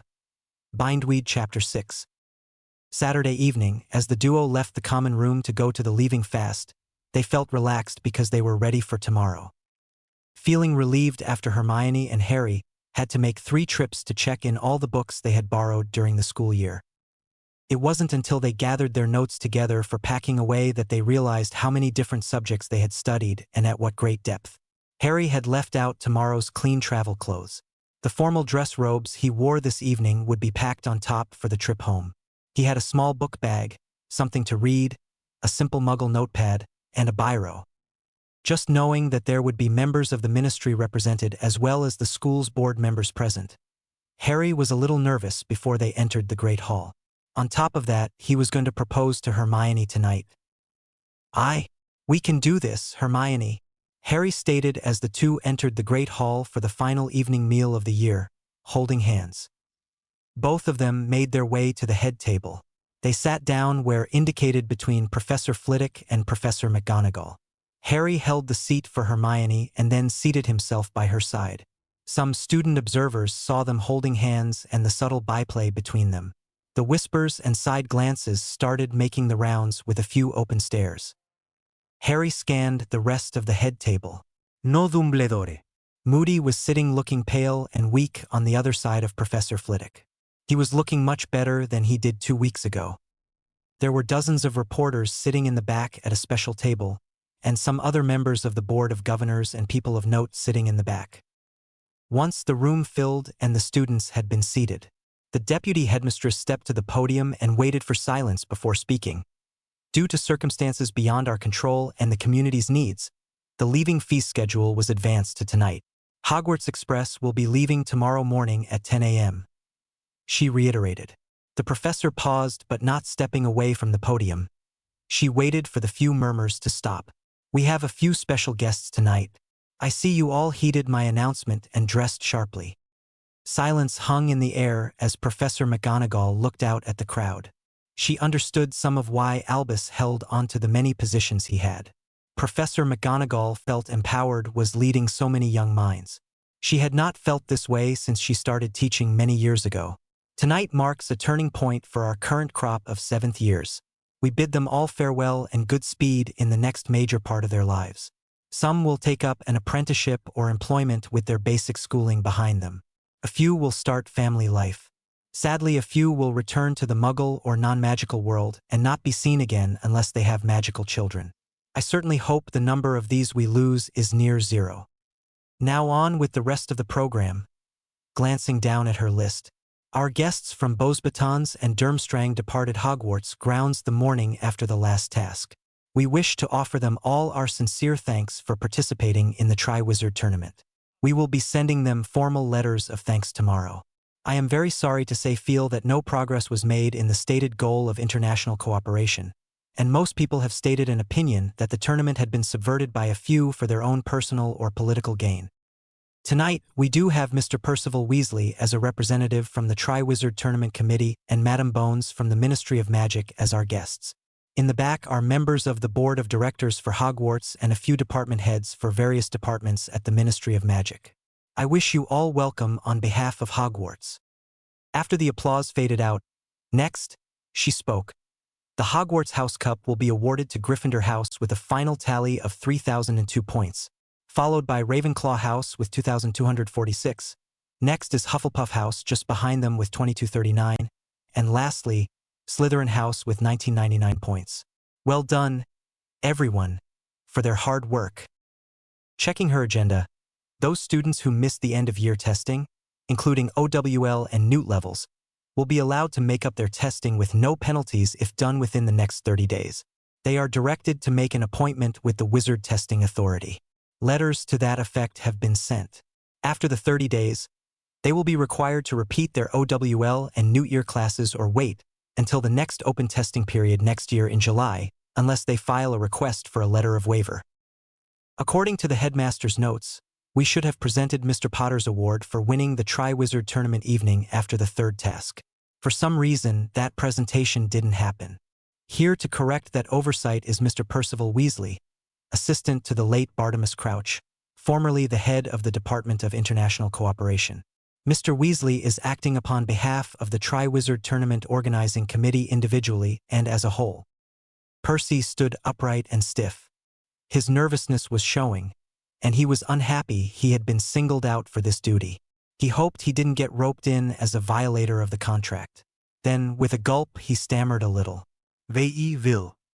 And ended a squeak came out. He thought I was Gryffindor. We charged onward. Drawing a deep breath, Percy started again. "Will Mr. Potter please stand?" Harry stood up from his seat and slowly walked towards the podium. Percy pressed onward, reading from a parchment. "With the rest of the tournament organizing committee indisposed at this time, it has fallen to me as the assistant to the Secretary for International Cooperation to complete their job for them. I have a proclamation to read. We, the members of the organizing committee for the Triwizard Tournament of Great Britain, do with this declare Mr. Harry James Potter, the undisputed winner of the Triwizard Tournament." Percy motions to Harry to come closer and stand next to the podium. "Here is your copy of the declaration, Mr. Potter. Here is the prize money as provided by the contract. Lastly, here is your trophy. Congratulations, Mr. Potter. I ask everyone to join me in acknowledging his great accomplishment of winning the Triwizard Tournament." The sound of clapping filled the great hall, and Harry winced inside when he saw the flash of Colin's camera. He smiled when he understood Colin would also take pictures of his proposal to Hermione. He saw Colin had 2 cameras, one magical and one muggle. "Here is also a trophy for the Hogwarts," stated Percy, handing a slightly larger trophy to the deputy headmistress, who was still standing behind Percy. Colin again took several photos. The applause ran on for several minutes before fading. Everyone had seen Harry scowling. Percy quickly returned to his seat after handing off the last trophy. His job was done. For some reason, he felt relieved he could still move about his power. The headmistress stepped up to the podium and asked with a bit of not unfounded trepidation, "Would you like to say a few words, Mr. Potter?" Harry nodded as he stood beside the podium. With a clear voice, he spoke. "Professors, school board members, ministry representatives, members of the press, my fellow champion, and students, I thank you all for the applause. But then I need to follow that thanks with a question. How many of you initially thought I cheated to be entered into a competition called the Triwizard Tournament?" Harry paused for a reaction. How many thought I still cheated after I made a magical oath? It was a surprise that, as of this morning's Daily Prophet, at least one of you still believed I cheated. "You know who you are, and I guess you don't matter to me anymore," stated Harry, looking directly at a red-faced Ron Weasley. Getting that off his chest, Harry said, "First, I would like to thank Mr. Percy Weasley for the acknowledgement of winning the Triwizard Tournament," Harry said.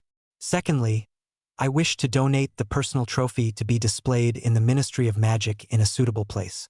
I want this to be a constant reminder for those people in our government that they are, in the end, always going to be held responsible by the people for their acts and the results and unintended consequences of those acts.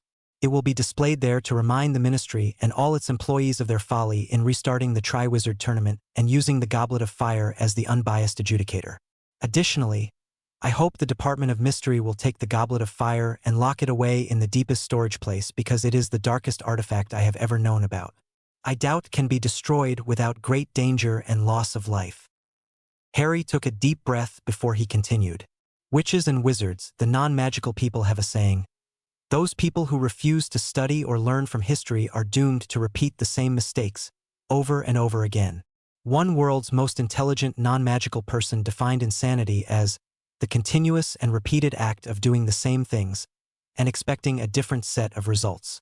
The day after my name came out of the goblet, Miss Granger and I started researching the Goblet of Fire, its history and how it manages to enforce magical contracts to witches a party. One of the earliest uses of the Goblet of Fire, we could find that it was used in the great circuses of Rome and inside the great colosseums of the Roman Empire. It was used to force unwilling men into battles and fights to the death in most cases. Winner takes all situations, sometimes in team competitions, and sometimes in melee fighting. If the person forced to enter did less than his best, the magic of the Goblet of Fire would consume them. The goblet was controlled by the use of terms of contracts, and it was unswerving in how it executed the contracts. In some instances, it would kill each of the competitors. It was once credited with killing 3 generals who were roped into commanding 3 different armies. When one of the generals turned in rebellion against the current emperor of the Roman Empire, the goblet killed the 3 generals and every man under their command. The loss of those 3 commands enabled the Goths and Visigoths to sack the capital of the Roman Empire. This ended the great Roman Empire and ushered in the Dark Ages. History hints that the goblet caused the ruination of a dozen other empires throughout history's dustbins. Its origins are lost in the mists of time. Some studied the Goblet of Fire, who believe the goblet feeds off the magic of those under the contracts and their souls. Looking out, he saw he had the students and a small group of other adults listening to his every word. The various glyphs carved upon the Goblet of Fire indicate it might predate the earliest Egypt's earliest dynasties. There are at least 3 different layers of carvings. But, unfortunately, they are rune sets that no one can read or decipher longer. Harry paused a second or two, then asked, why would anyone revive the tournament and turn around and use a magically powerful artifact they didn't understand completely? The Goblet of Fire is something they didn't know much about, except they were told it was 100% impartial judge. So now Harry went for the sale. Why? Why did they do this terrible thing? We may never know.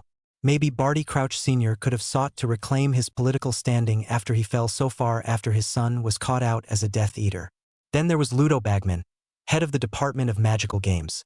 He was so corrupt and deep into debt after operating an unlawful betting service in a direct conflict of interest during the World Cup. He was being financially ruined by his choices. His corruption was exposed, but he was not stopped. The corrupt government looked the other way. He not only continued to hold his post in the Ministry of Magic, but continued to run his betting operations during all 3 Triwizard tournament events in an attempt to make a profit. How many of you made bets on the death of a participant? Harry asked coldly, taking a breath and time to measure the audience. Next we have Minister for Magic Cornelius Fudge, always looking to make a political or personal profit. It appears every one of the members of the organizing committee had some sort of less than an altruistic goal. Most were for personal gain. Even our headmaster had his own not-so-nice motives. However, not one of them paid enough attention to their obligations under the contract they all signed, and all the competitors were forced to compete under. Harry smiled like a mouse attacking a cat, knowing he would win. At no time before entering their names were any champion candidates allowed to see the contracts they might be placing themselves under. This school, according to Hogwarts A History, at one time had a mandatory class for all 4th years that was called Magical Oaths and Contracts. It was removed by Headmaster Dumbledore's orders. I wonder if anyone asked, why? Removing such an important class was outright unlawful and morally bankrupt. This land's law for magical and non-magical has been informed consent since the Magna Carta. You think the issue should have been taken in front of the Wisengamot and voided, right? Wrong. Wrong again. Once they placed themselves under the contract using the Goblet of Fire, the contract could only be fulfilled according to the contract's exact terms and the judgment of the unbiased arbitrator, the Goblet of Fire. The goblet didn't and will not allow itself to be placed as secondary authority to anyone or anything else.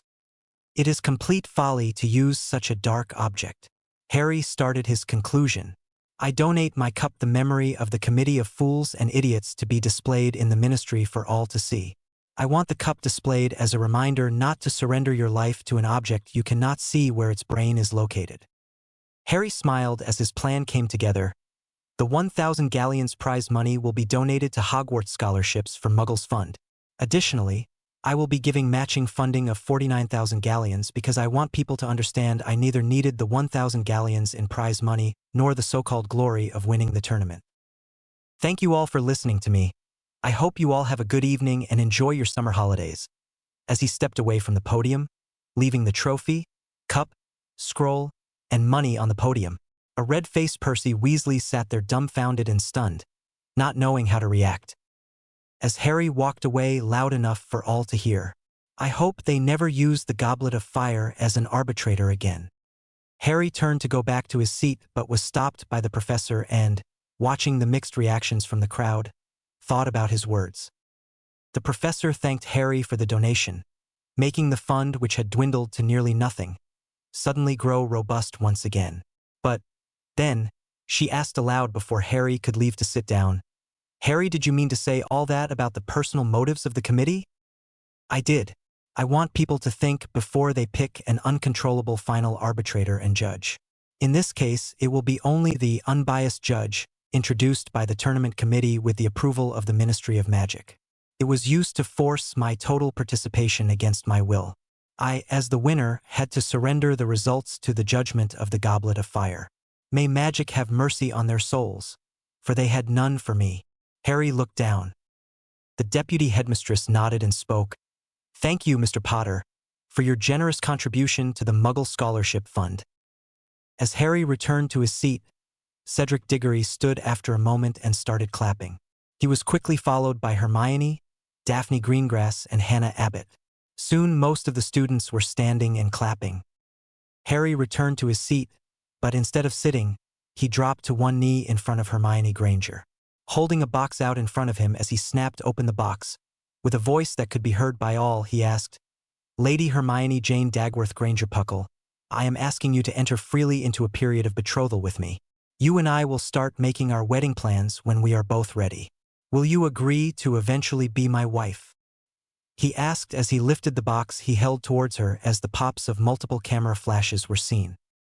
Hermione's voice was clear. Harry, I had hoped this day would come since you first rescued me from the troll. Yes, I will become your betrothed. Harry took the ring from the box and slipped it upon her finger.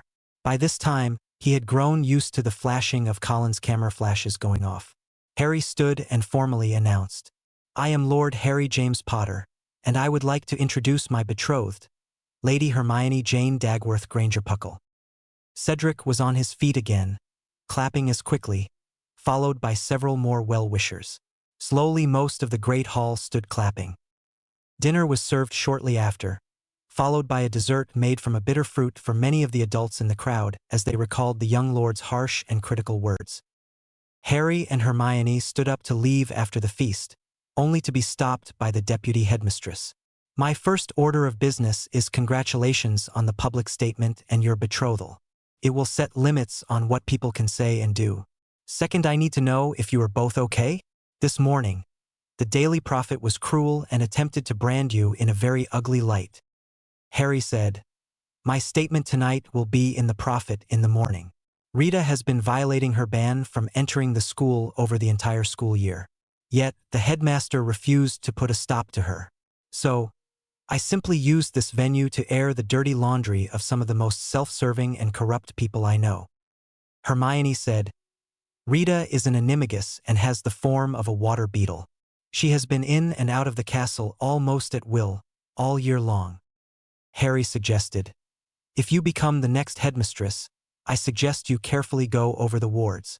Dear old Albus has them so buggered you may need to have them dismantled and rebuilt from scratch. He had to reduce their strength to near zero to allow a marked Death Eater to teach in the school, let alone a possessed instructor with Voldemort riding upon the back of Quirrell's head. Professor McGonagall had a worried look. You have a place to stay this summer, Mr. Potter? Harry smiled. Yes, I do. I have several invitations from over a dozen different families. Lots of offers to take some of my summer holidays with them. They said my grandfather helped them by giving them a safe haven when they had family differences and problems. So I guess they feel it is a debt to offer me aid. You know, these are some of the same people Hagrid contacted to obtain photos of my parents and grandparents for my first Christmas present. I also own several properties in the UK. I may be staying in one or more of them over the summer. So during the summer holidays, if you need to contact me, simply call for Hedwig, my owl. She and she alone will always be able to deliver mail to me. The two teens made their way to the Gryffindor common room. Once they passed inside the entrance to the common room, Harry and Hermione were met by Ron Weasley, and the verbal attack started immediately. With spittle flying, Ron yelled, Not happy with winning a 1,000 galleons, are you, Potter? You had to shove your wealth in everyone's face by donating an additional 49,000 galleons. Were you trying to show us you were not interested in the money? You are still a cheater. Everything has to be your way all the time. Even your betrothal was all about you and seeking the spotlight. Harry stared at Ron and asked, What is your fucking problem, Ron? I don't and never did want the money. I don't need or want any of the so-called fame and glory. What is your problem? Do you know what I wish I had? A real family, a mother and father siblings who loved me. Do you know what I don't have? A memory of my mother or father caring for me. Still foaming with anger from his mouth, Ron ranted. Too good for us all, are you, Potter? Dissing Dumbledore after all he has done for you. Just what? Asked Harry. Do you think he has done for me? Helped himself to mine and every other orphan's vaults for the last 20 years? Embezzled millions of galleons from Hogwarts funds over the years? He has even stolen your family's Wisengamot seat and vote for years. So please shut up, Ron Weasley, because you are not thinking clearly. Ron was left sputtering as his older twin brothers closed upon him. At the same time, Harry ascended the stairs to their dorm after kissing Hermione goodnight. The following day, Harry and Hermione met in the common room with their trunks in tow. The two made their way down to the atrium and placed their locked trunks in the proper place to be transported to the train station after breakfast. The duo entered the Great Hall and sat waiting for breakfast. Harry grabbed several apples and oranges for snacks later during their ride to London. During breakfast, a young Ravenclaw appeared. "Hello, Harry Potter." Harry answered, "And good morning to you, Luna Lovegood. Thank you for all the help during this school year. How are you today?" The blonde answered, "I am fine, Mr. Potter. My father is the publisher of the Quibbler magazine. He would like an interview with you, if possible." Harry groaned. "I would rather not make any statements now, Miss Lovegood. Far too many investigations are going on, and any statements I might give might muddy the waters. Maybe, sometime later in the summer." The dirty blonde sang a happy later, then Harry Potter and skipped away. The Daily Prophet arrived a few minutes later. Harry watched as Hermione scanned the front page and a few pages following it. Finally, after a few minutes, Harry asked, "Well?" Hermione answered, "Pretty much the way you thought it would go. 40% truth and 60% ministry fluff. Nothing detrimental, but they skirted the truth in a few places. Nothing about the betrothal." Harry asked, "Anything about serious trial?" Hermione said, "Not a peep. Rita focused on you and what you said last night 100%. Other than her calling Percy a nervous twit. She seems to make a big deal of you rejecting the 1,000 galleon prize and throwing the fact you had 49,000 galleons to spare to endow a scholarship fund for the Muggles born. Nothing about our betrothal. That means that she left before that event took place. And there is a report of Dolores Umbridge passing yesterday. So that makes Ogden, the Bulgarian minister, and Ludo Bagman all gone because of the Goblet of Fire. Any reports on Fudge or Dumbledore? Asked Harry. Not yet. The other people may yet recover. Hermione answered. Harry smiled. Looking forward to the summer holidays? Have your parents said what the plans are yet? Hermione grinned.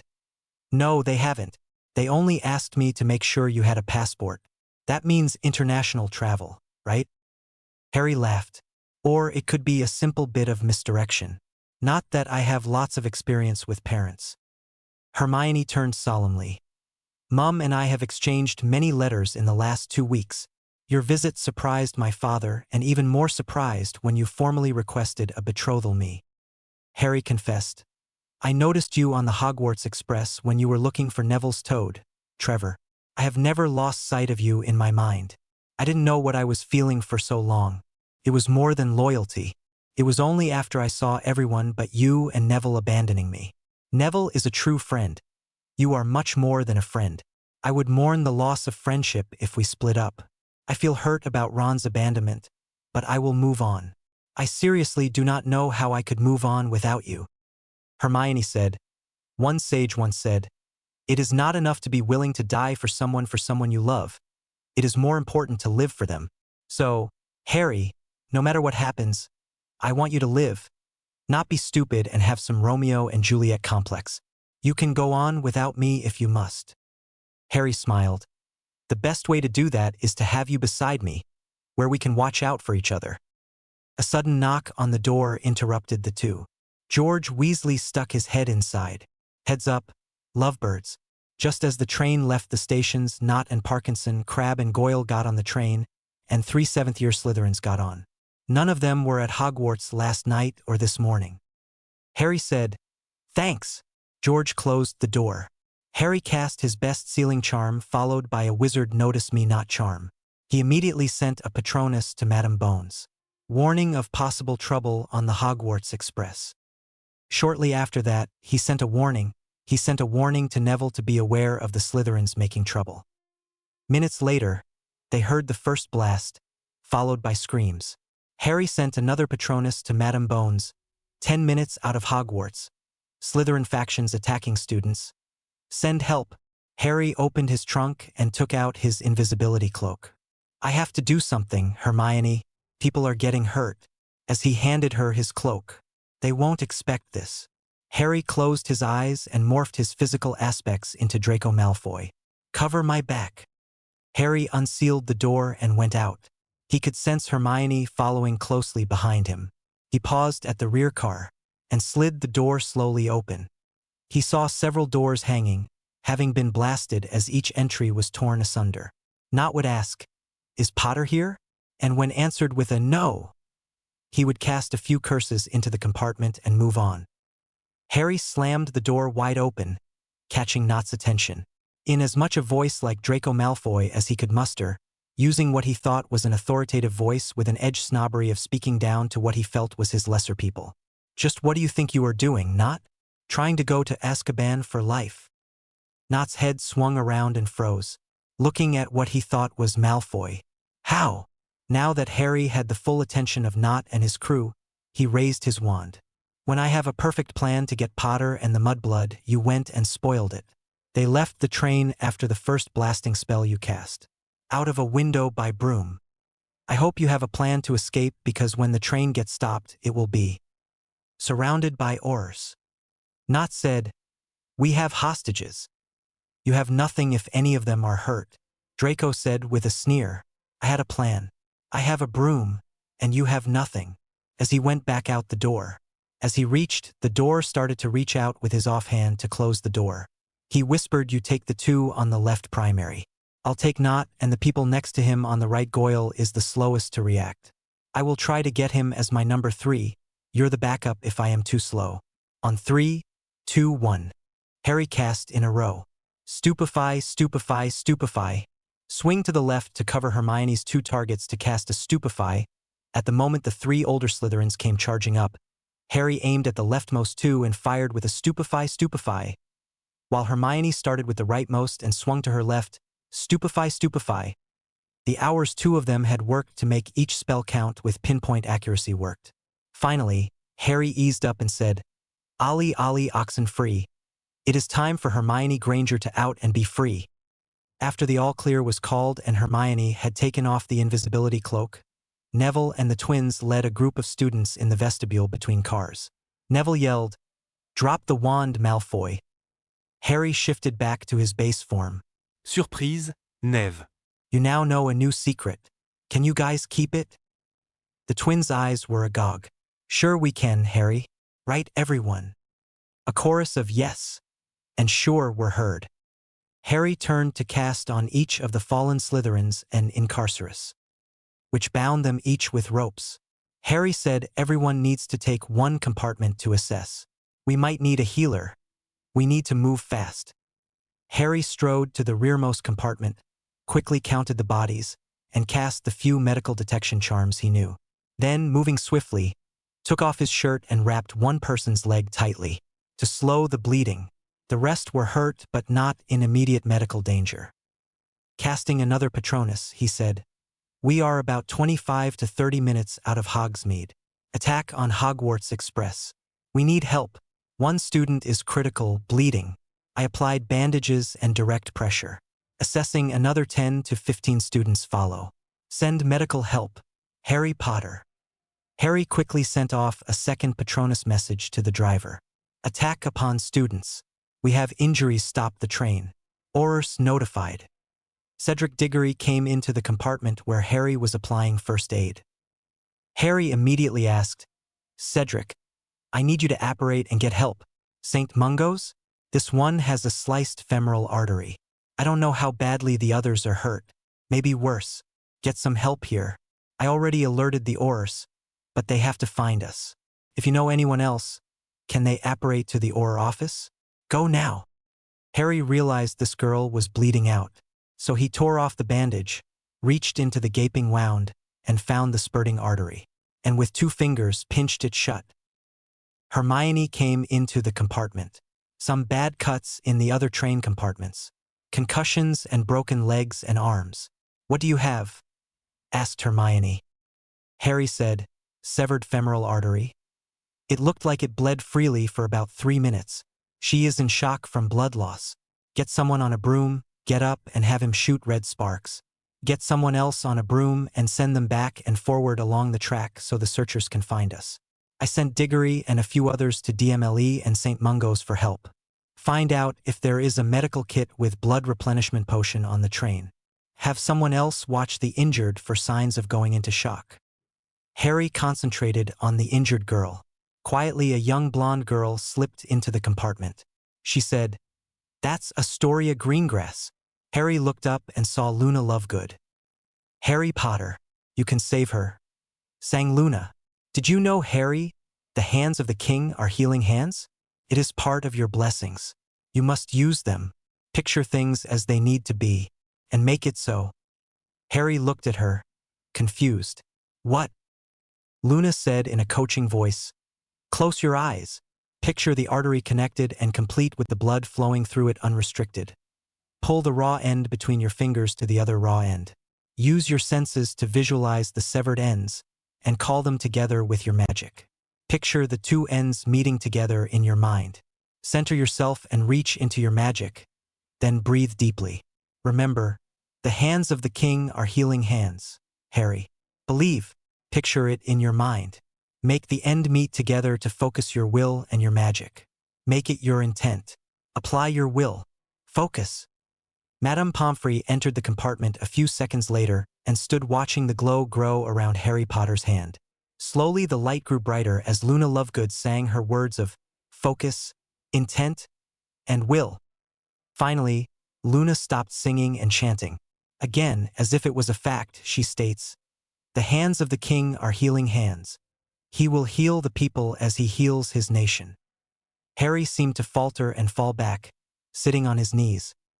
Madame Pomfrey had finally rushed in and quickly assessed the wounded. By the time she reached the last compartment, the flesh around the artery was still open, but the artery was now intact. No healing spell she knew could affect that sort of healing. Casting a diagnosis spell showed the signs and indications of the recent recovery and knitting of tissue where the artery had been sliced in two. She estimated blood loss. All that was needed was 6 doses of blood replenishment potion and some general healing. A few days and the young girl would be as good as new. Madame Pomfrey went into automatic as her training kicked in.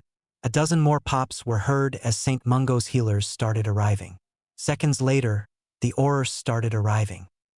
Harry slowly slipped away into the sleep of exhaustion. He used an excessive amount of magic. Safely guarded by Hermione, several Aurors, and healers from St. Mungo's. Bindweed Chapter 7. 5 hours later, Harry Potter slowly swam into the light. The world around him attempted to come into focus. He felt someone putting his glasses back upon his face. A faint smell of cinnamon and sage as he felt Hermione hug him. "Welcome back, Harry. Astoria is going to live because of your actions today.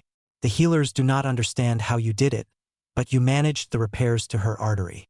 The blood restorative potion did the rest. The healers will also manage to repair most of the nerve damage." Harry said, "I just did what Luna told me to do. I visualized the artery and had my magic make it so. All willpower and visualization. The healers want to know how you did it. Madame Pomfrey said she got there just as you finished the healing. So all that was left was to close the wound." Hermione said, "Madam, Bones has a guard outside the standing room to keep everyone but your doctor at bay. Mr. and Mrs. Greengrass want to say thank you, but the guard would not let them inside. Madame Bones also passed on her compliments for us taking down what she calls the 6-7, with no collateral damages." Harry said, "We did only what we had to do. We placed ourselves at minimum risk for maximum effect.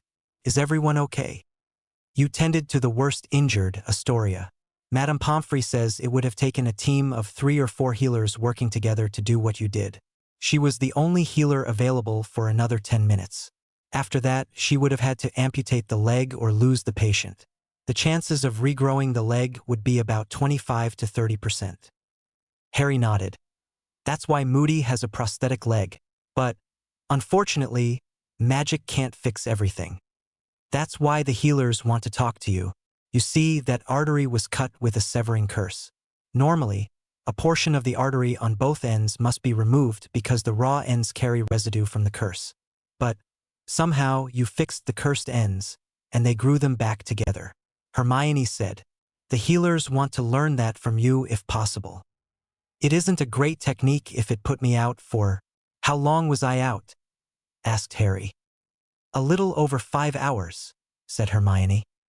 A knock on the door was heard, and Hermione drew her wand as she spun around. The door opened slowly, and the guard explained, "The healer wants to come in." Hermione countered, "Password." The guard replied, "Stone cold." Hermione said, "Enter."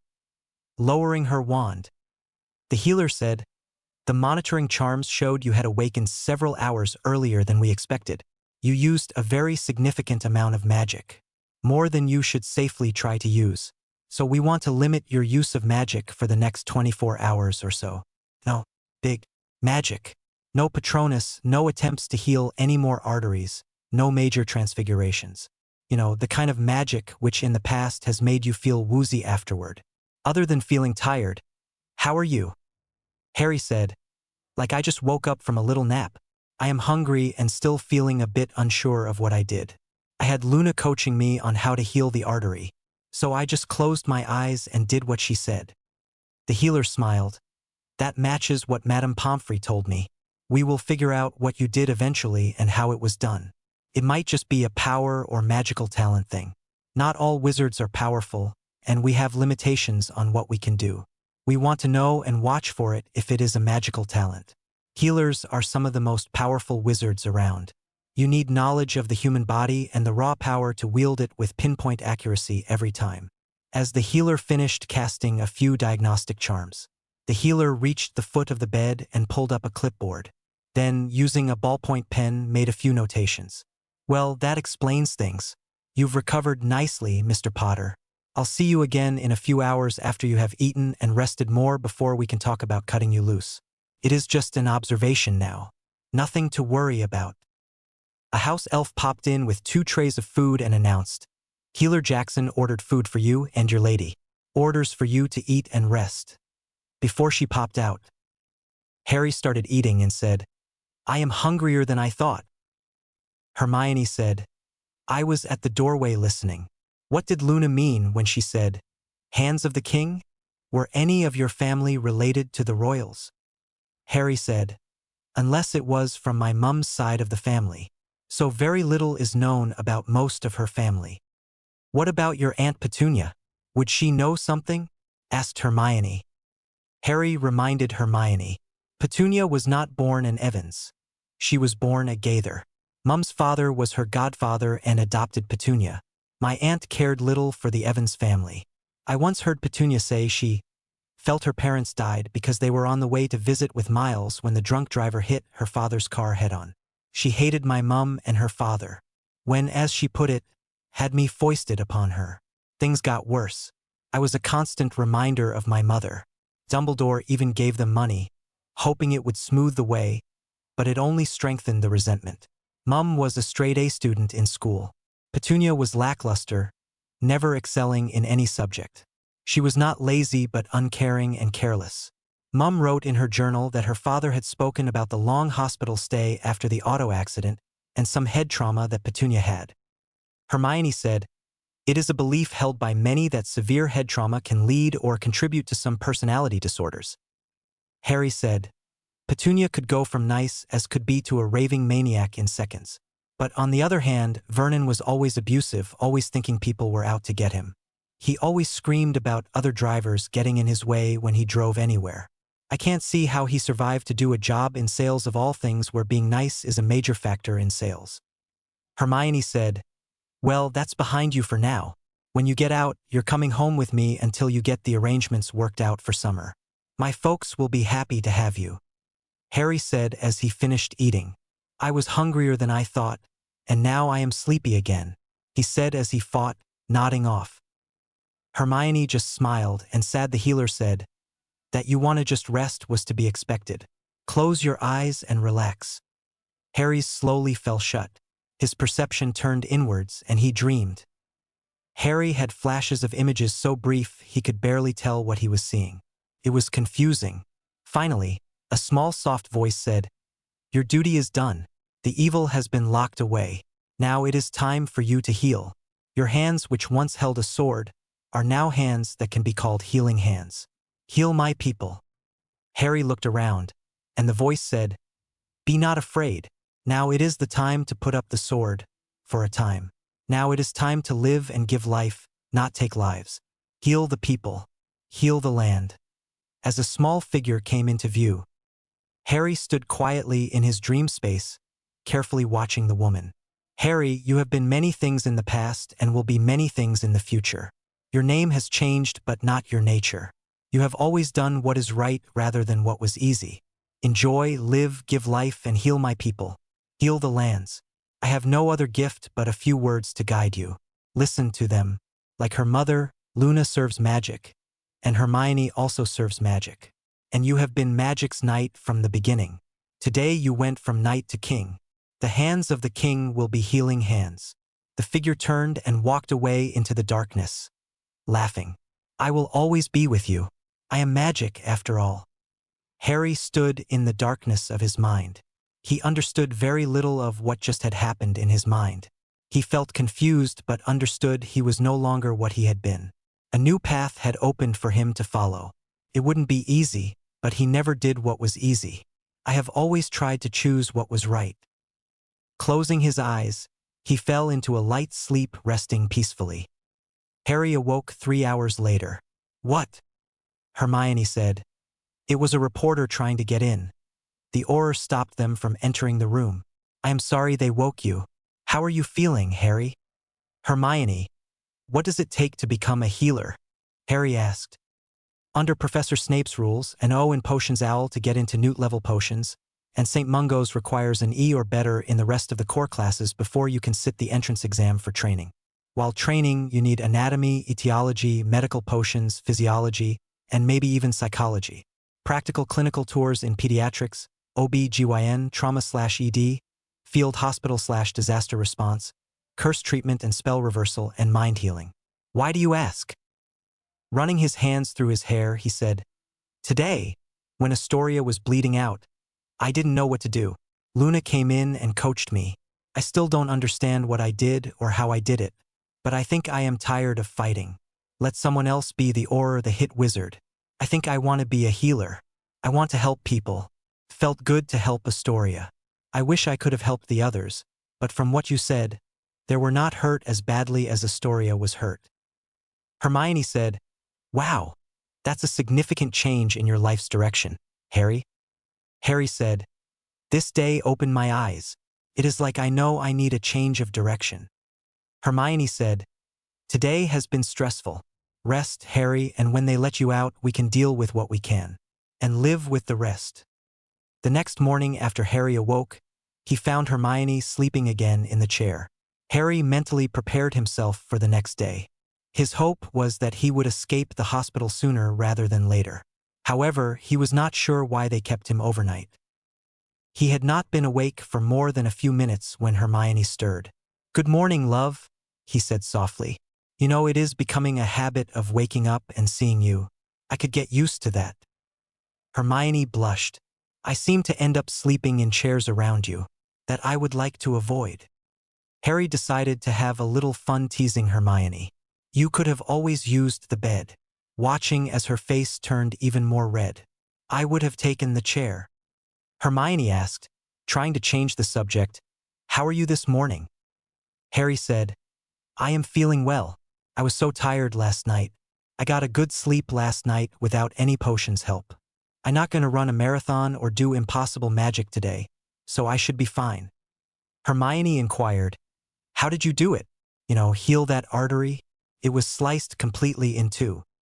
Harry shook his head. "I really don't know. I had Luna's help.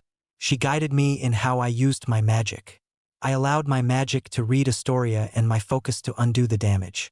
I pictured an older anatomy book I looked at back in primary school. I started by using that, but I need more detail. My magic got the detail from Astoria, I think. The doctors said that even the smaller veins and nerves were cut almost completely repaired when Madame Pomfrey arrived. I don't remember much after she got there, and some of what took place while I was working on Astoria. After some thought, Hermione stated, "The question the healers are going to ask is, do you think you could do it again?" Harry shrugged his shoulders and got a faraway look in his eyes. "I would try my best. I am tired of the fighting. Yes, I would defend a person, but I don't want to be known as a knight anymore. I have a full plate, and the life of an Auror or hit wizard is not my life's goal. So maybe I would rather make the need for a person to be defended unnecessary. I think the place to do that is to weed out the bullies, dealing the why bullies come into being." Both were broken from their thought by a knock on the door. Instantly Harry held out his hand, and his wand leaped into it, even as Hermione fumbled for her wand. Hermione called through the door, "Password." A muffled answer was heard of "Artery." Harry tensed. That was not the password used yesterday. Hermione nodded and said, "I set a different password when the guard changed last night, so I know not all of Voldemort's supporters were marked." "Healers are here to see to Lord Potter," the guard announced. Hermione unsealed the door and opened it carefully. "Healer Morgan," Hermione announced. Healer Morgan introduced his fellow healers. "These are healers Alda, Farrell, Stevenson, and Rogers," spoke the healer. "I need to check Lord Potter over and see about sending him home. These healers wish to ask a few questions about the magic performed yesterday by Lord Potter." Hermione nodded and allowed the men entry. Closing the door behind the healers, she stepped to the side where she could watch them all. Bindweed 8. Harry stood in front of the doors to the Wisengamot chambers. He wore the formal lord's robes with the Potter crest as the primary family. The other crests were his secondary families. He was also a Wisengamot seat holder and head of house. He took a deep breath and centered himself.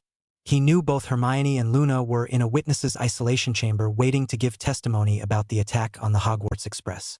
He was also going to be presenting evidence and testimony, hoping to provide proof to exonerate Sirius Black. He knocked 3 times on the door. He waited until it opened slowly. A voice asked, "Who seeks admittance to the Wisengamot?" Harry answered with the overly formulaic response, "I, Harold James Potter, Lord of the House of Potter, offer evidence and testimony. I demand entrance as is my right." The door opened a bit more. Harry walked in as if he owned the room. Strapped over his shoulder was the sword of Gryffindor. He walked to stand in front of the chief of the Wisengamot. He nodded. "Madam Longbottom. Lord Potter, you have evidence to present before the Wisengamot regarding Mr. Black's case?" asked Madam Longbottom. Harry replied, "I do, madam." "Present your evidence and statements, Lord Potter," Madam Longbottom replied. Harry quickly illustrated the complete lack of a trial or tribunal record, the lack of any actual examination of Sirius Black's wand. He added that Crouch and Dumbledore had a conflict of interest in the case. Still, those 2 signatures appeared on the writ that had sent Sirius Black to Azkaban. Harry next introduced copies of his parents' wills and journals detailing who their secret keeper was and how Dumbledore knew who their secret keeper was. He followed up with a demand for exoneration and compensation for Sirius Black. 20 minutes later, a vote was taken. The verdict was 61 to 10 in favor of Harry's motion. Harry let out a sigh of relief. Finally, Sirius was now a free man.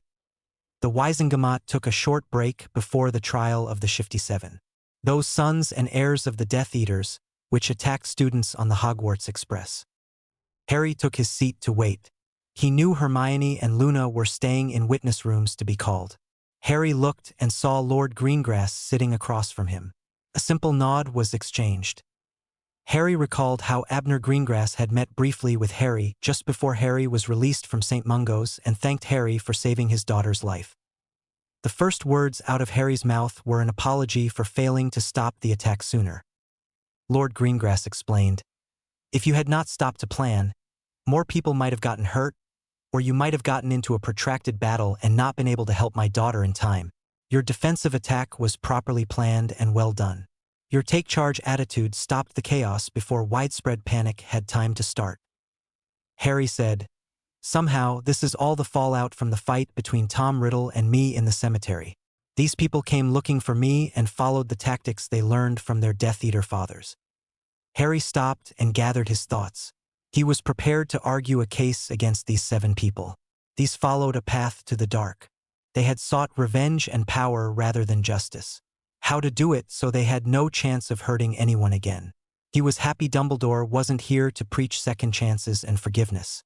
One of these men could become the next Dark Lord and the rest his minions, marching under the new Dark Lord's banner. Slowly, the rest of the Wizengamot filtered back into the chamber.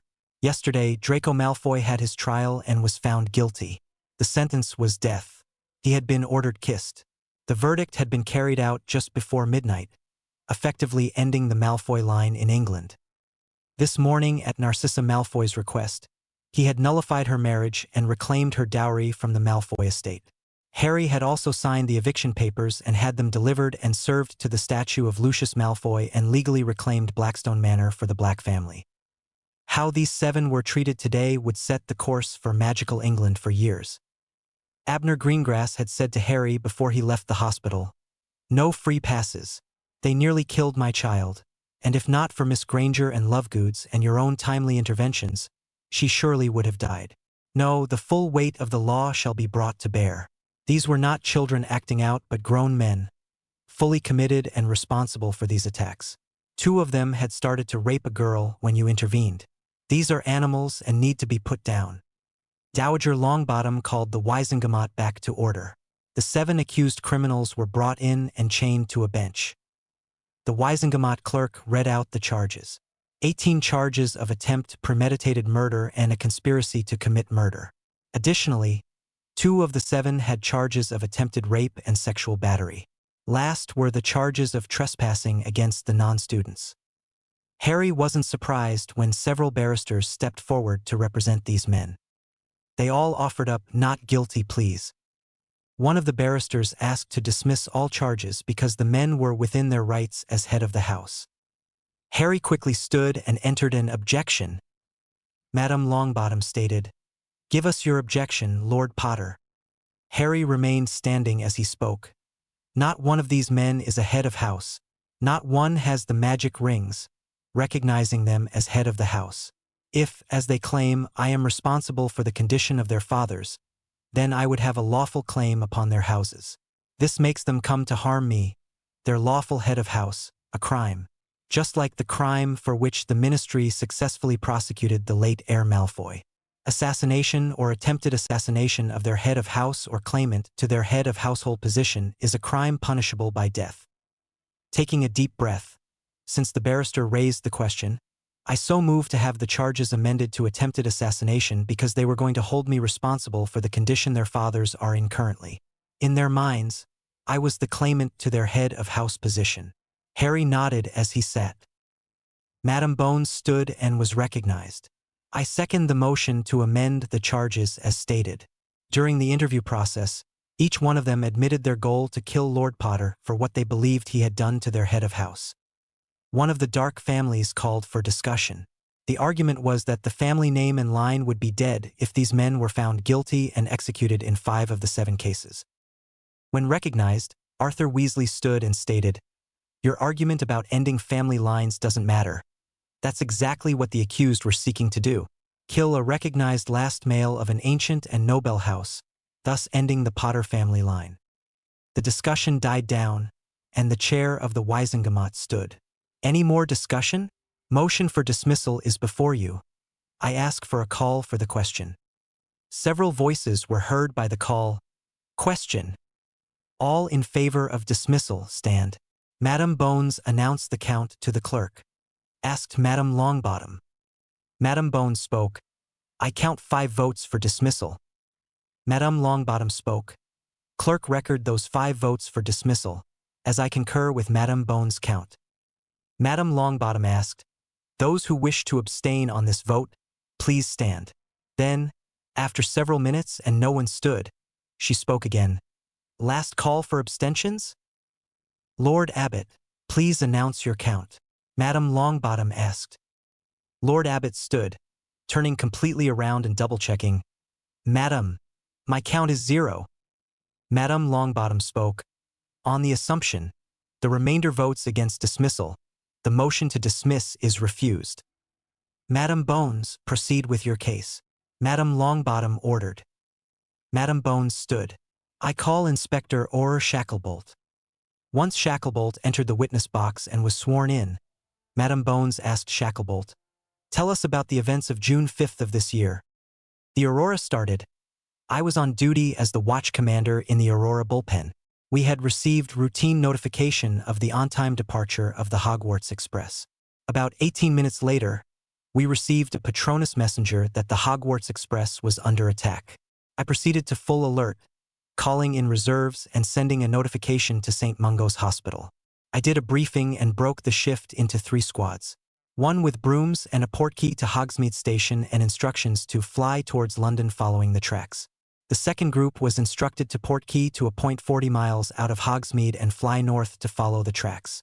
Both groups were instructed to use caution and attempt to take prisoners as the standing rules of engagement were in place. I led the southmost group and turned the northern squad over the senior Aurora Blakely.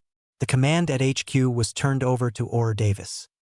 He was to take charge of the reserves and be ready if this attack on the Express was a diversion. What did you find upon arrival? Asked Madame Bone. Shacklebolt explained. Upon arrival, the squad went airborne and started scouting northward. A few minutes later, we spotted smoke from the Express about 2 miles from our location. It took us about 3 minutes to arrive near the train, and after scouting and hearing no spell fire, we entered the stopped train. We were met by George and Fred Weasley, who had taken over the defense of the train. All uninjured students had been moved forward. It was also reported Harry Potter and Hermione Granger had gone back to fight a rearguard action, had secured prisoners, and were with several 7th-year students who were rendering medical aid. Cedric Diggory had been sent to St. Mungo's and was to bring back medical assistance. He was licensed and qualified to apparate over that distance. As we started to secure the prisoners and investigate, the second squad arrived and secured the perimeter. About 2 minutes later, a field squad of healers arrived from St. Mungo's. They immediately sent up a tent hospital and started triage. And then what happened? Asked Madame Bones. Both squads and I followed SOP. I posted outside guards. I instructed the members of both squads to start taking statements. Then, I gathered the wands of the accused and examined them using the Priori charm. The last 10 spells of each wand were recorded. All of that is my detailed report, stated Shacklebolt. Madame Bones held up about 30 sheets of parchment. Is this the report of which you spoke? Shacklebolt looked carefully. Yes, Director Bones, 32 pages. I numbered and initialed each page, and the last page contains my signature and testament. Madam Chief of the Wizengamot, we offer this as Exhibit 1 and offer copies to each seated member. So aloud, spoke Madame Longbottom. The clerk quickly used a duplicating spell and distributed the parchments. Madame Bones asked, setting out 15 bags of wands. Do you recognize these wands, Orr Shacklebolt? I do, Director. These are the wands collected in the Hogwarts Express's last carriage. One of the accused had 3 wands, 3 had 2 wands, and 2 only had 1 wand. Every one of the wands had unforgivable curses recorded on them. Several wands found in the accused hands had cutters and blasting curses, which we identified as blowing open doors and injuring students. Mr. Knott's wand was placed as the wand which nearly killed Astoria Greengrass, testified Aurora Shacklebolt. During questioning of the accused, did they give any reason or rationale for their actions? Asked the DMLE director. Orr Shacklebolt stated. They were sure Lord Potter had something to do with their father's condition and would torture his friends until they got the information on how to reverse the effects of whatever it was that he did. She stood looking at her notes. That covers just about everything. But, Madam Chief Witch, I will reserve the right to recall this witness later. Madame Longbottom spoke to the defense team. Justice will be swift and thorough. Your witness. Madam Chief Witch members, I thank you for a chance to question the witness.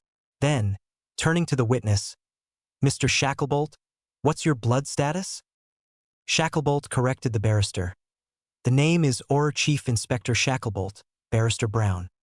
Before Harry could stand, Madam Bones stood and objected. Blood status has no bearing on the witness's testimony. What Aurora Shacklebolt testifies to cannot change because of his blood status. He followed SOP and all standing orders. Madam Longbottom asked, "Can you justify that question?" The barrister said with a straight face, "He should not hold his position as an Auror without proper blood status, madam, and because of that, his testimony should be discarded and ignored." "Then I will have to allow the question."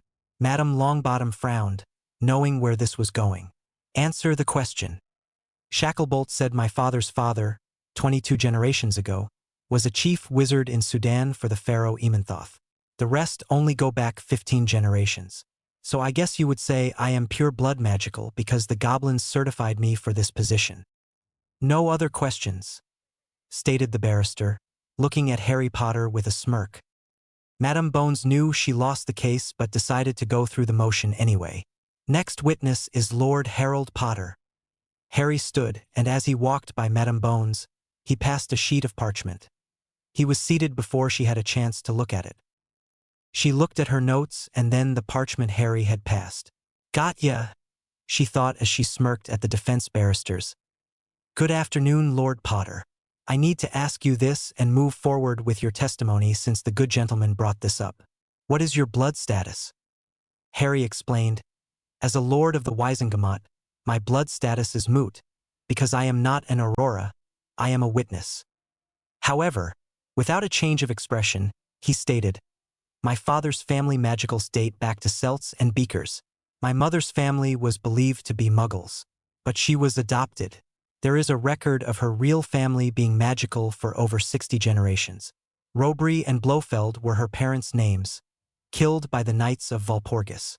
The Muggle authorities got to the scene first and took the uninjured child to social services. After 6 months, they placed the child up for adoption. The certificate of blood purity you have in your hands was filed this morning in the Ministry Office of Inheritances. I will claim the Robry, Blofeld, and Ole family seats and appointed proxies for them." Grinning at the defense barrister.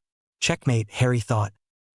Madam Bones questioned him about what happened on the train ride and the banter between Nott and himself. He described the wound Astoria Greengrass in detail and how Harry had tried magic and Muggle methods. Finally, he stated the healers at St. Mungo suspected it was wild magic fueled by my emotions and need. That healing nearly exhausted my magic core and overworked magical pathways, endangering my life. I am not sure I could ever do it again. I wish that I shouldn't be required to do such a thing. I believe Miss Greengrass left St. Mungo's 3 days before I was released." "No more questions," spoke Madam Bones. "Your witness, Barrister Brown." Barrister Brown was at a loss. Their defense would have Potter and Granger's blood status called into question. That door was closed.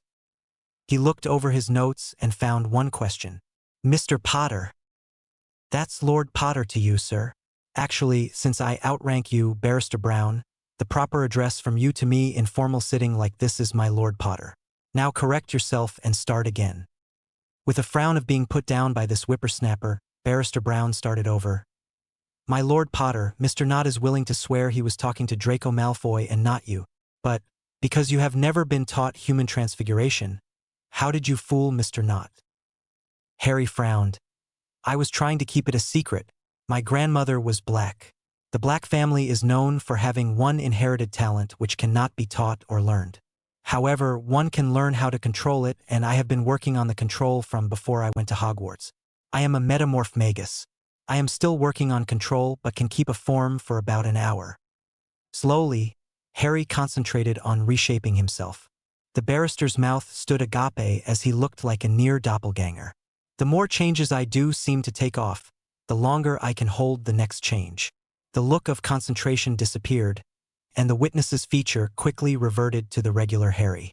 "There you have it." Barrister Brown called for a recess, and it was granted. Barrister Brown requested a magical sound barrier to confer with the accused. Madam Bones nodded and cast a circle of silence around the chained accused. 15 minutes later, Barrister Brown approached Madam Bones. Several of the accused ask if you are willing to make a plea bargain deal. 5 of the 2 will plead guilty to the charges of assault in exchange for dropping the attempted assassination charges. The 2 will plead guilty to the sexual assault charges in addition to the general assault charges. In exchange, they will offer information to the supplier of the extra wands and be a witness on behalf of the state. The names they gave me are eye-opening. Madam Bones, as long as these 5 do not include not, I may be agreeable to a minimum time in Azkaban prison minimum security section. How much I wish the magical world had an alternative to Azkaban. The plea bargain is not for naught, Barrister Brown stated.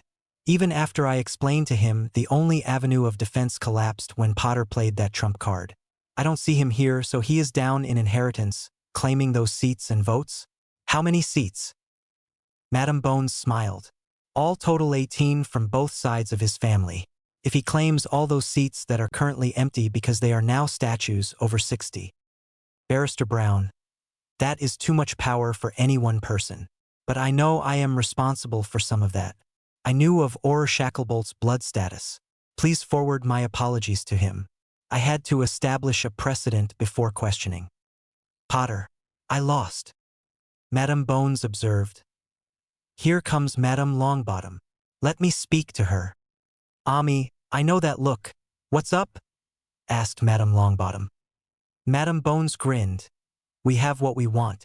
5 want a plea bargain down to a charge of magical battery and trespassing. The 2 of the 5 will plead guilty to sexual assault in addition to the magical battery. Minimum concurrent sentences. Minimum security in Azkaban. In exchange, we get names and details.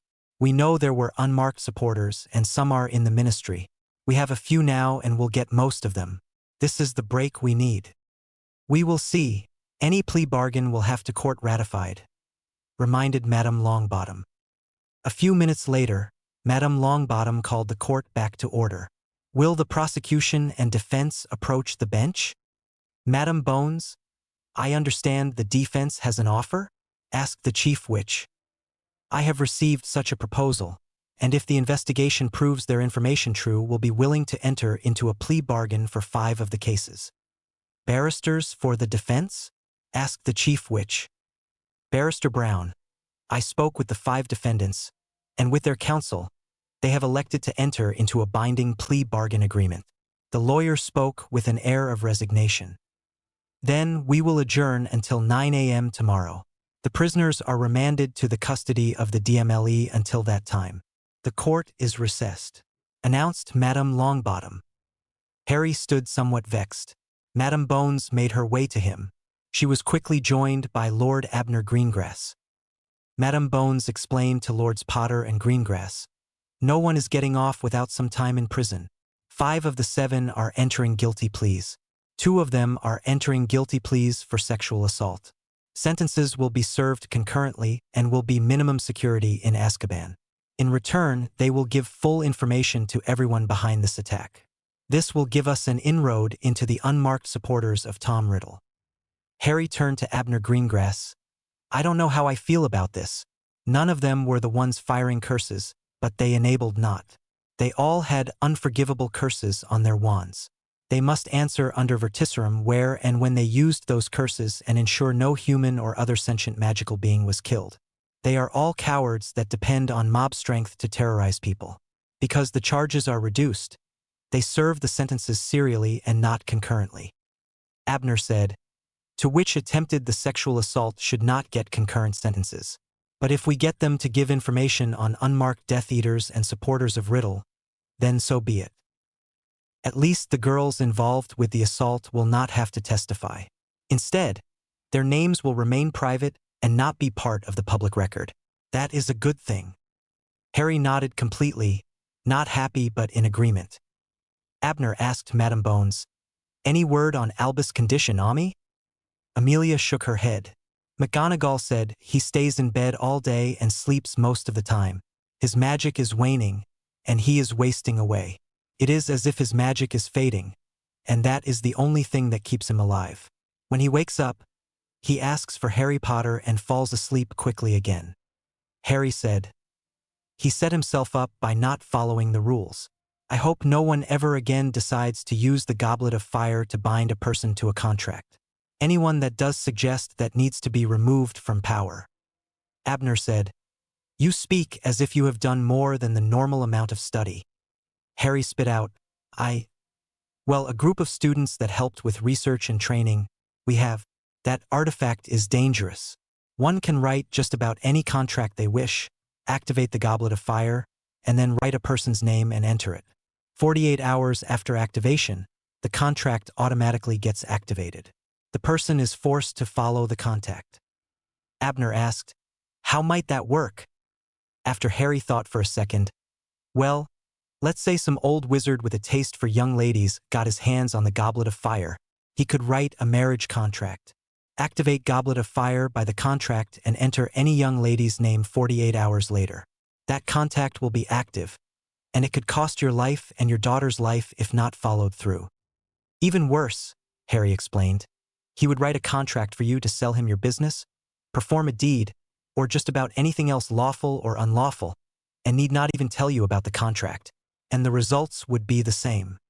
Madame Bones shook her head. We could have used Goblet of Fire in the last war and written a contract which would have required Voldemort to surrender and all his Death Eaters. The Goblet of Fire could have enforced it as well. Or, Harry said, an agent of Riddle could have contracted that he be named king. That's why I am looking for a way to destroy the Goblet of Fire. And the sooner it is destroyed, the safer I will feel. Amelia asked, So do you think the cup is still in play?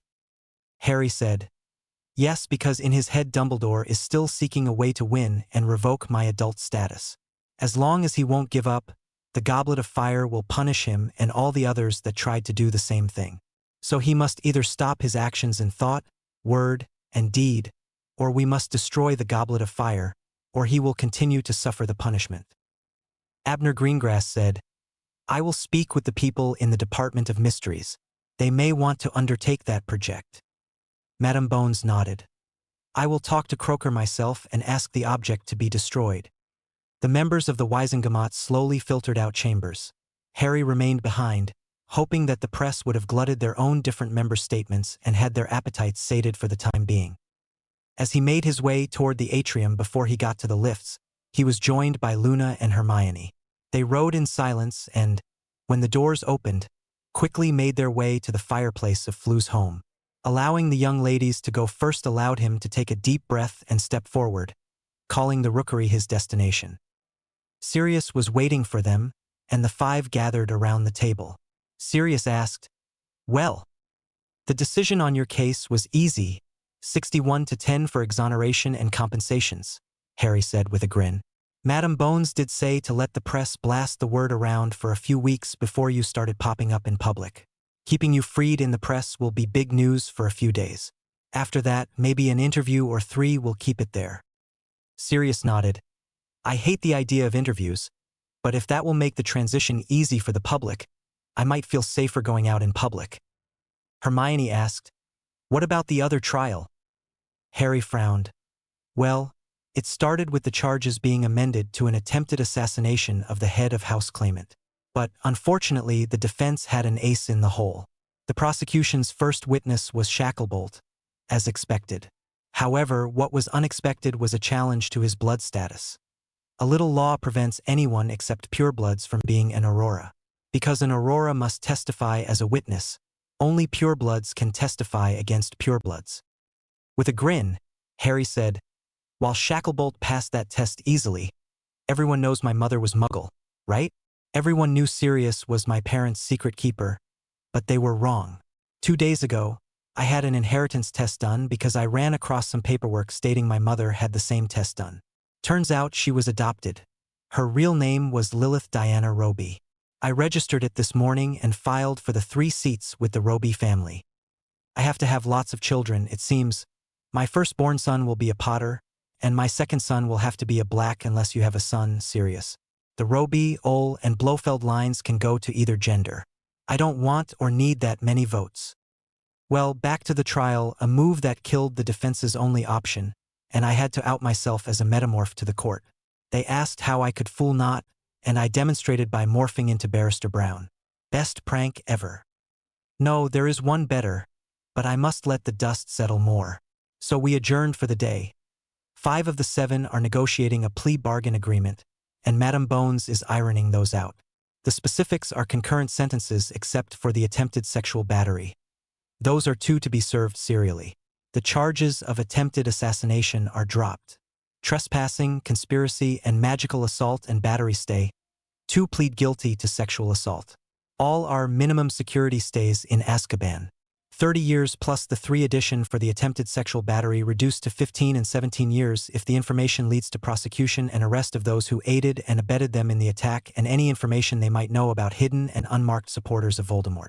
That's how Karkaroff got out of prison time after the First War. He named people, including Crouch's son, as Death Eaters.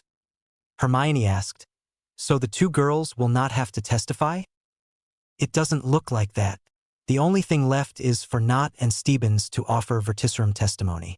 After that, the 2 of you may not even be called. Madam Bones will ask for justice tomorrow. Nott and Stebbins appear to be unrepentant. Probably ask for them to be kissed. No lifetime of Dementor exposure." Sirius declared, "Being kissed is kinder than life in Azkaban. You do know that the cell doors are not locked from the outside in Azkaban. Any prisoner is free to open the door at any time. Some do. They are usually swarmed within minutes. I was free to travel the prison wing in my animal form. It was easy to escape when I was ready." Luna said, "Dementors are terrible, I think. No one should be exposed to them." Everyone nodded in agreement with Luna. Hermione asked, "So out of the 169 seats, you can claim control of how many?"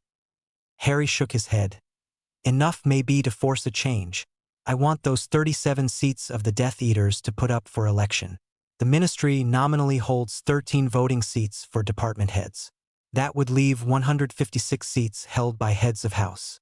Most of those Ministry department heads also have a family seat, giving them 2 votes each. Now the ugly part, the Ministry appoints people to sit in the other empty seats. These are political appointments, often brought by contributions to the current Minister of Magic. These are 1-year terms appointed by the Minister alone. After my and Hermione's paperwork is filed and processed, the Ministry is left with 31 votes. That leaves 73 votes held by inherited rights. Out of the 73, I control 27 seats. Hermione has 12 seats. Luna's dad has 5, Abner Greengrass has 7, and Longbottom's Gran has 11 votes. Our small alliance holds 62 votes. The Ministry controls 57 votes until they decide to appoint the 39 seats which belong to the Death Eaters. That is still in legal limbo because the goblins are not certifying deaths. The goblins have certified the souls are encased in the stone bodies. No right of inheritance can happen until the soul departs this realm. Harry looked tired. "I would like to give up some of the Potter votes. Those plus the 39 and 8 held by heads of departments have open elections of 4-year terms for those seats. 82 seats elected, 41 up for election, every other staggered by 2 years. Map out each district by the population of witches and wizards without regard to blood status. Every magical person of age gets to vote. The Ministry votes are reduced to 5, and those appointments must not hold other seats. That makes 82 inherited and 82 elected seats. 5 Ministry seats. The Chief Wizard or Witch is not an elected or hereditary seat holder, but is elected by a majority of both houses and 5 Ministry votes combined. The hereditary seats are more apt to be conservative and the elected seats more progressive. Because it allows equal status for all, it will be more egalitarian. Our primary move shouldn't be to void all blood status laws." Hermione asked. Harry asked, "Why not both?" The following day, Harry Potter and Sirius Black passed early through the atrium at the Ministry for Magic. The 2 of them made their way, and Harry filed the proxy assignment to Sirius Black to vote for the Black family seat. He also pointed to proxy for Ole's seat to Andromeda Tonks. They went to the Ministry cafeteria for a bite to eat before the politics started. By 9 a.m., both were seated in the Wisengamot chambers, and the session was recalled to order. Each of the 5 accused subjects to the plea bargain agreement was asked individually about the terms, and they fully understood what was required. The 5 were sentenced to 2 years in maximum security followed by 15 years in minimum security. The sentence was to be reduced to 1 year and 7 years after they complied with the plea bargain agreement. Also, the two who pleaded guilty to sexual assault would get an additional 2 years in the maximum security wing plus an additional 20 years to be reduced to 1 additional year and 5 in the minimum security wing of Azkaban. Each of them, upon release, will be placed upon parole with a magical oath never to commit any crimes. Madame Longbottom asked for the sentence to be ratified. The vote was again 51 to 10 in favor. Madame Longbottom asked Madame Bones if she had more witnesses for the prosecution. Madame Bones, I offer Misters Knott and Stebbins to write to testify under verticerum on their behalf. Barrister Brown looked at the two men. Both shook their heads in the negative. The defendants declined that right. Madame Bones said, "The prosecution rests."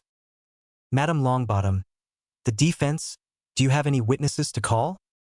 Barrister Brown again looked in askance at the two defendants. "No witnesses." Madame Longbottom spoke, "Then we will move to the closing statements." Madame Bones rose from her seat and looked at the two men, frowning at what must be done. "Members of the Wiesengemot, we are seated today to pass judgment on unrepentant criminals. They attempted the assassination of one of our peers, and the unjustifiable attacks on innocent students must be addressed in the harshest way possible. A guilty verdict is required. A lifetime in Azkaban is beyond cruel and unusual. I ask for the kiss. For the attempted assassination, it is a proper sentence. The unjustified act of careless firing life-threatening curses into a train compartment requires our stiffest penalty. Also the kiss. The evidence is plain as day. They cannot and will not testify to their innocence." Madame Bones sat down. As the defense stood up, Brown spoke. He spoke sincerely. Yes, these two men committed what appeared to be a heinous crime. But luckily, no real harm came from it by the swift actions of others. No lasting harm. We ask mercy. And took his seat. Madame Longbottom said, 30-minute recess. Take this time to reflect. Our actions today will set the stage for years to come. Will we be overly forgiving and offer endless second chances, or stick to the law and render true judgment and offer justice for everyone? Nearly everyone sat quietly. A few people moved from one group to another group and discussed what options were open. Some were families that had a darker reputation and some were lighter. Lord Greengrass sat for most of the 30 minutes. Lord Greengrass stood and moved toward Potter, and Potter stood and walked and met him near halfway point. Abner had led the neutral families for years. He offered his hand, and Harry took it, moving the majority of seats slightly to the more progressive side. Changes were going to happen. He would rather be on the egalitarian side. With a nod of understanding, they both returned their seats. At the 30-minute mark, Madame Longbottom recalled the session to order. "Are we ready for the question?" she asked. The first call was discussion from the Chief Witch. The silence was nearly overpowering. The Chief Witch, then called question, took place after several minutes of silence. The answer was almost thunderous. Question. Those opposed to a guilty sentence, please stand and be counted. Lord Black, please make the count and give it to the clerk. Court Scribe, I have 9 standing for a not guilty verdict, Cyrus stated. Madame Longbottom, Court Clerk, the count of standing for a not guilty verdict is 9 votes. I concur with Lord Black. Those abstaining, please stand. Mr. Weasley, will you count and report to the clerk? Asked the Chief Witch. Arthur counted. Court Scribe, I see 11 that have stood for abstention. Madame Longbottom spoke. The court assumed out of the possible vote, the rest voted guilty. The verdict is guilty. The accused is sentenced to be given the Dementor's kiss before the midnight hour has passed. The Aurors quickly removed the guilty. Is any other business to come before the Wiesengemot? The Chief Witch asked. Harry stood. I offer a bill. The Chief Witch had understood Potter had a plan. The time to strike was now. You have a copy of the bill to present. Ido. Hand to the clerk for duplication and distribution, please. Harry crossed the floor, handing the parchments to the Wiesengemot's clerk. A few seconds later, duplicates were being sent to every member. Harry stood. This proposal will reshape the Wiesengemot. Currently, These 39 empty seats can't be filled as we sit. We all know that they must be filled, but the real question is how and by who? Currently, if the lines are ended by the death of the seat holder, they are inherited. If no family member steps forth, they get filled by appointment by the Minister of Magic. That places him in virtual control over the Wisengamot. That must not happen. He already appoints 31 vacant seats, plus 13 department heads with full voting rights.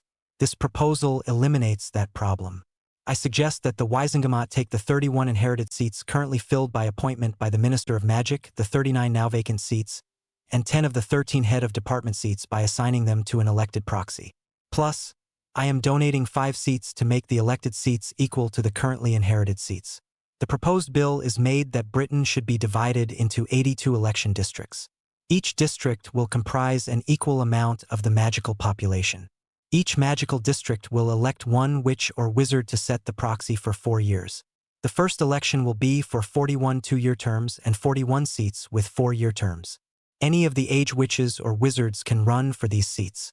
The Minister of Magic can still send 5 people to represent his administration, provided they are not already seat holders. This will split the Wisengamot with 82 elected members and 82 inherited members.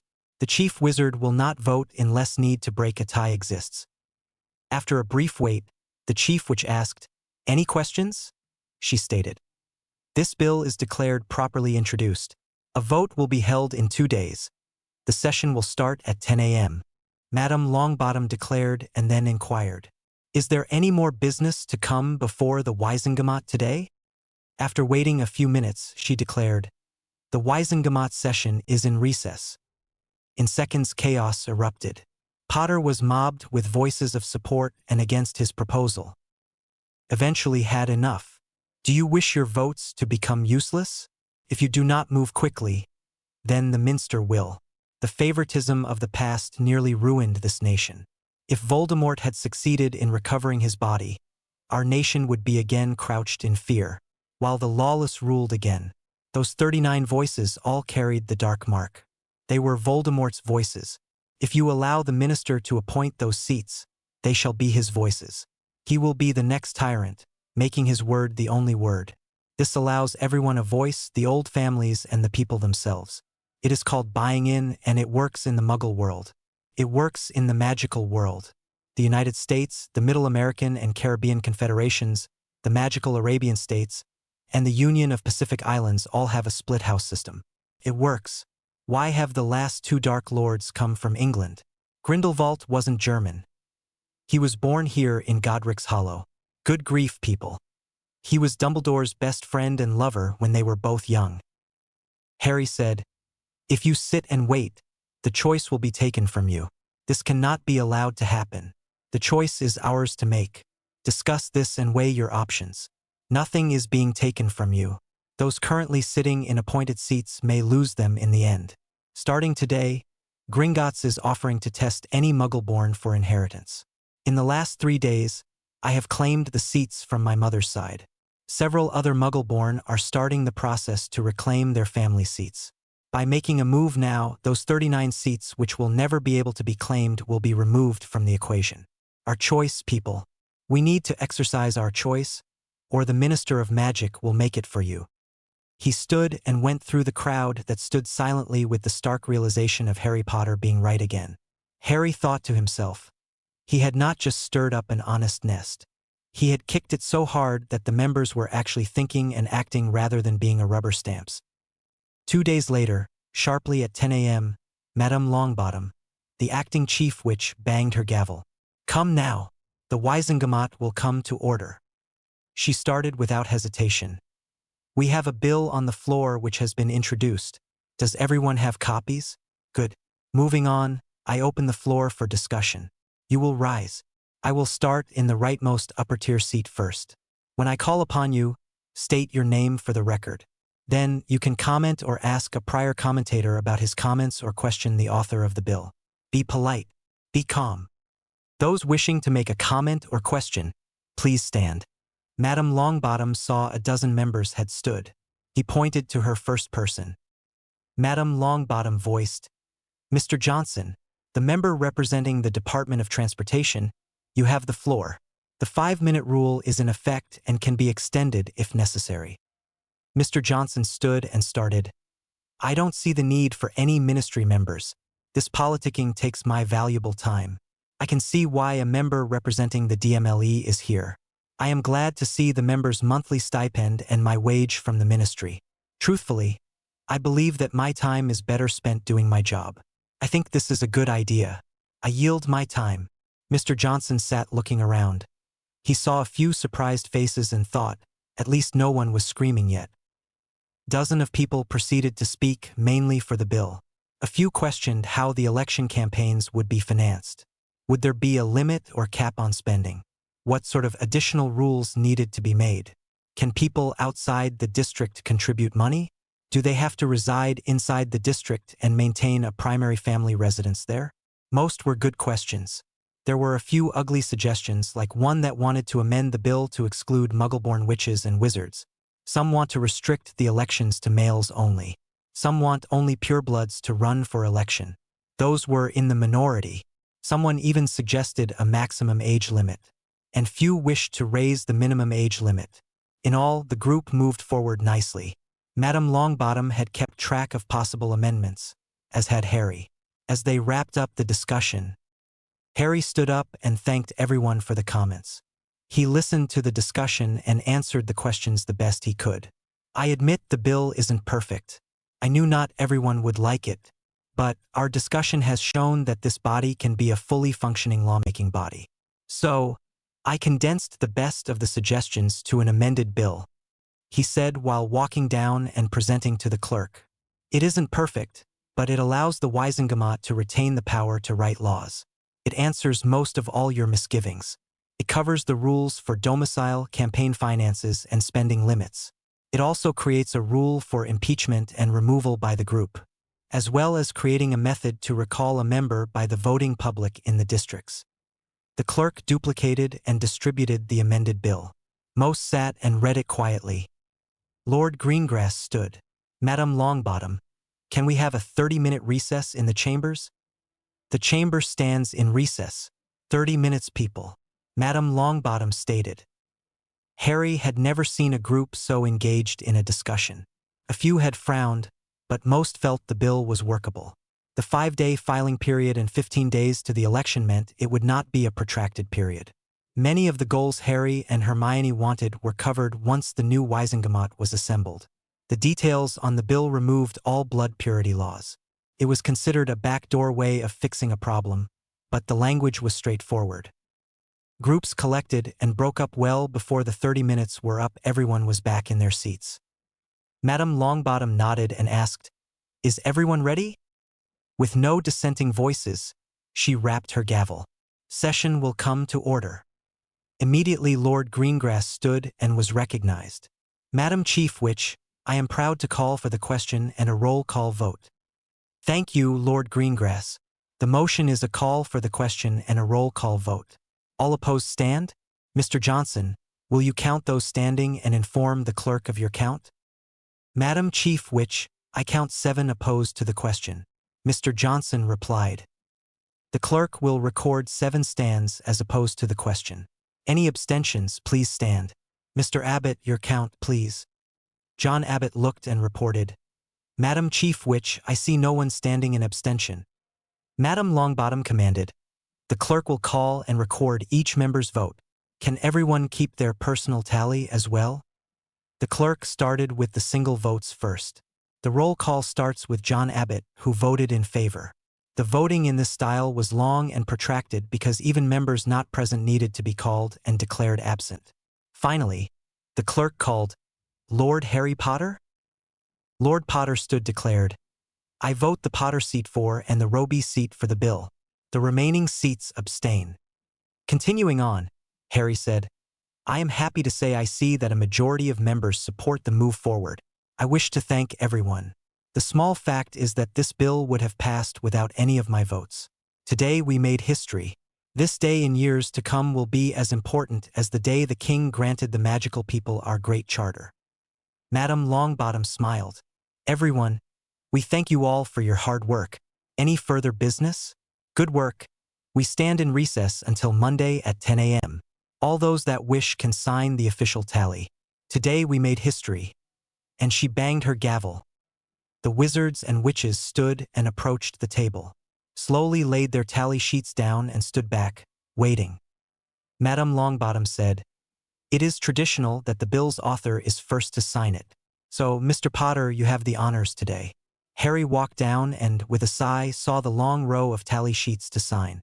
Well, this is one reason so few bills get passed, he thought, and quickly made his way down, putting his signature on each Wisengamot member's tally sheets. At the end of the table, Madame Longbottom stood. "Press conference next, Mr. Potter.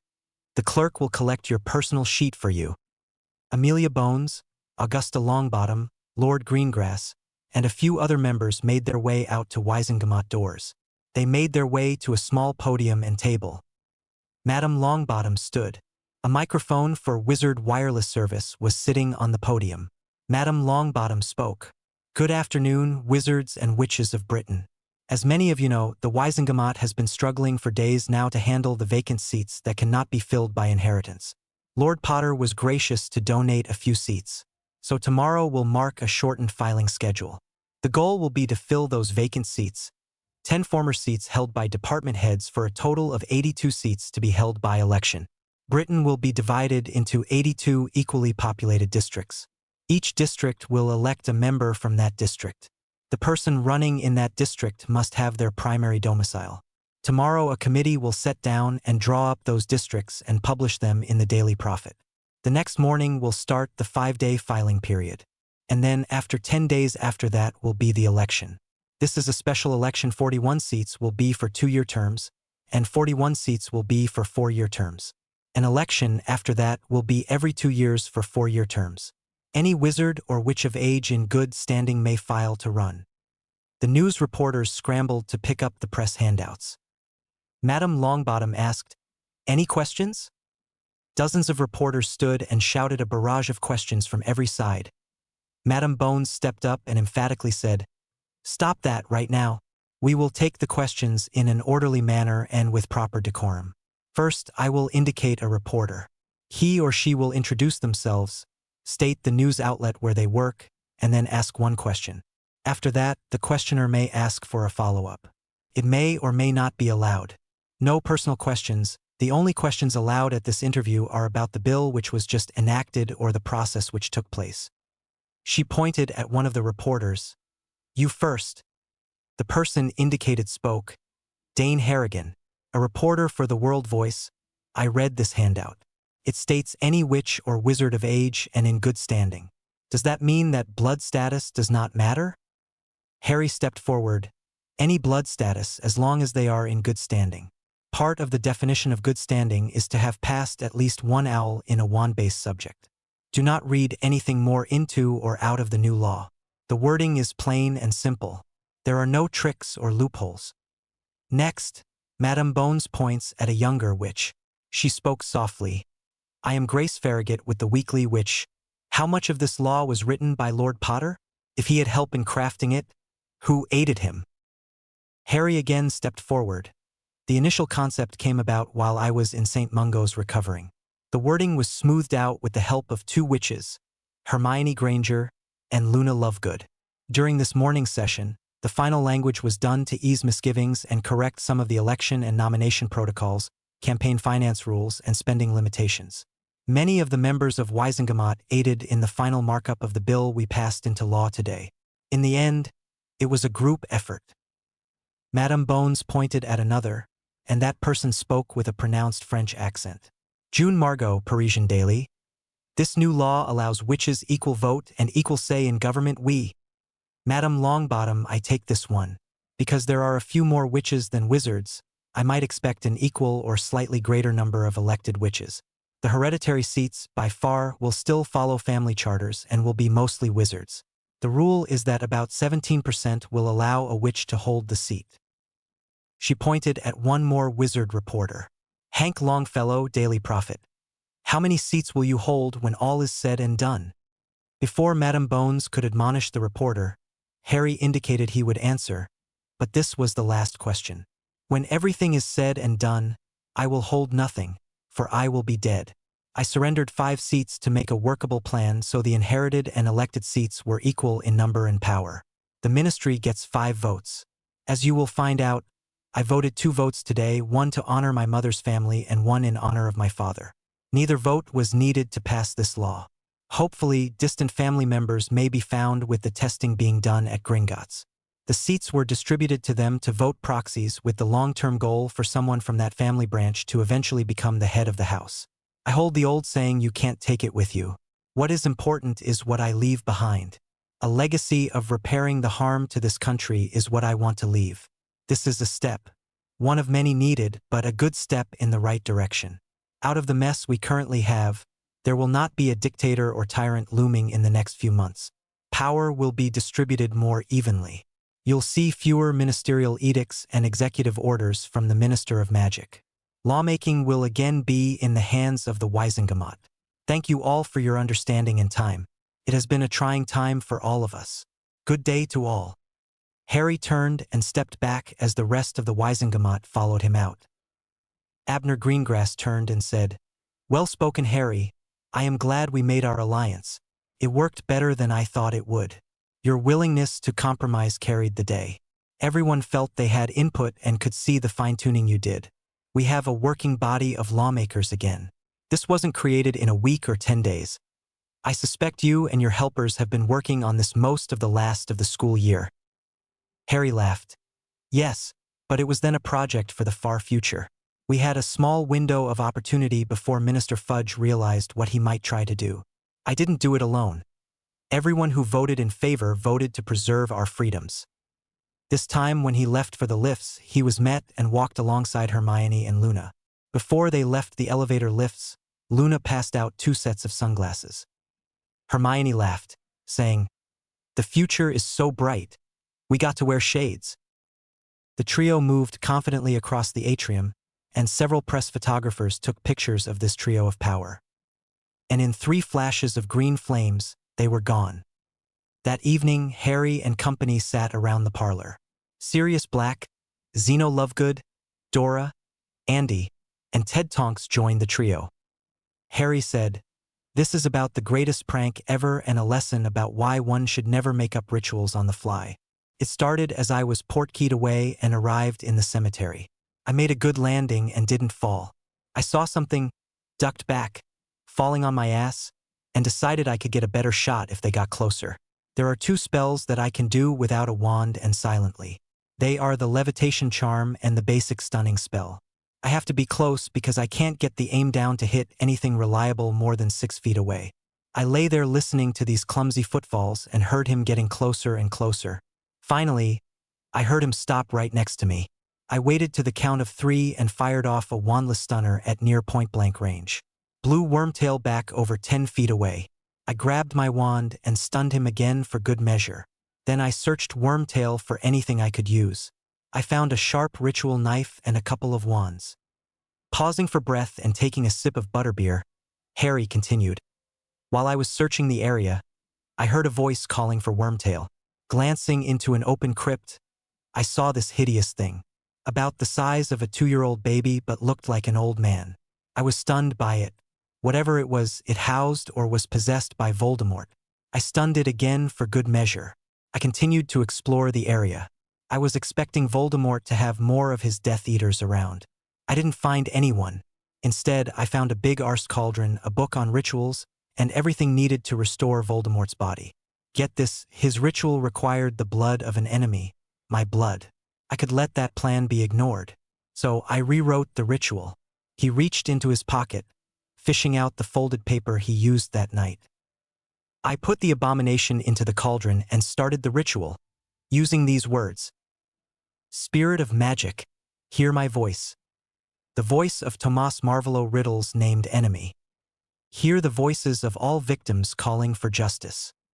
Stone of the earth, solid and unmoving. You will give his body material form.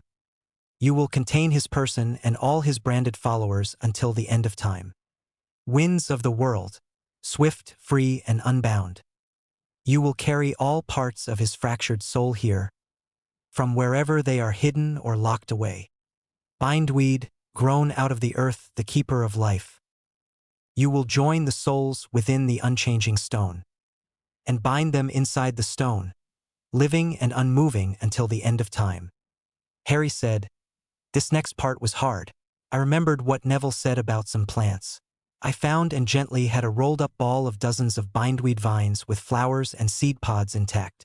I held the ball up while he was a few feet away from the cauldron, before I tossed that into the mix. Sipping his butterbeer, Harry continued, "That's pretty much what happened until my forehead ripped open.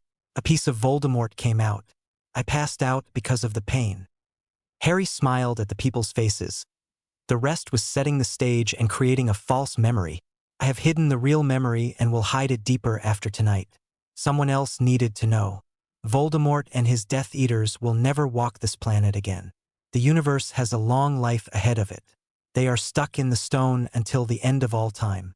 So, with one little word, I changed the intent of the ritual. I did not intend to condemn all the Death Eaters to the same fate. Harry opened his moleskin bag, reaching into it and picking out the now-defunct Horcrux of Voldemort. The ritual also gathered all the bits and bobs that Voldemort used to hide pieces of his soul. This ring, a tiara, a healer's cup, and a locket were all found, as well as Snake's head. Then there was my scar, so I claim I hit my head. Somehow the ritual pulled a chunk of young Riddle's soul back from hell. Harry explained. Hermione asked, "So, where do you go from here?" Luna giggled. "We go back to school, do our best to graduate, and move on, giving Harry many babies. He has lots of family names to restore. My first will be Lovegood. The second will be whatever family he needs next. I see 6 children by me, and several more by you. The great restoration of magical Britain starts with Harry and us." Harry turned bright red as he became the subject of discourse. Sirius laughed almost endlessly at the great prank. The Tonks family sat speechlessly.